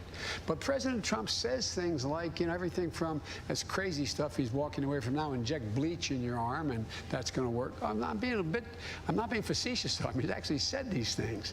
And now Regeneron is the answer. That's going to cure everything. Of course. There's 500,000 doses. We got a couple, we have more than a few million people. And most of the, if you notice, most of the companies who are developing these vaccines are working, they're making real progress. I still don't understand what the difference in here between the Biden and Trump administration. The only thing might be is like Trump in the beginning, administration 4 times a week, giving us the detail. At least Trump himself, while he's talking with the companies, might try to get the companies to be able to distribute it, with mainly the military would distribute it, but get the companies to produce and hand it over for the military to distribute it sooner than what a Biden administration might. That would. That's the only difference I'm really seeing. Other than that, it's only when the scientists actually come up with the vaccine. They're like, I don't know. I think this is being made into a whole political issue where it shouldn't be. What kind of progress is being made. And right now, they do the right thing. When they run into a serious problem, they halt the test. They don't continue until they figure out what the problem was. They're not there yet. And the most scientists say there's not likely to have a vaccine that would be available until the beginning of next year, into the spring of next year. And in the meantime, what I worry about is the same thing with Regeneron, which is a useful a useful tool. But what's happening is there is no plan to figure out how to distribute it. How many, we have 500,000, vials of it. Well, we don't have all the testing equipment. We don't have all the ability to get it to the people who need it. And what we should be doing now, and allegedly it's happening, but I've not seen it yet, nor the docs that I've talked to seen it, there should be a plan when we have the vaccine, how do we distribute it? And once we get it, if it's safe, if it's effective, that will was you mandate its to use? the military. I mean, probably The answer set up is, clinics. depending on how clear, like parking lots or whatever. There's vaccines, they say, have a very positive impact, they'd probably do it and through, they're like, going the to doctor's affect offices, positively 85% of the American public. Or there's others say this vaccine is really the key. This is the golden key. It depends on the state of the nature of the vaccine, when it comes out, and how it's being distributed. That would depend on. But I would think that we should be talking about, depending on the continuation of the spread of the virus, we should be thinking about making it mandatory. How could you enforce that? Well, you couldn't. That's the problem. Just like you can't enforce measles. You can't come to school unless you have a measles shot. You can't. But you can't say everyone has to do this. But you would, just like you can't mandate a mask. But you can say, you can go to every governor and get them all in a room, all 50 of them as president, and say, ask people to wear the mask. Everybody knows. And if they don't, fine. And they don't, no, not fine. Then I go to... Of course, technically, it's supposed to be, at least in Washington State, where I'm at, there's supposed to be a mask mandate, but they can't really enforce it. Every governor, I go to every mayor, I go to every councilman, I go to every local and also official. It's impractical. Say, mandate the mask. Say this is what you have to do when you're out. Make sure you encourage it being done. Look, George, you and I know, and I think you do too as well. Not without extreme draconian measures like this. Absolutely. So no that matter arrest whether people good, if they have bad, a or mask and then indifferent, hold them in a matter. gulag or something. And when a president doesn't wear a mask or makes fun of folks like me when I was wearing a mask for a long time, then people say, well, it mustn't be that important. But when a president says, I think this is very important, for example, I walked in here with this mask, but I have one of the M95 masks underneath it. I left it in my dressing room, the room I was in before I got here. And so I think it matters what we say. And we're now learning that children are getting the virus, not with as serious consequences. But there's been no studies done yet on vaccines for children. So there's a long way to go, but we can make progress in the meantime and save lives. And the last point I'll make, if you listen to the head of the CDC, He stood up and he said, you know, while we're waiting for a vaccine. Unless, I mean, maybe if the very, very, very, very, very tiny percentage of children that could die from it, if the thing is, oh, if we had a vaccine for them, we could save at least one child. I mean, like, that'd be nice, but, like, what, is the vaccine only designed to work on adults then? I don't know. I mean, obviously, for them to get it out quicker, they're going to want to target it to as, if it's not, like, going to be like a one-size-fits-all thing, which probably wouldn't be, then they would want to target the people who are going to need it most, which is going to be the most elderly, and then other than that, you kind of middle-aged to slightly older adults that have pre-existing conditions. And he held up a mask. You wear this mask, you'll save more lives between now and the end of the year than if we had a vaccine. It's estimated by every major study done from the University of Washington to Columbia that if in fact we wore masks, we could save between now and the end of the year 100,000 lives. And avoid lockdowns? And avoid lockdown, yes. You don't have to lock down if you're wearing the mask. Let's get a question on the economy. Anthony Argyrakis. Thank you. I hope I answered your question. From Canonsburg, Pennsylvania. It's a suburb of Pittsburgh, Republican. I know it. For President Trump. Thank you, George. Thank you, Mr. Vice President. You stated that anyone making less than $400,000 will not see one single penny of their taxes raised. That's right. But also state that you are going to eliminate the Trump tax cuts. The Trump tax cuts reduces taxes for the majority of workers. I would argue not enough. What is your plan for either extending the tax cuts for the middle class or creating a new plan that further reduces those taxes? I carry this card with me. When I said the Trump tax cuts, about 1.3 trillion of the $2 trillion in his tax cuts went to the top 1/10 of 1%. That's what I'm talking about eliminating, not all the tax cuts that are out there. And by the way, if you just take a look, we reduced the corporate tax rate from 35%, and Democrats and Republicans who were in office thought it should come down to 28%. He reduced it to 21%. You have 91 out of Okay, that's interesting. I didn't know the Democrats were actually in favor of reducing it by what? He said 31, and then it went down to 28, or was it they wanted to take it down to 28? That's news to me. I gotta say, Biden's doing pretty well. 500 companies not paying a single solitary penny. If you raise the corporate tax just back to 28%, which is the reason why, like, okay, look. If everything Biden said, like his stuff where he's trying to appear middle of the road, was the case, like, I could almost be persuaded. Almost. I don't think you quite be. But, like, I could almost be persuaded to vote for him.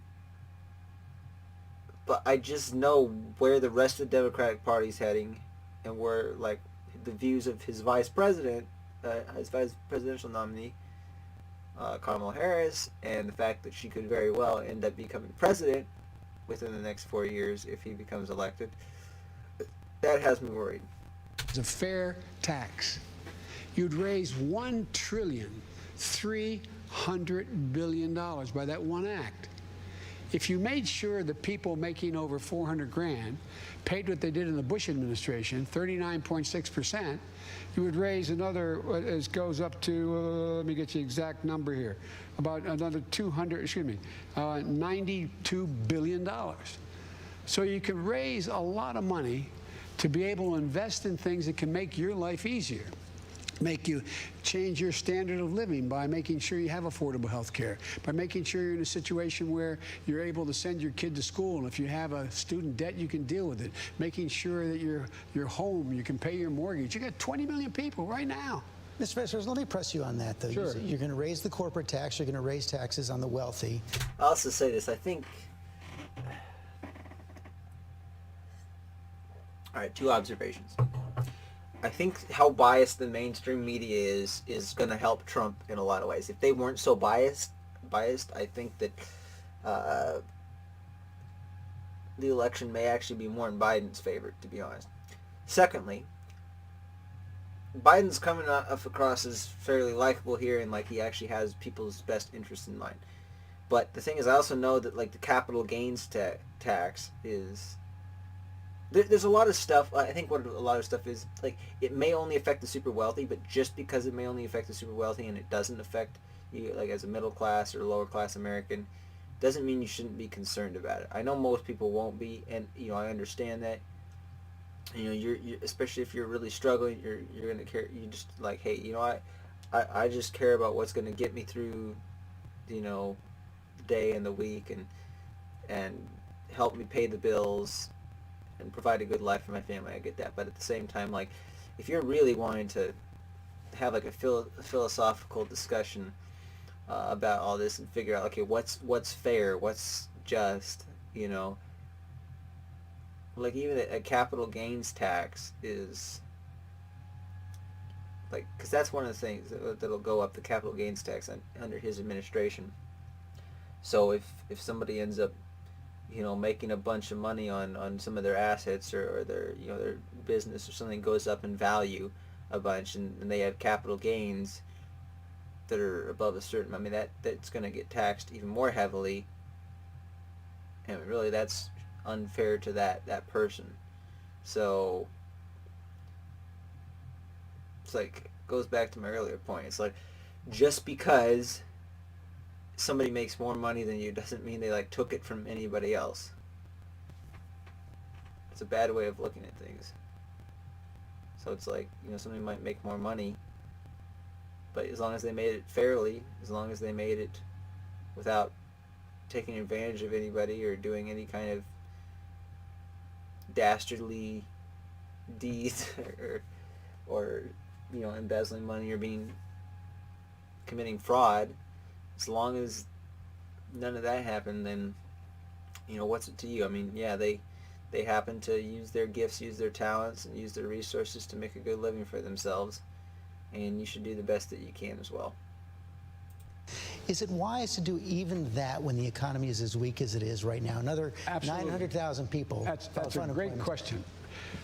Moody's did an analysis detailed analysis of my tax plan and by making sure you're in a situation where you're able to send your kid to school, and if you have a student debt, you can deal with it. Making sure that your home, you can pay your mortgage. You got 20 million people right now.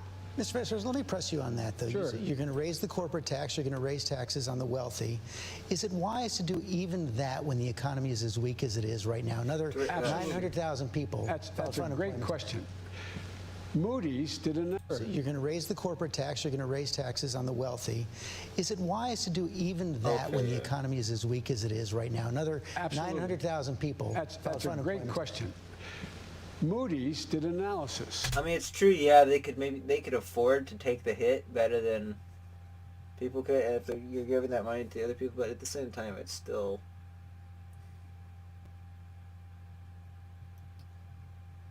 not really fair, because rather than trying to appeal to like more wealthy people and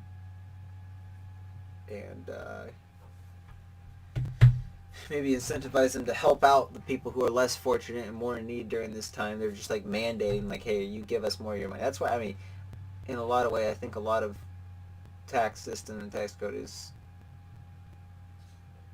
perhaps unconstitutional. My detailed analysis of my tax plan and my economic plan. It's not really fair. They said, I will, in 4 years, Moody's, Wall Street, said I will create 18.6 million new jobs, good-paying jobs, number one.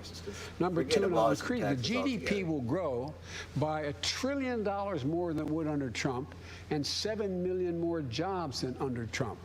And the reason is, when you allow people to get back in the game and have a job, everything moves.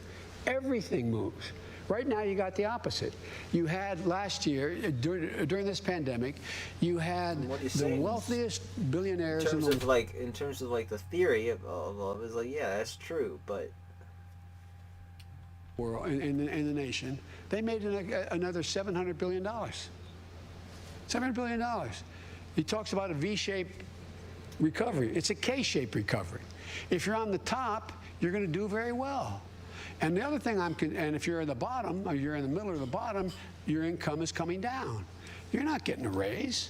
I shouldn't. I don't know what you do. You may get a raise. Hope you're a billionaire. But all kidding aside, but it's about growing the economy. And George, the way out, the reason why I'm so optimistic about economic recovery, more than I've ever been, is we have these 4 crises happening all at once, and one helps the other. For example, we're going to invest a great deal of that money into infrastructure. And into a green infrastructure. We're going to put 500,000 charging stations on new highways we're building and old highways we're building.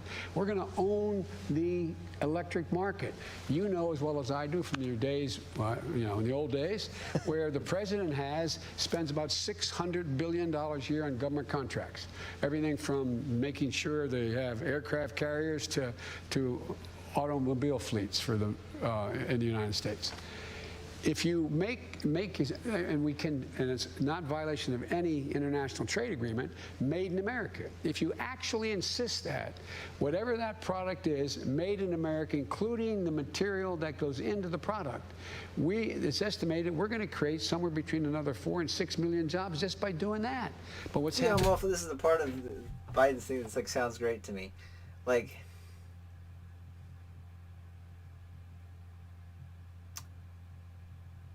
The only concerns I do have with this, though, is it does mean prices for things will probably go up because you can't make things as cheaply here that you can overseas. But it does mean overall, eventually, wages will probably go up and companies will do better. I don't know.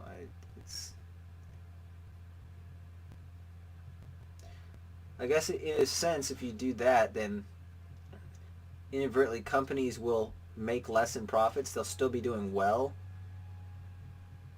but they'll be making less in profits, but then their employees will do better. But then also the stock market won't perform as well, so maybe people's 401ks, it's really interesting. It would be really interesting to see what the perfect mix of that is, where the most amount of people benefit the most. Now, under his trade policy, a lot of this is going overseas. You get a benefit from going overseas. It's a very complicated problem. If you have much of it being made overseas. So if you send it overseas, you get a 10% tax increase on the product. If you make it in America and you bring it back, you get a 10% growth. If you bring back a company and you're going to open up an old facility, you get a 10% tax credit for all you invested. That actually works, George. So there's not going to be any delay on the tax increases? No, well, I got to get the votes. That's why, the one thing that I have this strange notion. We are a democracy. Some of my Republican friends and some of my Democratic friends even occasionally say, well, if you can't get the votes by executive order, you're going to do something. Things you can't do by executive order unless you're a dictator. We're a democracy. We need consensus. Got to take a quick break. We'll be right back. I hope I answered your question. We the people of the United States, in order to form a more perfect union, establish justice, ensure domestic tranquility, provide for the common defense, promote the general welfare, and secure the blessings of liberty to ourselves and our posterity, do ordain and establish this Constitution for the United States of America. This special edition of 2020 will return in a moment. It'd be nice if all people from all political parties always... Welcome to Disney Plus. Are you ready? Every Sunday on AB. Now that I said it out loud, it does sound weird. From the Constitution Center in Philadelphia, here again, George Stephanopoulos. And welcome back to our town hall with Joe Biden. We're going to get a question now from Cedric Humphrey. He's a student from Harrisburg, Pennsylvania, progressive Democrat. Don't jump, Cedric. You look like you're way up there. I'll be okay. Thank you, George. And good evening, former Vice President Biden. Many people believe that the true swing demographic in this election will be black voters under the age of 30. Not because they'll be voting for Trump, but because they won't vote at all. I myself have had this exact same conflict. So my question for you then is, besides you ain't black, what do you have to say to young black voters who see voting for you as further participation in a system that continually fails to protect them? Well, so basically, okay, this is interesting. He's a progressive Democrat, which is something that the progressive part of it has me worried, the very fact that he identifies with that. But at least he doesn't identify as like a Marxist or something like that. But I guess what he's saying is like he would prefer Biden over Trump, but he doesn't like either one of them, and he thinks that by supporting the system, like basically he's kind of feeling that maybe Joe Biden's just pandering for the black vote. Therefore, he thinks by just continuing to support that, it's just going to keep going on, and black people are never going to get what they deserve. So, very interesting case. Good point that he brings up. I'm very curious how Biden I say, will respond first to of this. all, as my buddy John Lewis said, it's a sacred opportunity, right to vote. You can make a difference. If young black women and men vote, you can determine the outcome of this election. Not a joke. You can do that. And the next question is, am I worthy of your vote? Can I earn your vote? And the answer is, there's two things I think that I care, and I've demonstrated I care about my whole career. One is, in addition to dealing with a criminal justice system to make it fair and make it more decent, we have to be able to put black Americans in a position to be able to gain wealth, generate wealth. And so you look at what that entails. It entails everything from early education. That's why I'm supporting making sure that we, in Title I schools, as you know, schools with the least tax base to be able to support their schools. I increased the funding for them from $15 to $45 billion. That allows every teacher in that school to make up to $60,000 And the problem now is they're leaving the schools. They're not there. We're short about 1.5 million teachers, 1.25 million teachers. Number two, every 3-, 4-, and 5-year-old will go to school, not daycare, school. And what all the great universities, including the one you've gone to, or went to, in fact, talks about in the last 8 years, what's happened. What happens when you let them go to school, they make up rapidly whatever shortcoming they had in terms of their education prior to that. They have not heard as many words spoken, et cetera, et cetera. What happens is that the studies show that 58% will increase by 58% their chance of going all through 12 years of school and going through successfully. We'll also provide for the ability to bring in social workers and school psychologists. We have one school psychologist in America now for every 1,507 kids. It should be 1 to 500, not just in schools that are poor, but in all schools. Because we learned that, for example, drug abuse doesn't cause mental illness. Mental illness causes drug abuse, the failure to get hold of people and deal with their anxieties. In addition to that, I provide for $70 billion for HBCUs for them to be able to have the wherewithal to do what other universities can do because they don't have the kind of foundational support they need. And so that would allow them, for example, like we did in our administration, the president allowed me to go down and we awarded a cybersecurity laboratory, ability to compete for cybersecurity laboratory. The federal government spends billions of dollars a year on universities because they are the best kept secret or where most of the major inventions come out of. And so that school now will be able to produce young black women and men who are going to go into a field of the future that's burgeoning, cybersecurity. And that's what's going to help a great deal. In addition to that, if you're a young man... See, this is the one thing I will say. I do think Biden actually does care about this. I don't think he exactly is just pandering, even though sometimes it can. Well, yeah, I think a lot of, if you look behind when he said like, oh, if you're not if you don't vote for me, then you're not black. I think it's not so much him like pandering to them and thinking that, oh, it's more him thinking like to himself. Obviously, I'm for the black person. I'm like, and he said like, well, I'm better than the Republicans and better than Trump for the black American, let alone maybe he hasn't, maybe his policies wouldn't be as effective, but at least in his heart he thinks he's more sympathetic towards them, or well, not really sympathetic, but well, maybe he feels that way. I mean, I wouldn't say sympathetic, because sympathy is not the answer here, because that would imply that they're lower than you, but so I don't think Biden would actually believe that. I'm not saying he's secretly racist or whatever, because like I'm saying, I think he actually does care, but I think when it comes down to it, it's just he's thinking these things and says, well, obviously they'd vote for me, so he's like, well, if you don't vote for me, then you're not black. I don't know, but it was also implying to actual people who are black that they anyway, it's a messy statement. It's just a bad statement regardless. Like, even if you try to read it in a good way, it still doesn't work out perfectly. But yeah.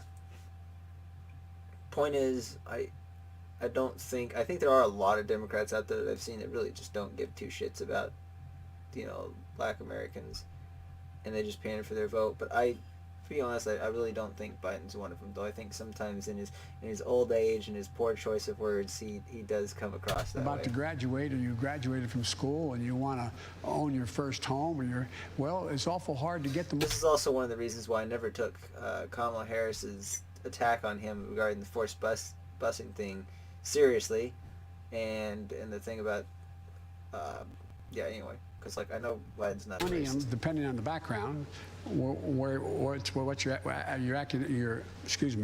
economic background is, to get a down payment. So we're going to guarantee first-term home buyers a $15,000 down payment for first-term home buyers. In addition to that, what all the studies now show, and I've been arguing this for a long time, is young black entrepreneurs are just as successful as white entrepreneurs or anyone else given a shot. But you can't get the money. Where do you go to get the startup money? So what President Obama and I did, we had a program where we took $1.5 billion, and we invested it in all the SBAs around the country, in the state SBAs, small business associations, and that generated $30 billion came off the sideline, because if you have a guarantee of $200,000 for your new startup enterprise, young entrepreneur, you're going to be able to attract, if it's government money as a guarantee, you'll be able to attract another $100,000. It generated $30 billion.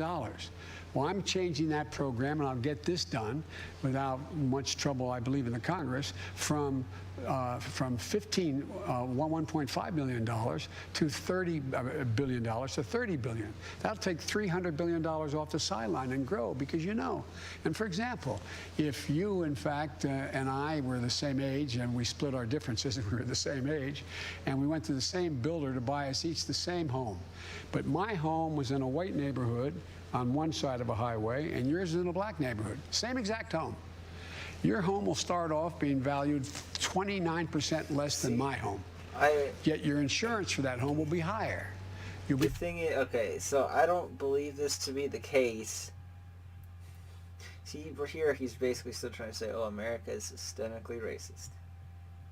But, look, the problem is it's not like necessarily based over race. It just happens to be that a lot of the black communities happen to have more crime there. So if you had a black community that had, or if it was a higher income black community, or if it was a black community that had been around for some time and happened to be a good community and whatnot, didn't have a track record of having a lot of crime there, then this would not be true. I mean, because right now, you go to lower income neighborhoods regardless of what, lower income neighborhoods, that's going to be the same thing as a proportion of how much the value of their home, like their insurance for the home would be more. Their insurance for just a lot of things would be more. I mean, it's not because of the person's race, it's because of the other circumstances of that living environment. We tax more for it. We've got to end this. Like I said, it just so happens that black communities are more likely for this to be the case. But I don't think that they'd be judging purely based on the cases of black community, because like obviously you're going to have some sort of a track record there. You're going to have some like income level to go off of. That's why if a black person who's like got good income buys a home in like the suburbs or whatever, like a home worth $250,000, they're not going to get a different rate than somebody else. They're going to get the same rates as a white person. It got me involved in politics in the first place, a thing called redlining. We can change so much, that we can do so much to change the circumstance. Although I suppose that the black person, if maybe they had less of a, like let's just say if we're talking about like a mortgage rate, for instance, maybe they might not get as good of a mortgage rate if maybe they don't have as good of a way to establish that they're good with their credit, and maybe that is because of a result of them. Not because like I say again, not necessarily because of them being black, but because them being black may have meant they were born into an inner city somewhere, or a low income neighborhood that had a lot of crime, and they didn't have a good upbringing. But it's not because of their skin color; it's just because that happened to be a thing. Now, originally, I think a lot of these issues were because of it. Because what? We're going to go ahead and say that, oh no, it's part of. You're not going to go say, oh, it's part of their genetics, or they're just naturally more violent. No, that's nonsense. That's not true. So a lot of these problems initially were, at least in most cases, I don't really see a way. Like it pretty much probably had racism there to start out with, but there's a lot of. Excuse me, I'm not saying this very clearly. So anyway, but I think it could have been racism that led to the beginnings of these things. Because like the big problem is like the number of African American households versus the number of the white households that don't have a father in the home is significantly more. Now in both cases, the rates of fatherhood in the home have gone up significantly over the past couple decades. In fact, they've been going up pretty significantly actually ever since probably like the 1950s or 60s, something like that. But it's really high now. But there's a disproportionate amount between black families and white families. So that's an issue. But like, what is the direct cause of that? The direct cause of that has nothing to do with racism. You trace it way, way, way back, and then maybe you get racism at the beginning of, maybe like 4, 5, 6 levels back. But then what do you do about that in today's day and age? So like that's why this can't be like a government solution to this whole thing. It has to be an individual solution. It has to be a message about taking personal responsibility and doing what's right, doing what you need. And that's so no amount of government involvement is going to keep fathers in the home. Is going to keep for a lot of these people, it's like too, once they got a criminal history too, they'll come out into the world and maybe start doing better for themselves, but they'll still resort to their same criminal past. So it's like once you have those habits formed, it's very hard to get over them. So it's a very difficult situation. But I mean, I agree with what most of Biden's proposals are here in this situation, but it's not like this is the sole answer to everything. To give people a real opportunity. Cedric, did you hear what you needed? Oh, I'm sorry. I was just saying, do you hear what you needed to hear? I think so. Okay. Well, there's a lot more if you want to. I'm wondering why George, I think maybe he was thinking Biden was taking too much time on this, but I think you should just let Biden finish talking this. Saying this. If you're going to hang around afterwards, I'll tell you more. Okay. Let's get No, but I really mean it. It is the key. Look, this is the way every other. How do most, like my dad, he lost his job up in Scranton. And it took him 3 years to be able to move down to Delaware, to Claymont, Delaware, a little steel town, and send us home to our grandpa to live with him. We finally got back. We lived in apartments, became 6 and 8 housing. Much later it wasn't. It was just normal apartments. But it took him 5 years to be able to buy a home. Well, we bought a 3-bedroom home with 4 kids and a grandpa living with us, but it accumulated wealth. You build up wealth. That's how middle-class folks make it. They build up wealth. Then he was able to borrow a little against that to be able to help us get to school, those kinds of things. It's about accumulating wealth. And you're behind an 8 ball. The vast majority of people of color are behind an 8 ball. And it's the same way what's going on now with all this money that's been voted.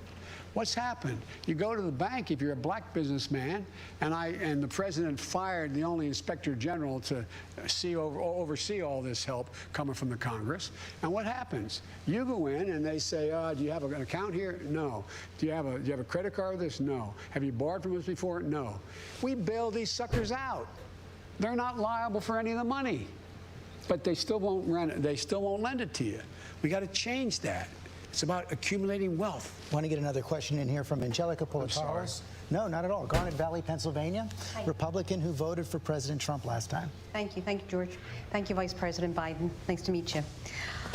What's your view on the crime bill that you wrote in 1994, which showed prejudice against minorities? Where do you stand today on that? Well, first of all, things have changed drastically. That crime bill, when it voted, the Black Caucus voted for it. Every black mayor supported it. Kind of like the way she asked. It was a little bit on the hostile side, I think, but the way she was very direct about it, very straightforward. She didn't bother explaining it, although maybe she should have, just for the sake of other voters. But it was very much like, hey, you know what that bill is? If I imply something about it that I know to be the case or whatever, then like a factual, then you know what I'm talking about. So just she's kind of looking maybe for a personal answer here, I think. Across the board, and it didn't. The crime bill itself. Or she's looking for a way to, she's more in support of Trump. She might be looking for a way that, maybe Biden can be hurt by this if he responds in a bad way. But did not have mandatory sentences except for two things. What it had 3 strikes and you're out, which I voted against in the crime bill, but it had a lot of other things in it that turned out to be both bad and good. I wrote the Violence Against Women Act. That was part of it. The assault weapons ban and so other I think, things. yeah, he's basically saying this isn't a perfect thing, but there's so much good giving stuff in it states more money for prison systems that they could build, state prison systems. And so he had to take the good with the bad. 100 people in jail now is in a state prison, not in a federal prison, because they built more prisons. I also wrote into that bill a thing called drug courts. I don't believe anybody should be going to jail for drug use. They should be going into mandatory rehabilitation. We should be building rehab centers to have these people housed. We should wipe out, we should decriminalize marijuana, wipe out the record so you can actually say in honesty, you ever been arrested for anything? You can say no, because we're going to pass a law saying there is no background that you have to reveal relative to the use of marijuana. And so there's a lot of things, but in addition to that, we got to change the system. I joined with a group of people in the House to provide for changing the system from punishment to rehabilitation. See, this is something that I'm really conflicted on. I still don't know where I'd come down with it, because yes, it's something that's been largely made legal now, and then people are still serving sentences for possession or use of marijuana. But at the same time, it's sort of about the principle too. It's like you knew it was illegal at the time you were doing it. You took that risk anyway, and now you're suffering the consequences. So it's I understand both sides of the argument. So I'm not on the one hand, it does seem kind of unfair that now people are. But I still think it's literally about principle. Do I think less of people that smoke marijuana or take edibles or whatever, or do any kind of drugs? Yes, to an extent I do. The same goes if somebody's got a drinking problem or they smoke. It's because especially with smoking, it's there's really no sometimes with alcohol, it's it doesn't have that big of an impact. The whole studies related to a glass of red wine a day actually can have positive health benefits or whatever. But there, especially with smoking, it's there's no upside to it, other than maybe the temporary. And people, have an addiction to nicotine, and then when they get the nicotine fix, then they feel better. But that's only created by doing it in the first place, and there's really no upside to smoking. So it's it kind of lowers my opinion of the person, because it's you don't really have.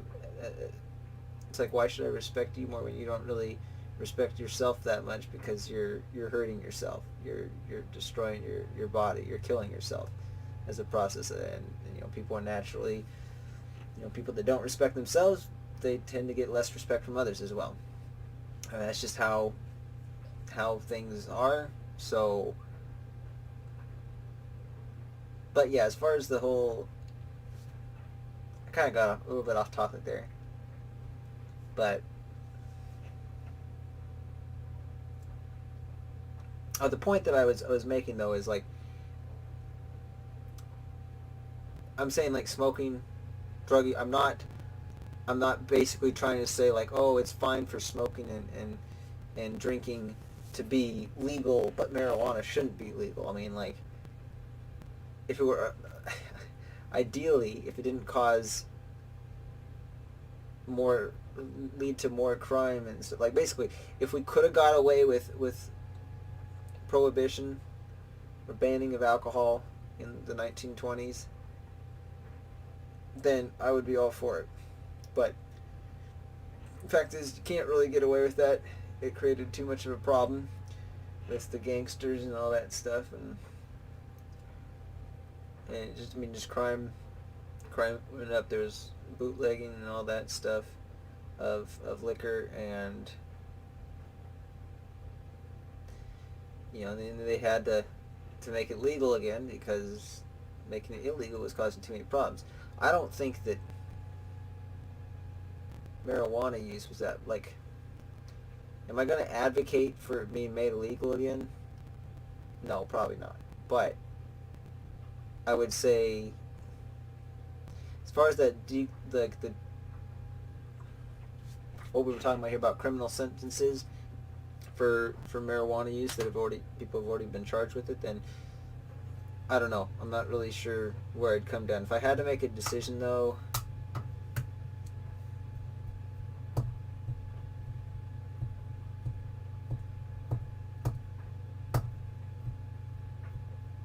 I'm trying to give this some thought. Because I am quite a principled individual when it comes down to things, I'm inclined to just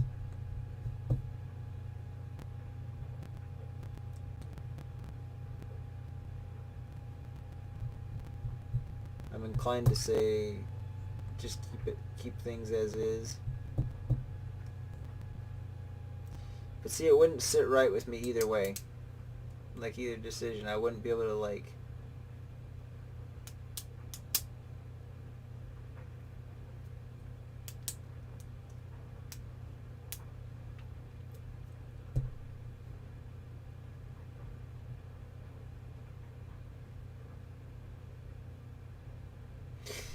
it's just whenever I think of all the bad things that could happen. The thing is, bad things that would probably already. I mean, it's not really prison either, though, right? It's just jail. Like, I don't think people will go to. Well, maybe you would, but I don't think sentences for marijuana were very long, either, though. I think most people that have, if that was the only. In fact, I don't even think there's situations in which it was the only thing they went to prison for. Perhaps they served some time in the local jail for nothing but charges of, possession of marijuana or something like that, or being high on it. But as far as like actually going to a penitentiary, federal penitentiary or state penitentiary, I mean, any of that just for like a non-violent drug offense that's specifically marijuana, like even then you wouldn't even. I don't even think there are any cases of that, but even if there were, it's like you probably wouldn't serve more than a couple of years for that at most. Like, even that seemed a bit excessive to me. It would probably be like a year. So I think most of those people, if that was the only reason, if there are any people that actually went to jail or prison for that, then I think that most of them are probably already out by this time. Along with a guy named Marlon Spector, who you may remember, I wrote the Second Chance Act. In the meantime, an awful lot of people were jailed for minor drug crimes after the Exactly right. Was it a mistake to support it? Yes, it was. But here's where the mistake came. The mistake came in terms of what the states did locally. What we did federally, we said it was, and you remember, George, it was all about the same time for the same crime. What I had done as chairman of the Judiciary Committee, took the 10 circuit courts of appeals, took some really brilliant lawyers working for me in judiciary. We did a study. And we determined what happens if, for the first, second, third offense, for any crime in the criminal justice system, at the federal level, if you're a black man, it's the first time you committed robbery. How long would you go to jail on average? If you're a white man, how long? Black man would go to jail on average 13 years, white man 2 years. I go down the list of every single crime. So we set up a sentencing commission. We didn't set the time. Every single solitary maximum was reduced in there. But what happened was it became the same time for the same crime. So it said you have to serve between 1 and 3 years. It ended up becoming much lower. Black folks went to jail a lot less than they would have before, but it was a mistake. Let me ask another follow-up on the crime bill. It also funded 100,000 police back in 1994. You've often said that more cops clearly... I'm not sure what he's saying. Maybe he was trying to say, like, oh, we'll make it like 1 to 3 years for something, but then the white person would still get 1 year and the black person would get 3 years. Is that what he's saying? It's like everybody goes to jail less? or something. I don't know. But the black person still does more. I'm not exactly sure. Really mean less crime. Do you still believe that? Yes, if in fact they're involved in community policing, not jump squads. For example, when we had community policing from the mid-90s on till Bush got elected, what happened? Violent crime actually went down precipitously. Remember the significant rise in violent crime that was occurring in the late 80s into the 90s. It went down, and fewer African Americans were arrested because you had the requirement. The cops didn't like it. They didn't like the community policing because you had to have 2 people in a vehicle. They had to get out of their cars. They had to introduce themselves to who owned the local liquor store, who owned the local grocery store, who was the woman on the corner. And what they would do, George, they'd actually go and give people their phone numbers. A cop would give the phone number. So if Nellie Smith was on the 2nd floor where drug deals took place and things happened below her, her apartment, she could call and say, it's Millie, and there's something going on here, and they'd never reveal it was her because they know if she knew that, in fact, they'd never report the crime. She'd never report. So it actually started to come down. What happened? They eliminated the funding for community policing. Community policing doesn't mean more people coming. So the cops didn't like that? In up-armored Humvees and swarming like that. When they did, it turned out that by the time we got to the late 90s and crime had come down so much, and the mayors and everybody asked the question, where do you want me to spend the money? They say, well, only 1% thought violent crime was a problem. It was as high as 22%. But right now we have a systemic problem. How do you get the kind of policing, prevent the kind of policing? You have to change the way in which they police. One of the things I'm going to do, George, is set up a national... I don't think there's I'm trying to figure out what's the systemic problem in policing now. Like, how is there a systemic study problem? group? I mean, maybe there is a systemic problem, but is it a systemically racist problem? I don't see that. I don't see any evidence of that. Made up of cops, social workers, as well as made up of the black community and the brown community to sit down in the White House and over the next year come up with significant reforms that need to take place within communities. You have to bring them together. One of the things I've observed is, you know, the neighborhood I grew up in Claymont, you either became a cop, a firefighter, or a priest. I wasn't qualified much to do any one of them. But here's the deal, all kidding aside. Most cops don't like bad cops. Correct. They don't like it. Correct. And so what happens is they get intimidated into not reporting. So one of the things we do is there has to be transparency available. We have to be able to go in at the federal level, be able to go in and check out whether or not there's systematic problems within police departments. If in fact a cop needs to be tried, it's not the prosecutor in the community, in the district where they are. You got to go outside the community to get another prosecutor to come in and handle the crime. There's a lot of things we've learned. And it takes time, but we can do this. You can ban chokeholds, but beyond that, you have to teach people how to de-escalate circumstances. De-escalate. They've already done a lot of that, though, I think. But, I mean, I will say this last summer was a lot of examples of police officers not being good with the de-escalation. I mean, even in the aftermath, there was that one cop that pushed that old guy down that was filming him or whatever and knocked him in his head, and he later died. Old guy was like over in his late 70s, I think. Anyway, and there was other instances of that, but see that wasn't an example of a racist thing. That was just a police brutality problem. Cops rather than de-escalating the situations, escalating the situations. So yeah, this should be something that we focus even more on to try to reduce it further, because clearly whatever we've put in place has not been enough. You do shoot to kill, you shoot them in the leg. There's ways you have to do more back. Okay, that's kind of funny though, because, look, I'll be honest, like, yeah, you can do all this training, but eventually some people will not, like, be able to stay as calm.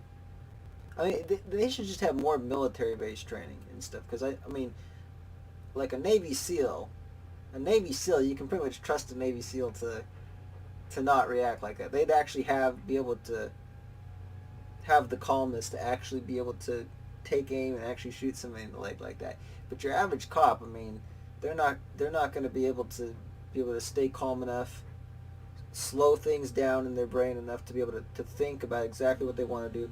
I mean, if somebody draws a gun on them or a weapon or something, or they feel threatened, their first instinct is pretty much going to be to draw the gun, fire center mass to the target, you know. They're not going to have that time or that mental fortitude to be able to, like, actually think things through, take aim, and just shoot them in the leg and immobilize them. So that's why I'd say maybe a better idea would just be, at least in the meantime, provide cops with more tools, more like non-lethal tools to handle the job. Background checks in terms of whether or not the person coming in passes certain psychological tests. And the last thing I'll say, and I'm sorry because it's really, I think, really, really important, is you have to be in a position where you are able to identify the things that have to change. And one of the things that has to change is so many cops get called into circumstances where somebody is mentally off, like what happened not long ago with that guy with the knife. That's why we have to provide within police departments psychologists and social workers to go out with the cops on those calls, some of those 911 calls, to de-escalate the circumstance, to deal with talking them down. But we can't. Cops are kind of like school teachers now. You know, a school teacher has to know everything from how to handle hunger in a household, as well as how to teach you how to read. Well, cops don't have that breadth, and there's a lot of things we can do. We shouldn't be defunding cops. We should be mandating the things that we should be doing within police departments and make sure there's total transparency. Got to take another quick break. We'll be right back. I don't know the answer to your question, but... See, Biden's handling this pretty well, you know.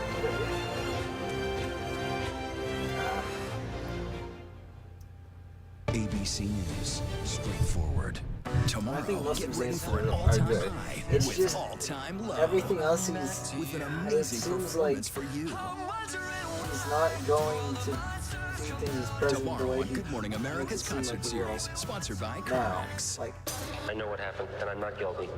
there's some of the policies, and plus, like, trials, figure out what. plus here's the thing: he needs support of a lot of the other Democrats, and the Democratic Party is very radical at this point. And if they do take back the Senate, then a lot of this other stuff's going to go through. So even if we can trust Biden to be who he says he is, it's not really going to do that much good if, you know, Democrats take the House and the Senate if in the election. It's really out there. And then it would be up to him to trust him that if they go too far, that he'd veto anything, or that, you know, that he could. And I don't trust that he would do that. She revealed she had murdered his family. Wait. And what do you say to LGBT? George Stephanopoulos. And the Supreme Court is our next topic. The questioner, Nathan Osborne of Philadelphia, Pennsylvania, Democrat. Hi, I'm George, Mr. Vice President. Hey, Nathan. Our country's first Supreme Court gave its first rulings just 2 blocks from here, from 1791 to 1800, and it's become more polarized since then. Merrick Garland didn't get a hearing for all of 2016, and Amy Coney Barrett's being pushed through at the last minute, even though millions have already voted. So what do you think about ideas from people like Pete Buttigieg and others to put in place safeguards that will help ensure more long-term balance and stability?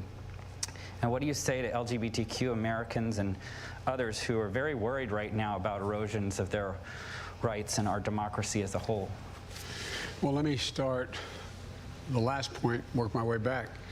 I think there's great reason to be concerned. I was on the road most of the time during these hearings, so I didn't hear many of them. I just got the recaps when I'd get in late at night.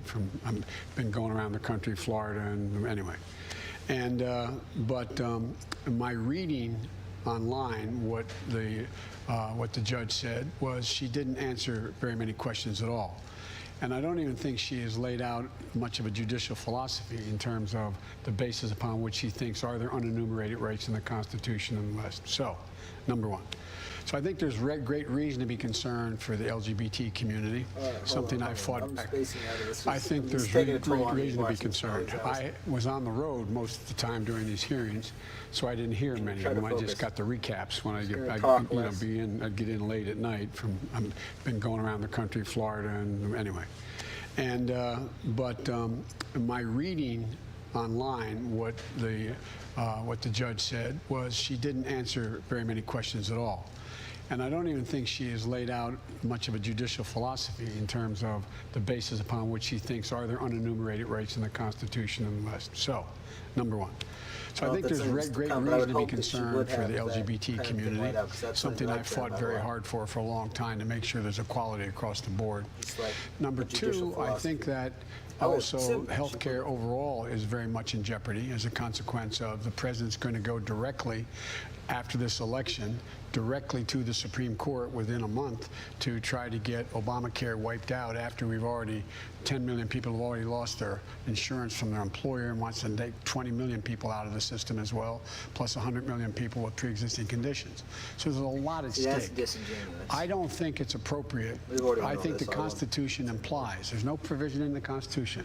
My problem is I made a mistake of teaching constitutional law for 21 years and the separation of powers. The Constitution implies that the way the people have a right to determine who's going to be on the court is how they vote for their senators and their presidents. We seek the advice and consent of the Senate and the president's president for all 4 years, isn't he? No, he is. But once an election begins, by implication, it is inconsistent with the constitutional principles, in my view. You get disagreement among scholars on this.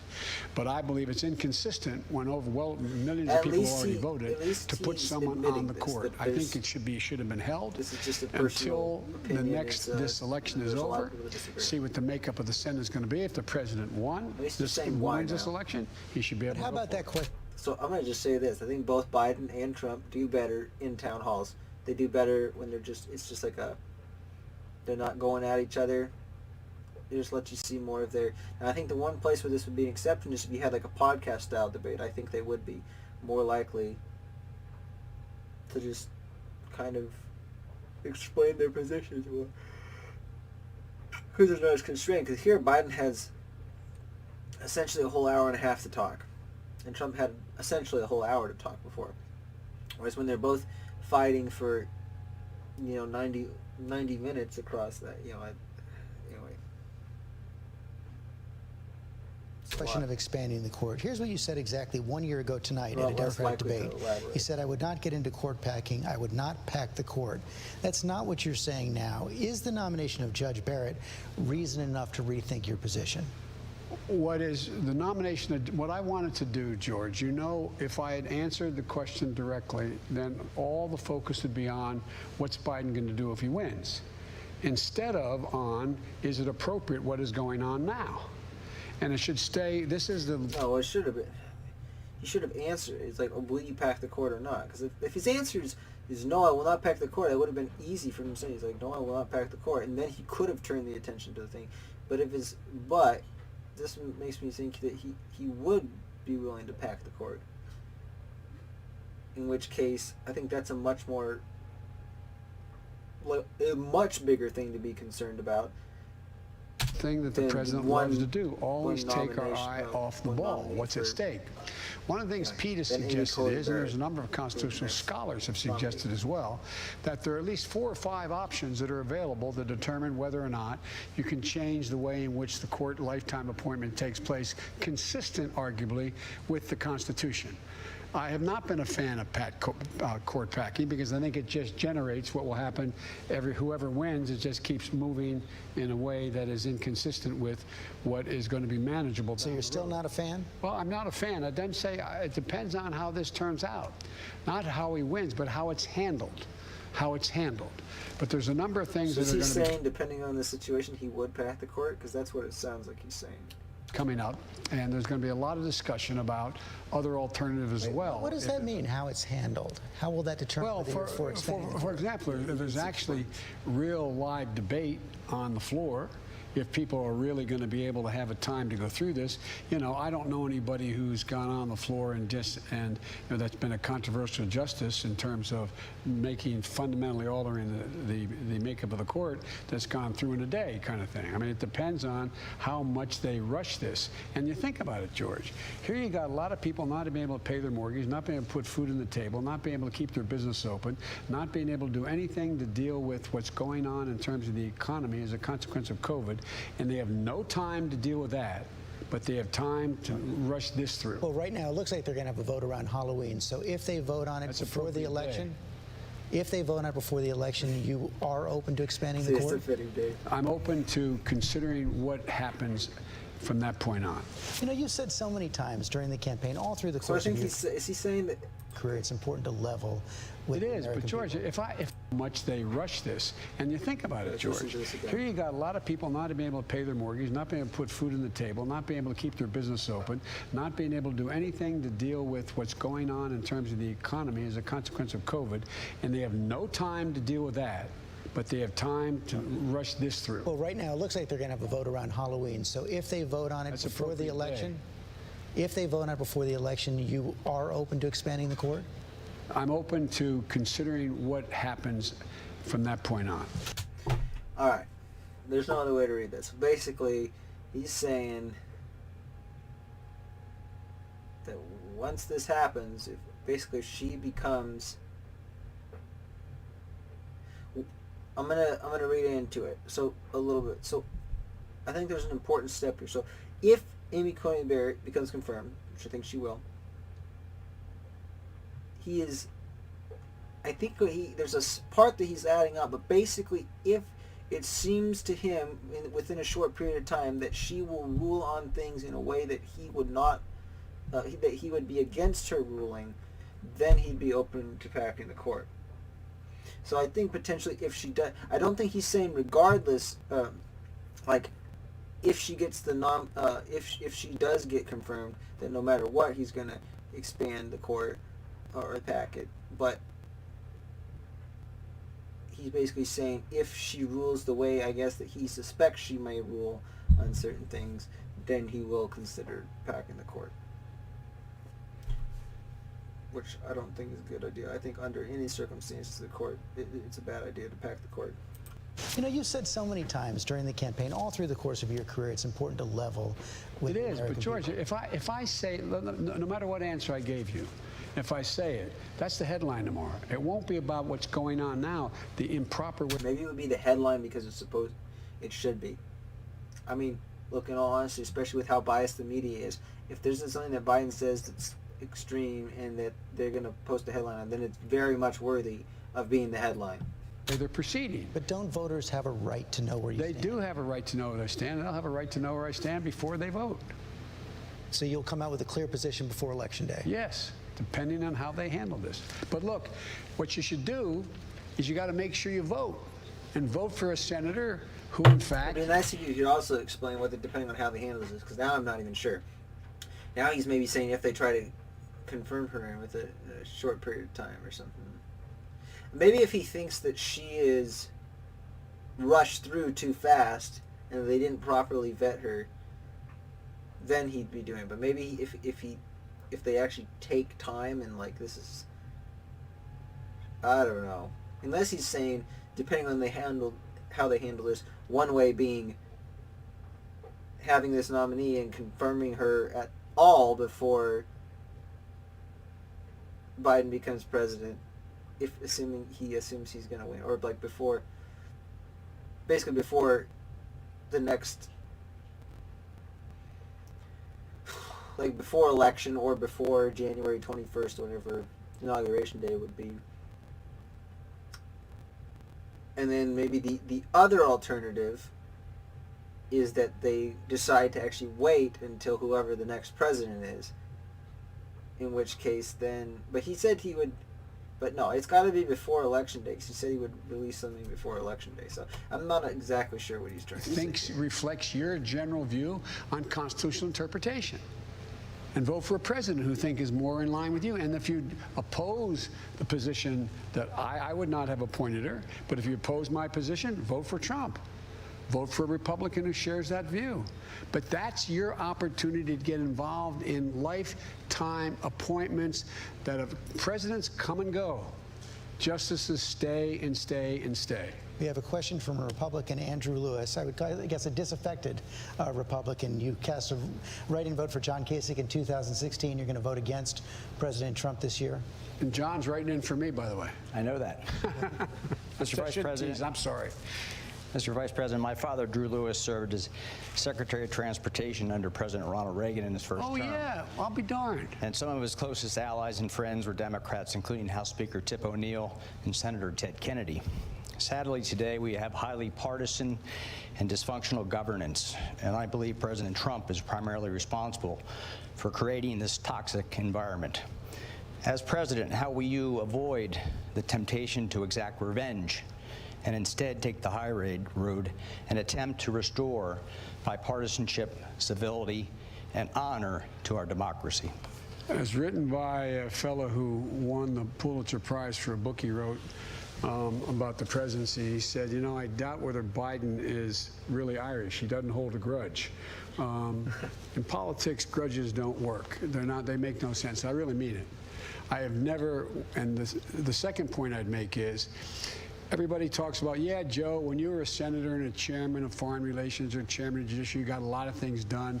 You're able to cross the aisle, but the days are changed. When you're vice president, you got a lot done, but it can't happen anymore. It can. We got to change the nature of the way we deal with one another. And it starts off by the way your father was and Tip was and others. You don't question another man or woman's motive. You can question their judgment, but not their motive. Okay, we badly need an infrastructure bill.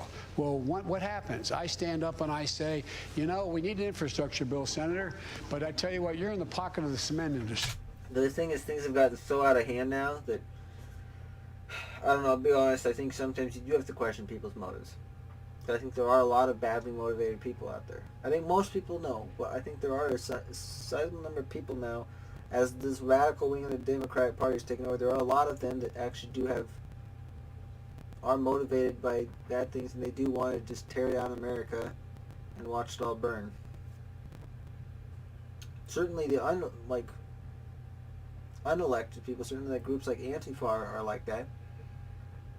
But I think even some people that hold political office are kind of in that ballpark too. Or in the same situation. But let's see what we can do. You can't get anywhere. Nothing happens. Nothing happens. I learned that lesson a long time ago. I've never, even when it's obvious on its face what the motive is, stick to the subject and listen to the other guy. Listen. What I will be doing if I'm elected president, the first thing, and not a joke, and you can ask if they tell you your dad's old friends in the Republican side. I'm going to pick up the phone and call them and say, let's get together. We got to figure out how we're going to move forward here. Because there's so many things we really do agree on. And with Trump out of the way, the vindictiveness of a president going after Republicans who don't do exactly what he says gets taken away. There's going to be, I promise you, between 4 and 8 Republican senators are willing. I think I'd still err on the side of saying that Kamala Harris probably does have good motivation, but it's a little less cut and dry with her. They're going to be willing to move on things where there's bipartisan consensus. Last example I'll give you. You know, after after Trump had been elected, named the next president, wasn't sworn in yet, I've been working on a thing called a bill relating to cancer cures. okay? And it was called the Cancer Moonshot. And I worked with a number of Democrats and Republicans, and we had a bill that was about $9 billion that made significant increases in research and development on cancer alternatives, NIH, and particularly specific cancer initiatives. And we only had, at the time, I think it was 111 or 114, whatever it was, votes in the House. I don't hold me the exact number. And we had fewer than 40 in the Senate. But after he was elected, I got those people together as vice president, and we sat down and we worked it out. And we ended up getting it passed 396 votes in the House and 94 votes in the Senate. And at the end of the day, because it had to do with the Biden cancer moonshot I've been working on, Mitch McConnell stood up, and I was presiding officer, and moved to name the bill after my deceased son, Bo, who had just died. So there are ways to bring this together. But how about the question of political accountability? Is there some tension? Yeah, I like that he brought that up about Mitch McConnell too, because a lot of times through the media or whatever, Mitch McConnell is always treated as like, oh, the bad guy, the evil Republican in the Senate, you know, and it's like, nah, he's not. I mean, even Republicans though, we have all kinds of there's nicknames. He's like Mitch the Goblin McConnell, or sometimes they call him Cocaine Mitch. You know, he's got some somewhat unflattering nicknames too. I mean, they're not really made in bad faith or to insult him, but anyway. Yeah, I'm glad that Biden mentioned that. Between that and bringing people together, you know, Robert Mueller laid out a lot of evidence of possible obstruction of justice by President Trump. What would a Biden Justice Department do with that evidence? What the Biden Justice Department will do is let the Department of Justice be the Department of Justice. Let them make the judgments of who should be prosecuted. They are not my lawyers. They're not my personal lawyers. So you're not going to rule it in or rule it out? I'm not going to rule in or out. I'm going to hire really first-rate prosecutors and people who understand the law, like Democrat and Republican administrations have had, and let them make the judgments. But turning this into a vehicle for as if it's your own law firm, you don't own that Justice Department. You pick the best people you can, and you hope that what they're going to do is they're going to enforce the law as they see it. But can you remember any Republican president going out there, or former Democratic president, go find that guy and prosecute him? Ever hear that? Or, by the way, I'm being sued because a woman's accusing me of rape. Represent me. Represent me. Personally represent me in the state of New York on my not allowing my tax returns. What's that all about? What is that about? Got to take another break. We'll be right back. Since I'm not, the executive power shall be vested in a President of the United States of America. He shall hold his office during the term of 4 years, and together with the Vice President, chosen for the same term. So what I'll say is, given that I'm not up to date on all the attacks on Trump, I don't hear about everything. Like, I don't know. From the Constitution Center in Philadelphia, here again. I do. I mean, this kind of speaks to some of Trump's behavior. I think his personal behavior is. Look at the environment right now. We're going to get a question from Michelle Elise. Like I said in the previous video, I haven't said it yet in this one, but like, I look forward to the next presidential election where I hope to God that both parties will have a candidate that they can actually feel proud and be pleased to vote for them, and they won't be able to say like, you know, he's not the best, but you know, he's better than the other guy. Right? Like, I'm tired of this lesser of two evils thing for the last election. And with Biden, it's not so much of a. With Biden, it's more of a thing of like. Because I don't have that many problems with Biden himself. In fact, I don't really have much problem at all. Like, I definitely would disagree with him on a lot of policies, but as you can tell from this, I don't really have anything. I mean, I think he seems like he's a decent guy. Who's well motivated, and I just disagree with him on policy, like I said. But problem is, what will happen if Biden does become president? It's not just Biden in control of that. If there is a Biden administration, some stuff is going to happen. I think that's stuff I would not approve of, and I think a lot of some of Biden's policy stuff does go further than what it should. So, Pittsburgh, Pennsylvania, a businesswoman, a social worker. You're a Republican who's voted for Democrats, but you're not sure what you're going to do this time around. But I am actually looking forward to the next presidential election after this point. I think it'll be very refreshing. Because, man, I've been sick and tired of hearing Orange Man bad or some variation of that for the last 4 years. Correct? Correct. Greetings, former Vice President Biden. Hello. Thank you. I don't know what he said about her. In a who she voted for, 2012 report of the matter. University of Pittsburgh's Institute of Politics, fracking was discussed and its possible implications for the waterways from the Commonwealth to the Gulf. Fracking has made the population sick and killed wildlife in southwest Pennsylvania. The Commonwealth of Pennsylvania and small business development centers have already begun to transition people away from fossil fuels. What industries that are not harmful to human health and the environment are you planning for southwest Pennsylvania and the nation? Well, first of all, I make it clear I do not propose banning fracking. I think you have to make sure that fracking is in fact not emitting methane or polluting the well or dealing with what can be small earthquakes and how they're drilling. So it has to be managed very, very well, number one. Number two, what we have to do is the future rests in renewable energy. The single fastest growing energy source in the world right now, because I'm going to say something that's going to sound self-serving, but I managed the Recovery Act, and I was able to invest billions of dollars into bringing down the cost per BTU of wind and solar. So now, let me just say this too: if Biden does win election, I pray to God that he will last his full term. It doesn't seem likely, but I just hope he does, because if he ends up being exactly who he seems to be, then he may be the one thing stopping us from this country going to hell in a handbasket. But I've still made up my mind. I'm going to vote for Trump again. And you know, if Biden wins, like, I'm not going to be super pessimistic, but it's kind of leaning that way. But yeah, all I can say is he better last out his term if that's the case. And my hope would be that at least the House and the Senate would not both flip Democrat. And even if they did, I hope that by midterm, like one or two of them would, like either one or both of them would flip back. Now is cheaper than coal, is cheaper than oil right now. And it has great, great promise. And it's also the fastest growing employer in the energy industry. And so there are a number of things that I would do immediately.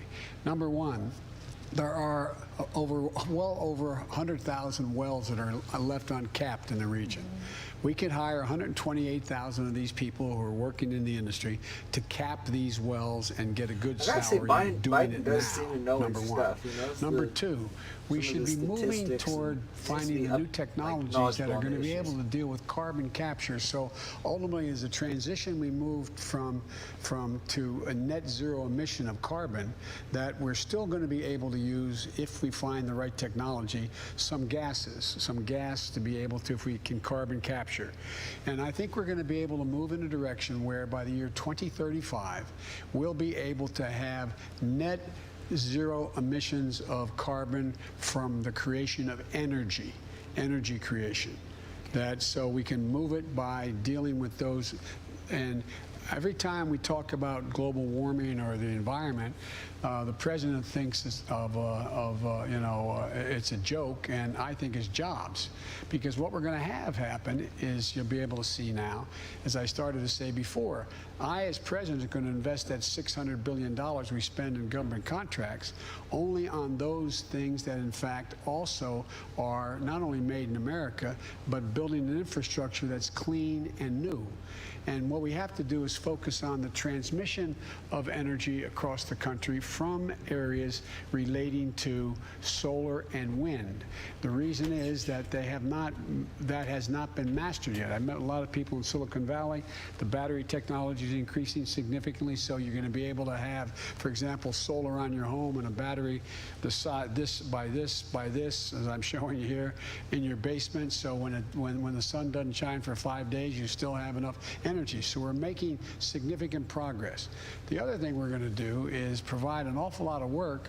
It's estimated to put close to 1 million people to work by weatherizing 4 million buildings and 2 million homes, because we'll save tons and tons of energy, or like billions of barrels of energy over time, and at the same time provide significant employment and a good union wages, prevailing wages. Let me stick on fracking for a second. You said you don't want to ban fracking. As you know, it's an important issue here in Pennsylvania. Not everyone buys your denial. A member of the Boilermakers Local 154, Sean Stepney, was quoted in the New York Times today saying, "You can't have it both ways." He says you can't meet your goal to end fossil fuels without ending fracking.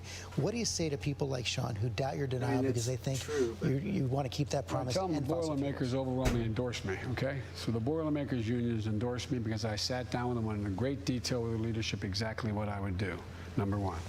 Number two, what I would do is I would stop giving tax breaks and subsidizing oil. We don't need to subsidize oil any longer, number one. We should stop that and save billions of dollars over time.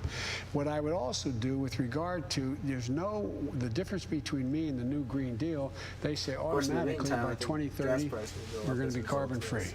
Not possible. So are you for it or against it? You say you're not for it, but in your website it says you call it a crucial framework. The Green Deal. My deal is a crucial framework, but not the new Green Deal. The new Green Deal calls for elimination of all non-renewable energy by 2030. You can't get there. You're going to need to be able to transition, George, to be able to transition to get to the place where we invest in new technologies that allow us to do things that get us to a place where we get to net zero emission, including in agriculture. I've laid out a detailed plan. We should be taking the plan where we allow significant more land to be put in conservation, plant deep-rooted plants which absorb carbon from the air, and in fact pay farmers to do it. We can do things like pelletize all the chicken manure and all the horse manure and cow manure, and they can take out the methane and use it as fertilizer and make a lot of money doing it. For example, right now down in people, when I say that, they wonder what I'm talking about. The biggest carbon sink in the world is the Amazon. More carbon absorbed from the air, diminishing global warming, in the Amazon than all the carbon emitted on a yearly basis from the United States of America, from all vehicles and all means. So we have to use our imaginations. We have to move in the direction as well, providing for electric vehicles. Electric vehicles will save billions of gallons of oil, create, estimated, not me, Wall Street, 1 million automobile jobs. But we're lagging. We're not investing. We're not doing any of the research. Got to take another quick break. We'll be right back. It would be nice to get a couple hard-hitting questions on here. ABC News, straightforward. It's being called the most consequential election of a lifetime, the most important vote, and with so much on the line, it demands the most straightforward news-making, real answers, the most informed voices from all sides. The countdown is on to the vote. What will our future look like? ABC's This Week with George. It all plays out right here every Sunday. The most consequential focus source for that, though. We're inside. One in late night versus the competition. Number one in politics versus the competition. The number one daytime talk show. And number one in streaming news. Most trusted, most watched. ABC News is America's number one news. I don't know. These days, I trust C-SPAN more. I've always been a big fan of C-SPAN. When I was taking classes at the universities, like whenever I go into the lounge, there'd almost always be C-SPAN on, C-SPAN 2 in the business lounge, and I always enjoy watching that because you don't get these biased opinions, you just get the raw stuff, the raw news from C-SPAN. what you need to know seems to change, well, every day. So what can help you? Pennsylvania conservative who voted for Trump in 2000. And John Lennon, Friday night on ABC.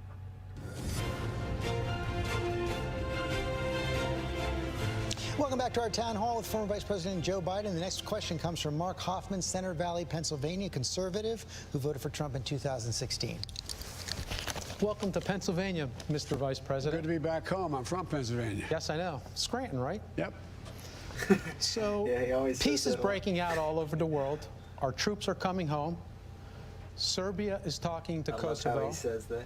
And the Arabs in... All right, so here's a big thing. This might be the first big question where Biden's, because foreign relations is one of the two of the economy and foreign policy have been the two things where Trump has been absolutely amazing on.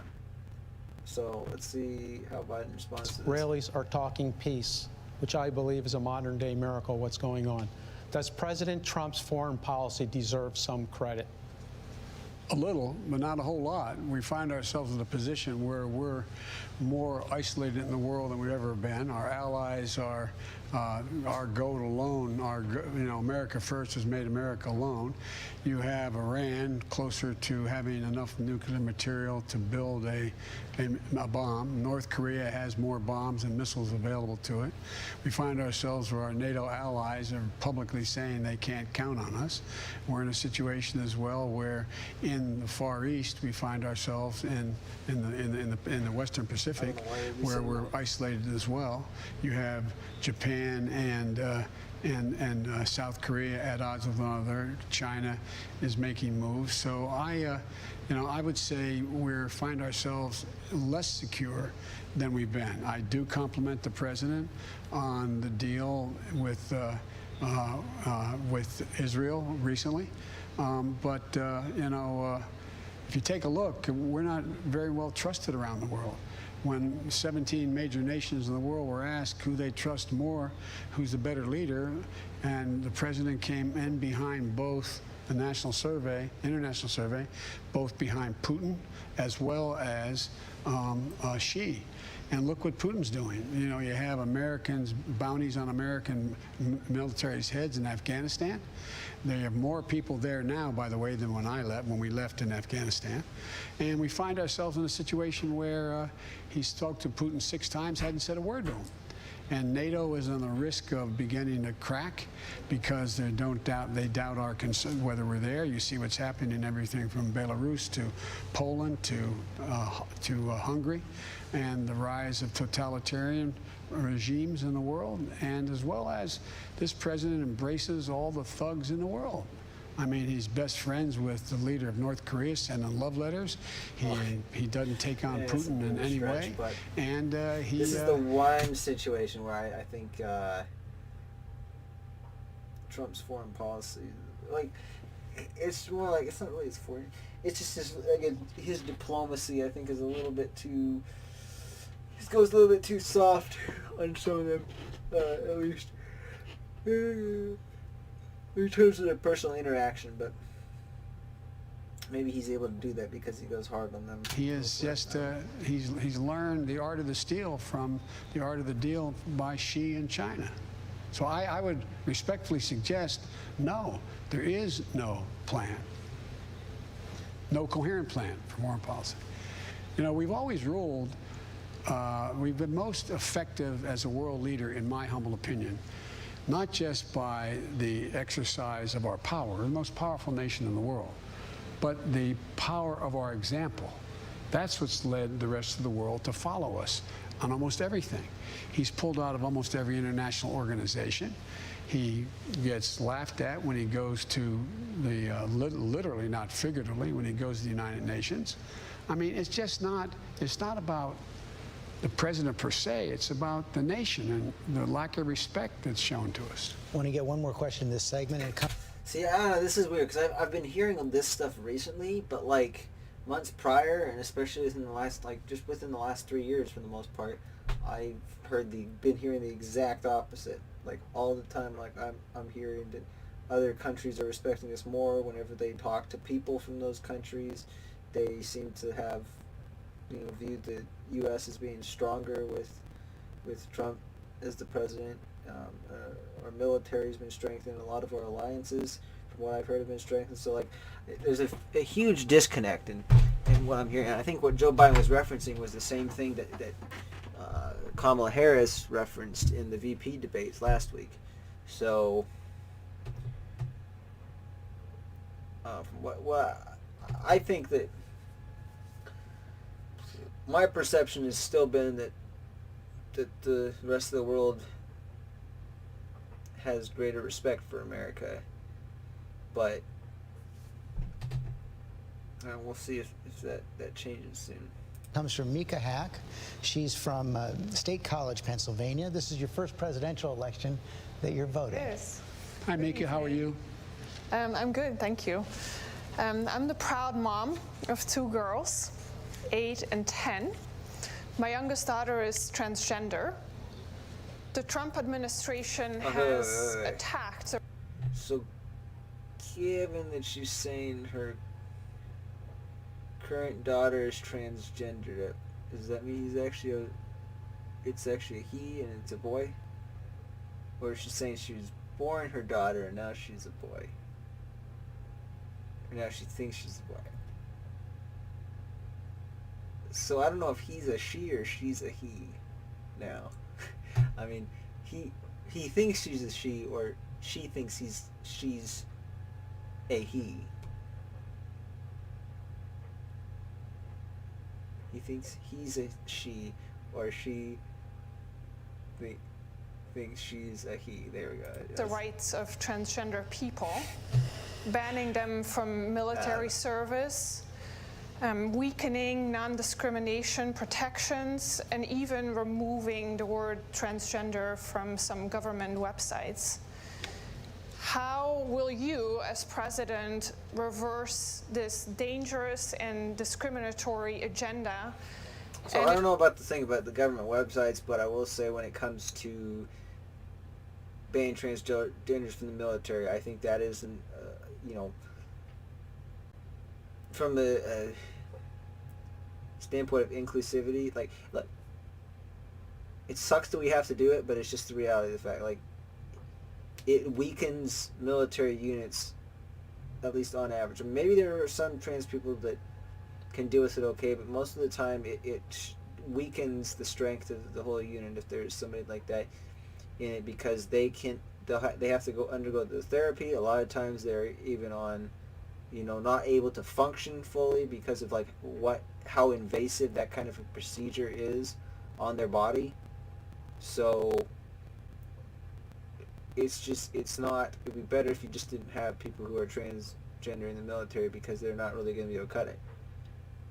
It doesn't matter, straight men, straight women, gay men, lesbian women, that's totally fine. None of that affects their ability to fight. But the whole transgender thing, I mean, I'll just say this, though. I think if they were like a biological male and they identified as being more female or vice versa, but they hadn't undergone the procedure, I don't see why that would necessarily be an issue. It could create like social tensions or something like that, but in terms of their actual physical capability, it wouldn't affect them in that regard. So I don't see why those people should be banned. But if they've actually been undergoing transgender, like the actual surgeries involved, then I am in support of that being something that would disqualify them from service. Ensure that the lives and rights of LGBTQ people are protected under U.S. law. I will flat out just change the law. Eliminate those executive orders, number one. You may recall, I'm the guy who said, I was raised by a man who, I remember I was being dropped off. My dad was a high school educated, well-read man who was a really decent guy, and I was being dropped off to get an application in the center of our city, Wilmington, Delaware, the corporate capital of the world at the time. And these 2 men, I'm getting out to get an application to be a lifeguard in the African-American community because there was a big swimming pool complex. And these 2 men, well-dressed, leaned up and hugged one another and kissed one another. And I'm getting out of the car at the light, and I turned to my dad. My dad looked at me and said, Joey, it's simple. They love each other. The idea that an 8-year-old child or a 10-year-old child decides, I decided I want to be transgender. That's what I think I'd like to be. It'll make my life a lot easier. There should be zero discrimination. And what's happening is too many transgender women of color are being murdered. They're being murdered. I mean, I think it's up to now 17. Don't hold me to that number, but it's higher now. Yeah. And that's just this year. And so I promise you, there is no reason to suggest that there should be any right denied your daughter or daughters, whichever, if one or two, one, your daughter, that your other daughter has a right to be and do. None, zero. And by the way, my son Bo passed away, was the Attorney General of the state of Delaware. He was the guy who got the first transgender law passed in the state of Delaware, and because of a young man who became a woman who worked for him in the Attorney General's office. We've got one more segment coming up. Thank you. And I'm proud of it.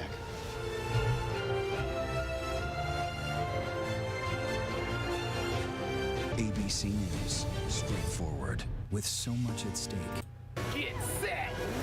And whenever... Wouldn't hurt so much. Now are determined. Here again, George Stephanopoulos.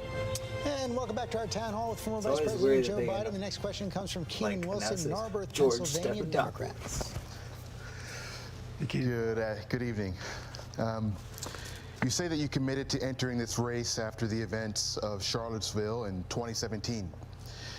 I assume that that feeling that prompted you to run will not go away once the results are determined. So, hypothetically, if you lose, how will you use your platform to urge President Donald Trump and those rallying behind him towards the ideals of a more perfect union? Well, to be very... Okay, I think this is... It's sort of a softball question in a way, too, because it's not like... I mean, it's like not like a hard question, but it's also... I'm curious how he would answer this, because he has said earlier, like as we've seen, that... you know, like, oh, I wasn't holding public office at this time. You know, I wasn't... You know, didn't need to... What was the specific question Trump had for him in the first debate? I'm getting a headache. It's hard for me to think right now, but I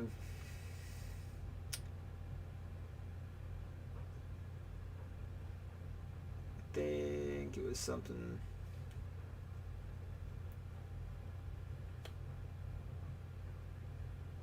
I don't remember exactly what it was, but there was a similar situation. He basically said, "Oh, cause I didn't hold public office at the time," so he just was like, "Oh, I didn't say anything about it."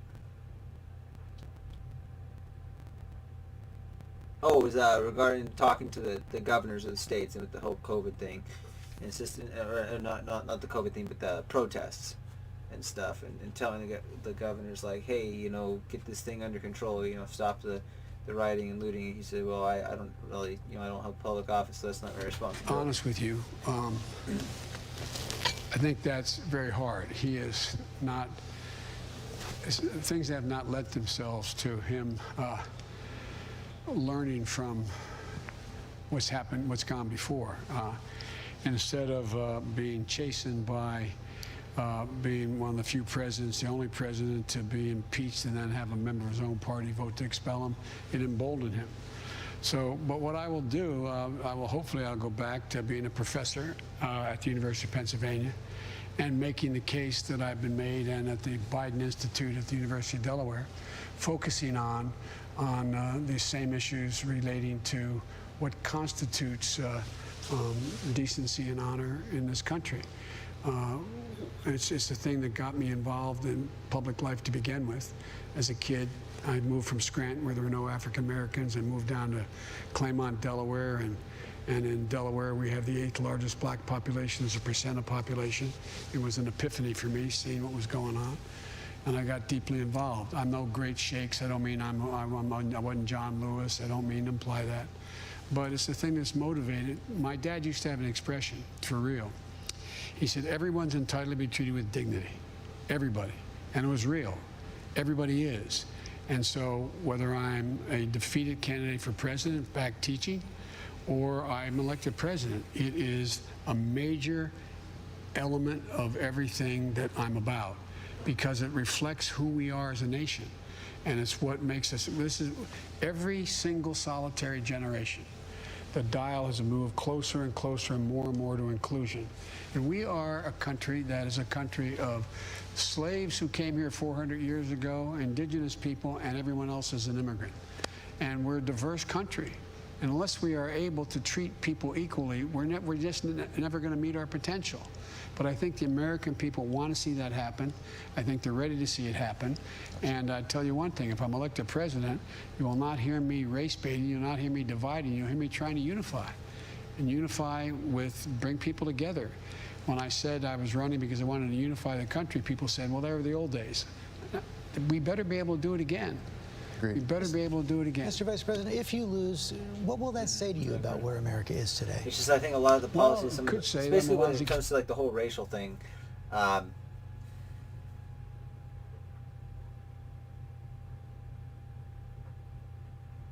I think both Trump and Biden mean well in this regard, but they just do not communicate stuff through the American people. And I think if their communication was better about this stuff, then maybe people would actually, rather than trying to accuse either one of them of being, divisive, maybe they then just have discussions over which candidate's policy is better, or which person's policy is better.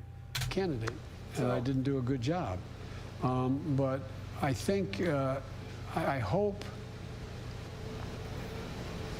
that it doesn't say that we are as racially, ethnically, and religiously at odds with one another as it appears the president wants us to be. Usually, the presidents, in my view, with all due respect, has been divide and conquer. The way he does better if he splits us. There's division. And I think people need hope. I think, look, George, I've never been more optimistic. It can make the base more dedicated, but I don't see this as something that Trump's creating. I mean, the left has been moving this way for some time, but especially like as soon as Trump, like all of a sudden I noticed like the left just left-wing just pushed left. I mean, I can hardly. It really shows you that of the people, Joe Biden seemed to be the only one that was like a somewhat moderate candidate of all the finalists in the Democratic primaries. There was others that were seemed to be moderate. Like to be honest, if there was one person on the part of the Democratic side that I would have wanted to. Now, I would have wanted to see more of the policy position, but that I would have liked to see be the Democratic nominee. It would have been Tulsi Gabbard. Andrew Yang, I also liked Andrew Yang a lot, though I think his, hey, the UBI, get $1,000 a month would be great too, but I think ultimately that would not be as critical of a solution, or as effective as a solution as what he hoped it would be, but he seemed he was a decent person. He was willing to have the debates, and it was only like Tulsi Gabbard and Andrew Yang that I really thought seemed to be good. There was a couple moments where I thought Pete Buttigieg was okay, but then it just became pretty clear that he was kind of a bit of an opportunist, and he manipulated things a bit. So of all the finalists before the Democratic nomination, Biden was the only one that was even somewhat moderate. So I think it's more like just the Democratic Party has moved so far left that that's been the result of most of the division. Optimistic about the prospects for this country than I am today, and I really mean it. And even more important than that they've let the more radical leftist groups in the country ran roughshod with little to no consequences. And I think the people are ready. They understand what's at stake, and it's not about Democrat or Republican. If I get elected, I'm running as a proud Democrat, but I'm going to be an American president. I'm going to take care of those who voted against me as well as those who voted for me, for real. That's what presidents do. We got to heal this nation, because we have the greatest opportunity of any country in the world to own the 21st century, and we can't do it divided. One more break. We'll be right back. We're taking breaks a lot more often, George. Welcome to I guess you can land that way. Maybe because they thought Biden was going to get more worn out, and they're like, oh, we have to. Quick questions. Do you expect Trump had a town? Concert series sponsored by CarMax. Anyway. All right, we're into the last few minutes here. And we are wrapping up our town hall with former Vice President Joe Biden. Mr. Vice President, as you know, President Trump had a town hall meeting tonight as well. During that town hall meeting, he was asked several times whether he took a COVID test the day of your last debate. You're supposed to have another debate a week from tonight. Just two quick questions. Do you expect that debate to happen? Will you demand that President Trump take a test that day and that it be negative before you debate? Yeah, by the way, before I came up here, I took another test. I've been taking every day, the deep test, you know, the one they go in both. And because I wanted to be able, if I had not passed that test, I didn't want to come here and not, you know, expose anybody. And I just think it's just decency to be able to determine whether or not you are, you're clear. And it's not, I'm less concerned about me, but then the people, the guys at the cameras, the people working in a, you know, the Secret Service guys you drive up with, all those people. And so, yes, I believe he'll do that. Look, I'm going to abide by what the commission rules call for. I was prepared to debate him remotely, which was supposed to happen, and he said he wouldn't do that, you know, a virtual debate. Our town hall, he didn't want to do that. I didn't set those rules. I'm kind of curious why Trump so whatever rules they set, didn't agree to it, but I have my I'm confident that the Cleveland Clinic is the one overseeing it. I think they're going to not let happen what happened last time. They're going to demand it. I think a lot of it just has, without doing that, having that face-to-face environment, it's just not as high quality. Mr. Vice President, thank you for your time tonight. Thank all the questioners here. It was really terrific questions. I think you did a service to our democracy tonight. Thank you very much. I want to go back to my colleague David Muir in New York. All right, George, thank you. So there you have it, the ABC News Town Hall with former Vice President Joe Biden. Just 19 days until the election in this country. Of course, voting already underway. More than 18 million Americans have voted. Tonight, as you heard from the Vice President there was supposed to be a presidential debate. President Trump pulled out of that debate when the commission wanted a virtual debate after the COVID outbreak at the White House. Joe Biden had agreed to do that instead, then doing the town hall here with ABC. And the president, in a late move this week, agreeing to the right after next week's debate. Screen in America tonight. We did hear the president and the vice president get pressed on several topics tonight. The vice president in Philadelphia now talking to those voters, socially distanced in the audience, Republicans, Democrats, and some undecideds. They asked him about the pandemic, whether he'd take a vaccine if ready before year's end. He said yes, if the scientists are behind it. He was asked if he would raise taxes on the wealthy and on corporate America, even in a recovery. He said yes. There was a deeply personal exchange. A young voter asking Biden why young black Americans should vote for him. He made his case. He was asked about packing the Supreme Court, and I want to bring in Mary Bruce, who is outside the Constitution Center there in Philadelphia tonight, because Mary, you and I have been watching all week. I'm guessing he's going to be there most of the night, because I'm pretty sure all these people that are sitting here have questions for him. Biden said tonight that it depends on how this is handled, saying Americans are already voting. He was pressed on what that meant, how this was handled.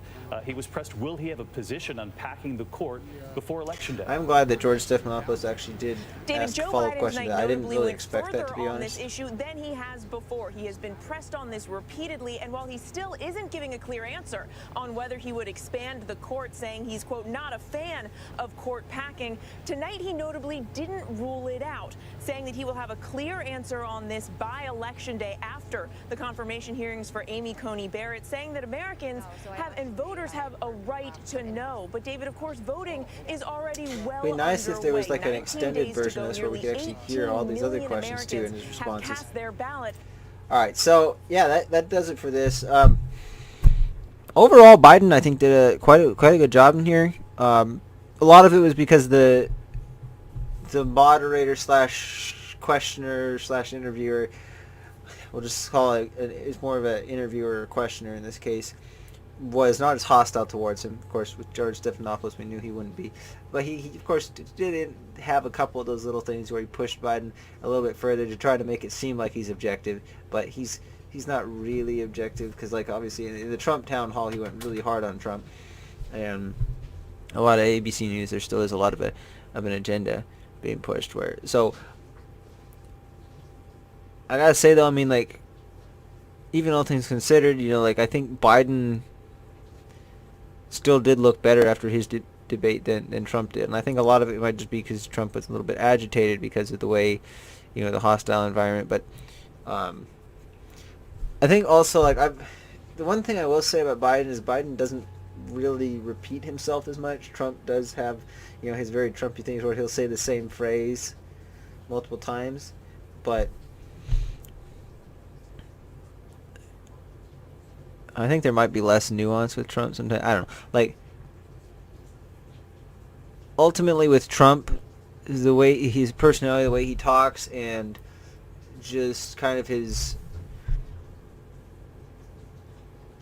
character, it's sometimes off-putting or hard to get a read on him. I probably did, but said he doesn't take it. But yeah, it's something that everybody's kind of known. We knew about this before, what Trump was like, but I pay attention to more how he governs, and overall I've been happy with what he's done. Of course I have criticisms, but I'm much more concerned about what a Biden administration would bring than the few, if the Trump administration were to go for another 4 years, yeah, sure, there might be things here and there that I don't approve of, but by and large, it would be good.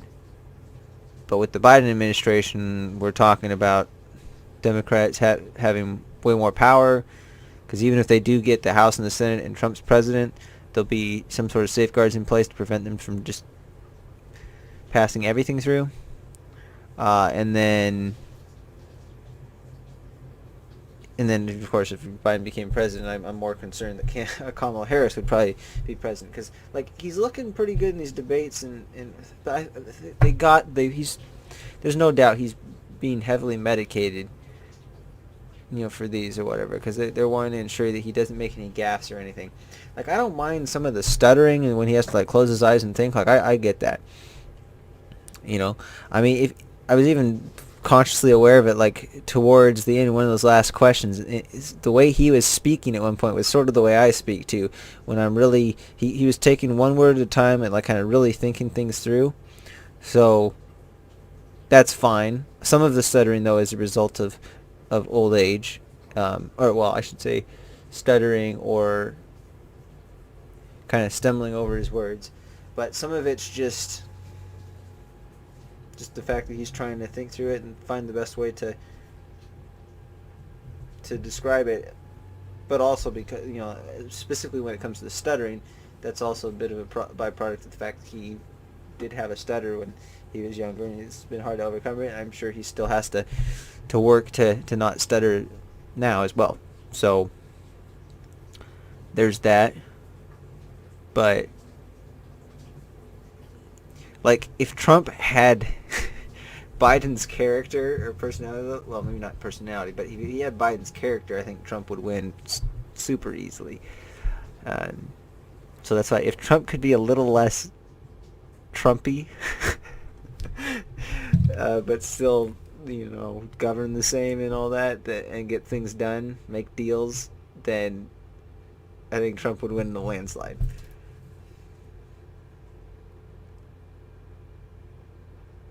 So, I mean, to be honest, at this point, if Biden's running mate was somebody who I trusted to be more moderate, if he had a Tulsi Gabbard or something as his running mate, I'll be 100% honest, I would strongly consider voting for him. I don't think I would, but I would probably sit with my pen getting ready on the ballot. I'd probably think about it for a good 5 or 10 minutes in deep thought. I would think about it up to that point, but even before making that final decision and sending the envelope, I might have to take a bit of time there, unless something had made me make up my mind. But as things are, even if Biden wins this final debate, even if it's clear to me that I think to an undecided person he would have won it, I'm still voting for Trump. I mean, not necessarily. I mean, there could be something in this. I doubt it, but there could be something in the final debate that could come up that would make me decide, maybe I don't want to vote for Trump. But with Trump, pretty much everything's still on the table. You kind of know what it is. It's there's not really anything hidden here. Yeah, I don't think even on Biden's side we're going to learn anything new as well. I think it kind of is what it is. But this is why I would really be in favor of like more like podcast style debates or just longer form debates where you can actually hear, because I don't really have time to go onto their websites and read every single proposal they have. But I can listen to it. So if they do it on a podcast, maybe just even do a couple podcast things throughout the election. I wouldn't mind if like all of them went to podcast form and they didn't have any more of these style debates. If they just did like 3 podcast debates and each one was like 4 or 5 hours apiece. Just imagine getting between 12 and 15 hours of just 2 candidates going back and forth, explaining what their policies are and everything. Like that would be amazing. So it's just a shame we didn't have that this year. So